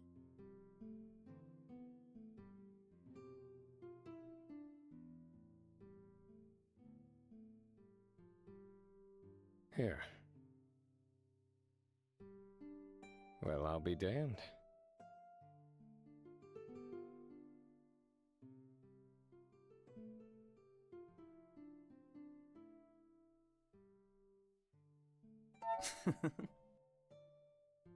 How curious.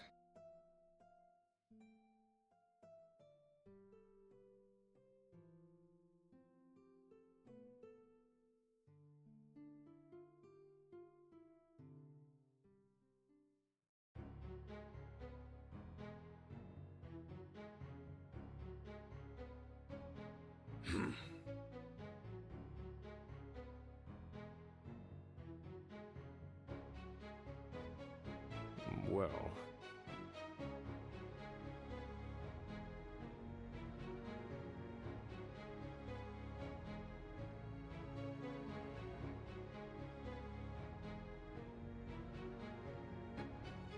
What?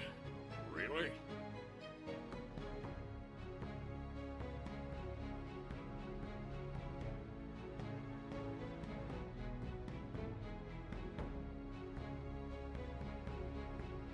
Watch your mouth.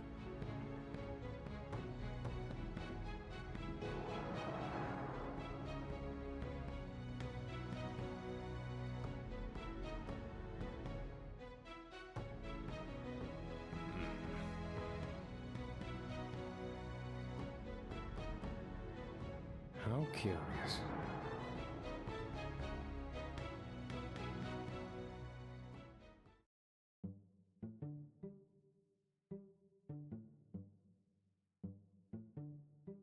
Well done!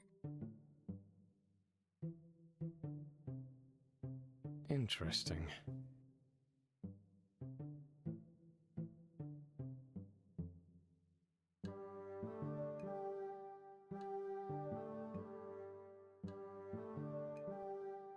Well, isn't this neat?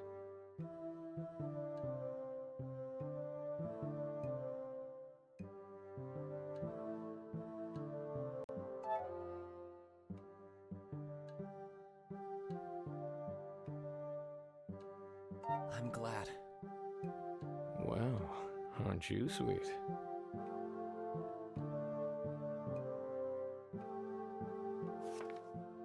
Here you are, Mime. This is a sweet roll? But why? I noticed you were shooting the baking stall longing glances earlier. Given you can't actually reveal yourself, I figured I could swipe it for you. Thank you so much. You're so kind. Wait, you did pay for this, right? Well, you can't expect me to do more than one good deed in a day, can you? Michael?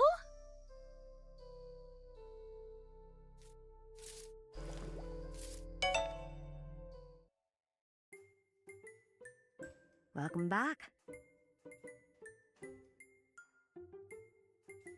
So,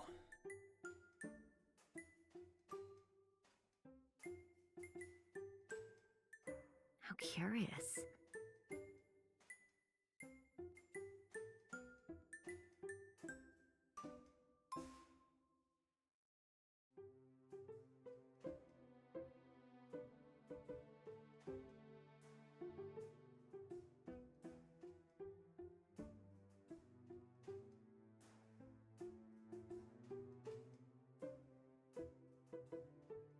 I'll be off then.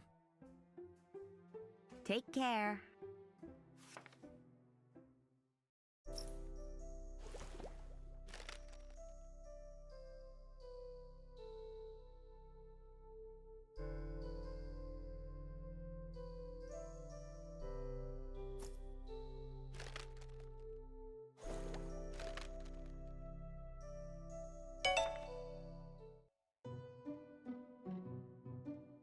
About that.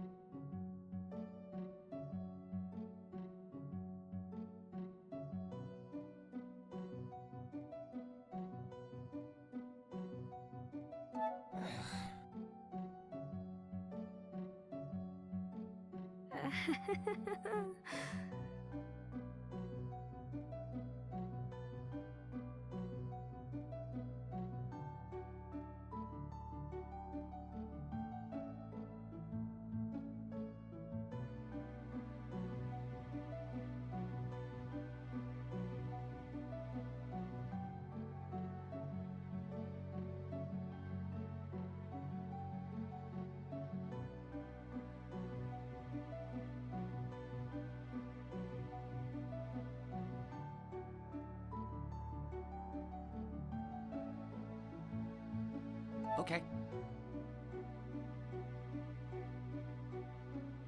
Thank you.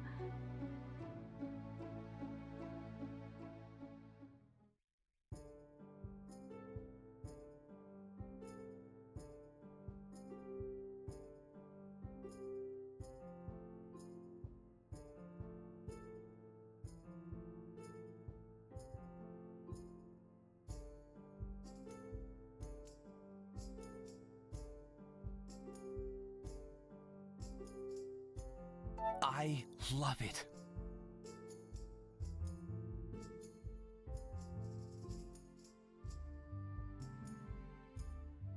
That seems odd.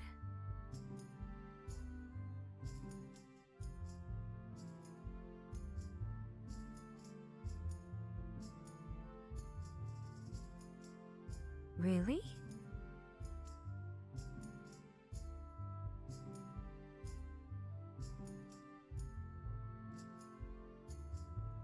I wonder.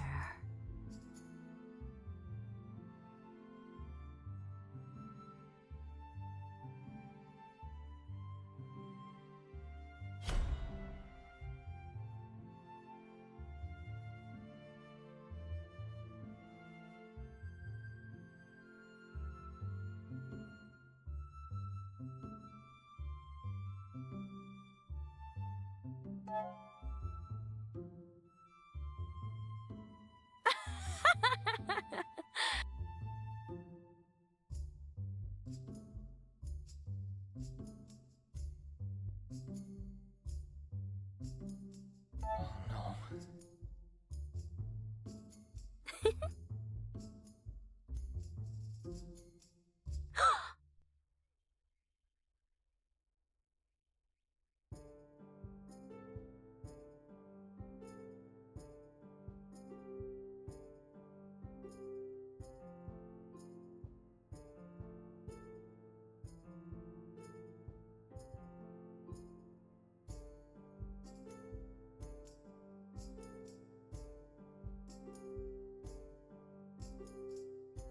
Are you okay?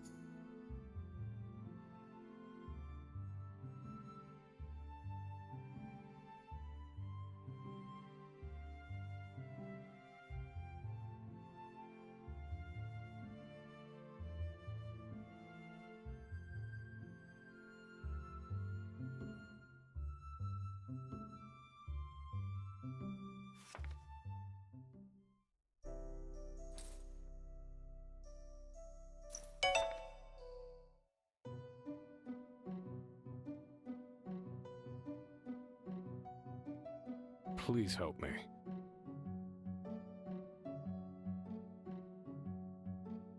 No.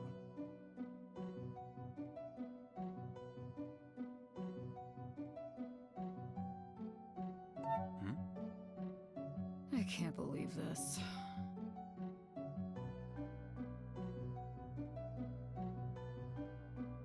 I need your help.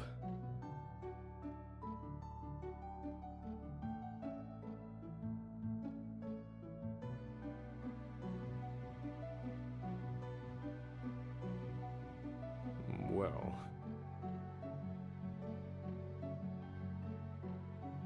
Huh?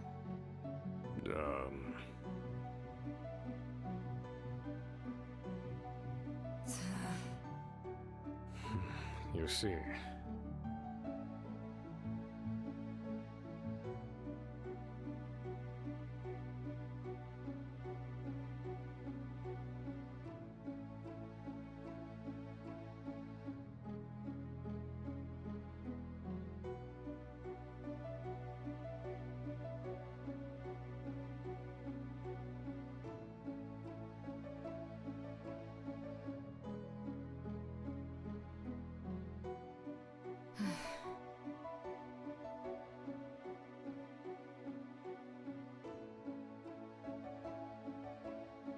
About that.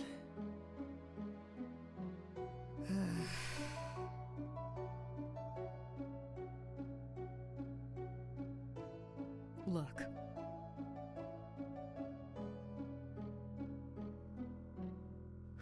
Thank you.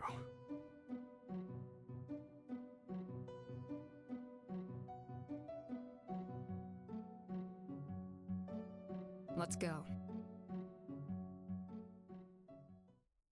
Really? About that.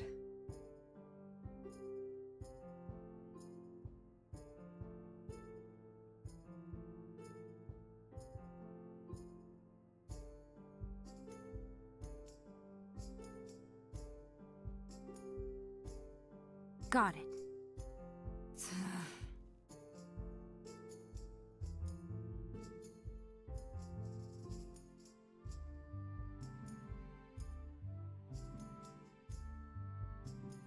I see.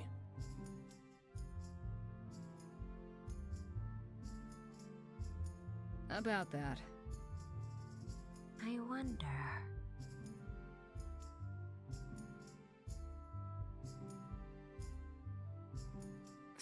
Of all the...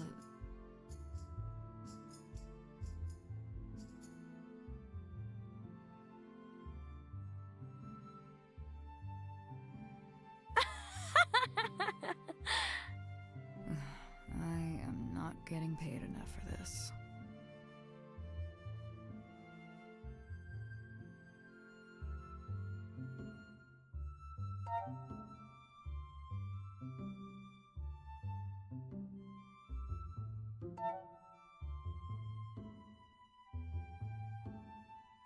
Tell me about...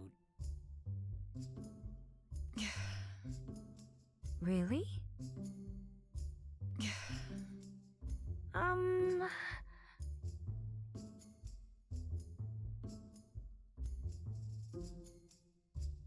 About that.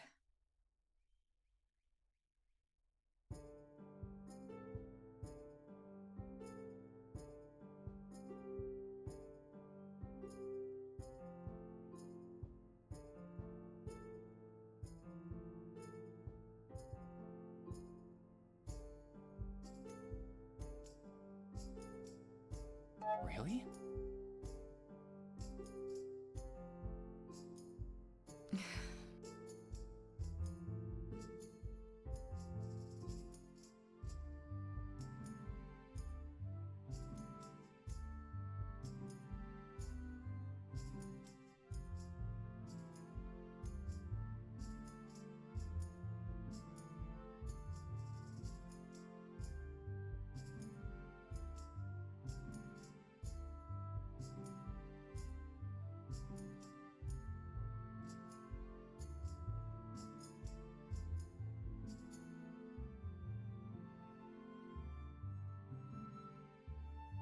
That sounds nice.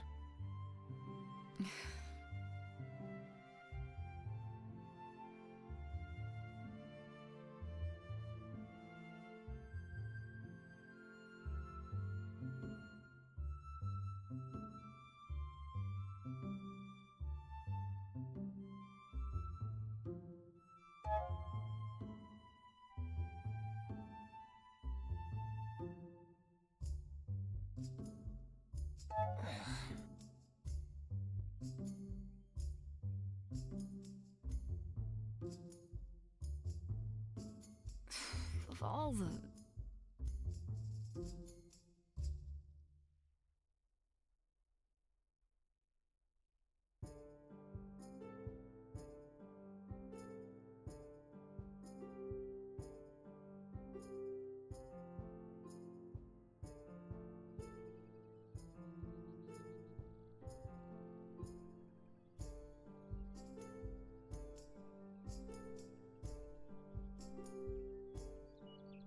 Huh? Well done! This place.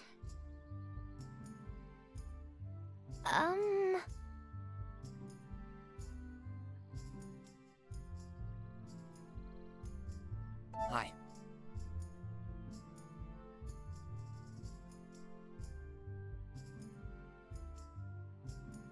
Well... Huh?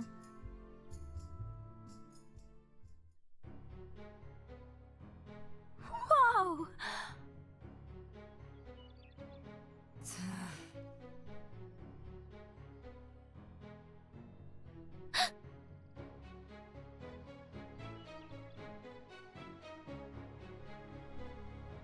Really? About that.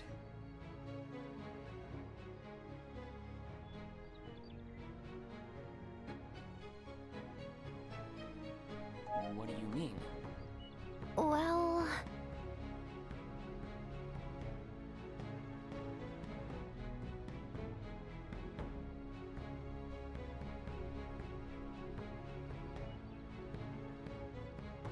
Tell me about... You see...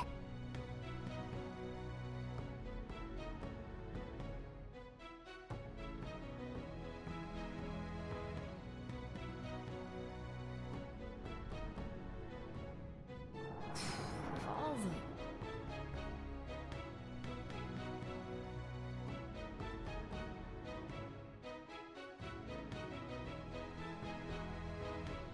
You think so?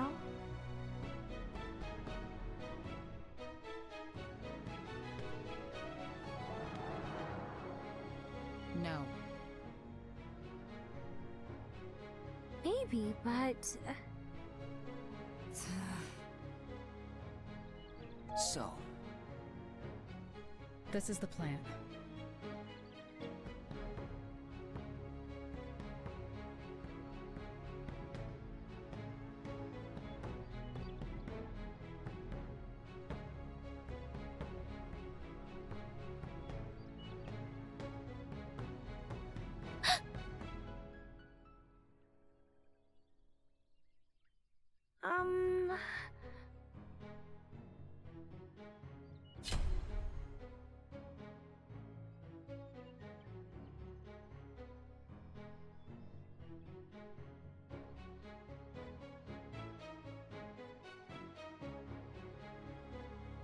Okay.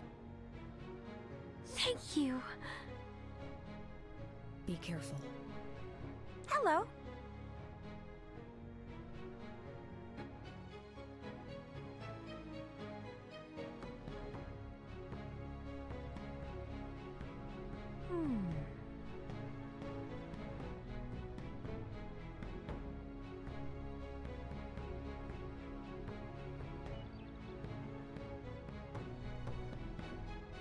I see.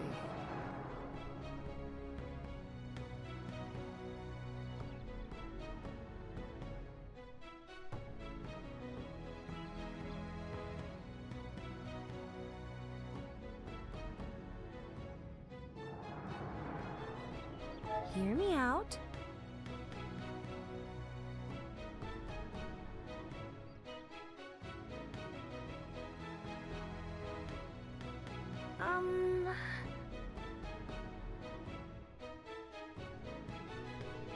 About that.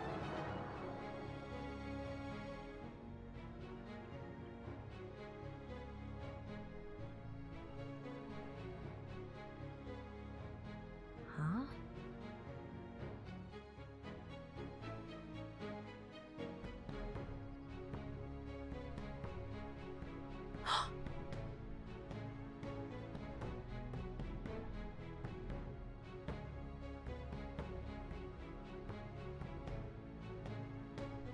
Blasted!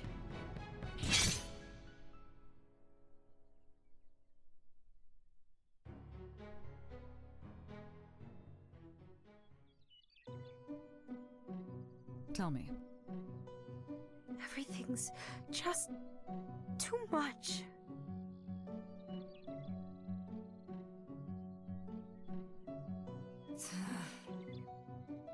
Huh? Look.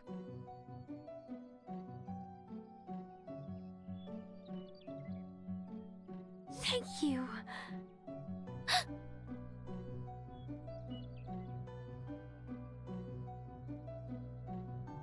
So...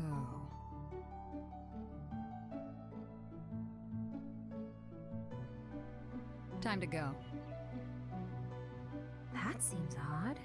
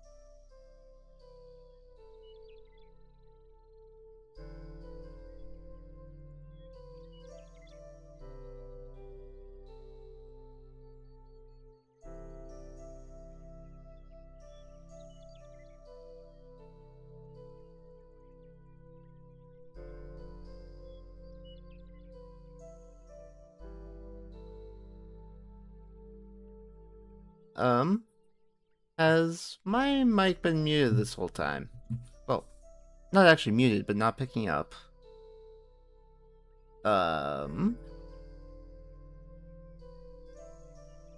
If so, that's quite unfortunate. I wonder how long that was going on for. Anyway, we are calling it here. We will see if there's anyone around for a raid.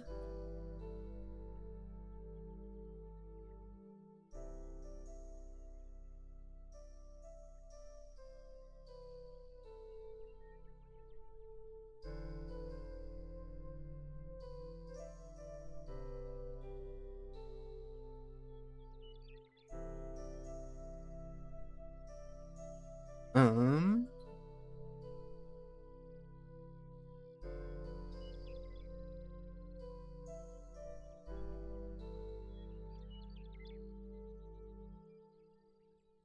Let us...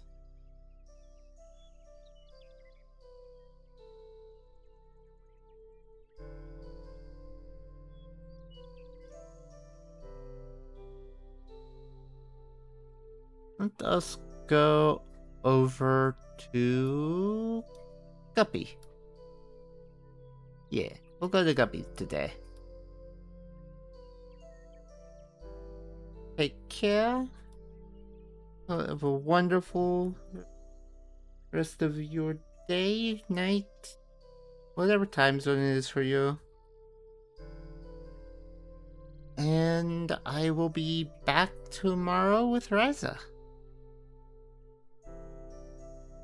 Take care, and I'll see you around.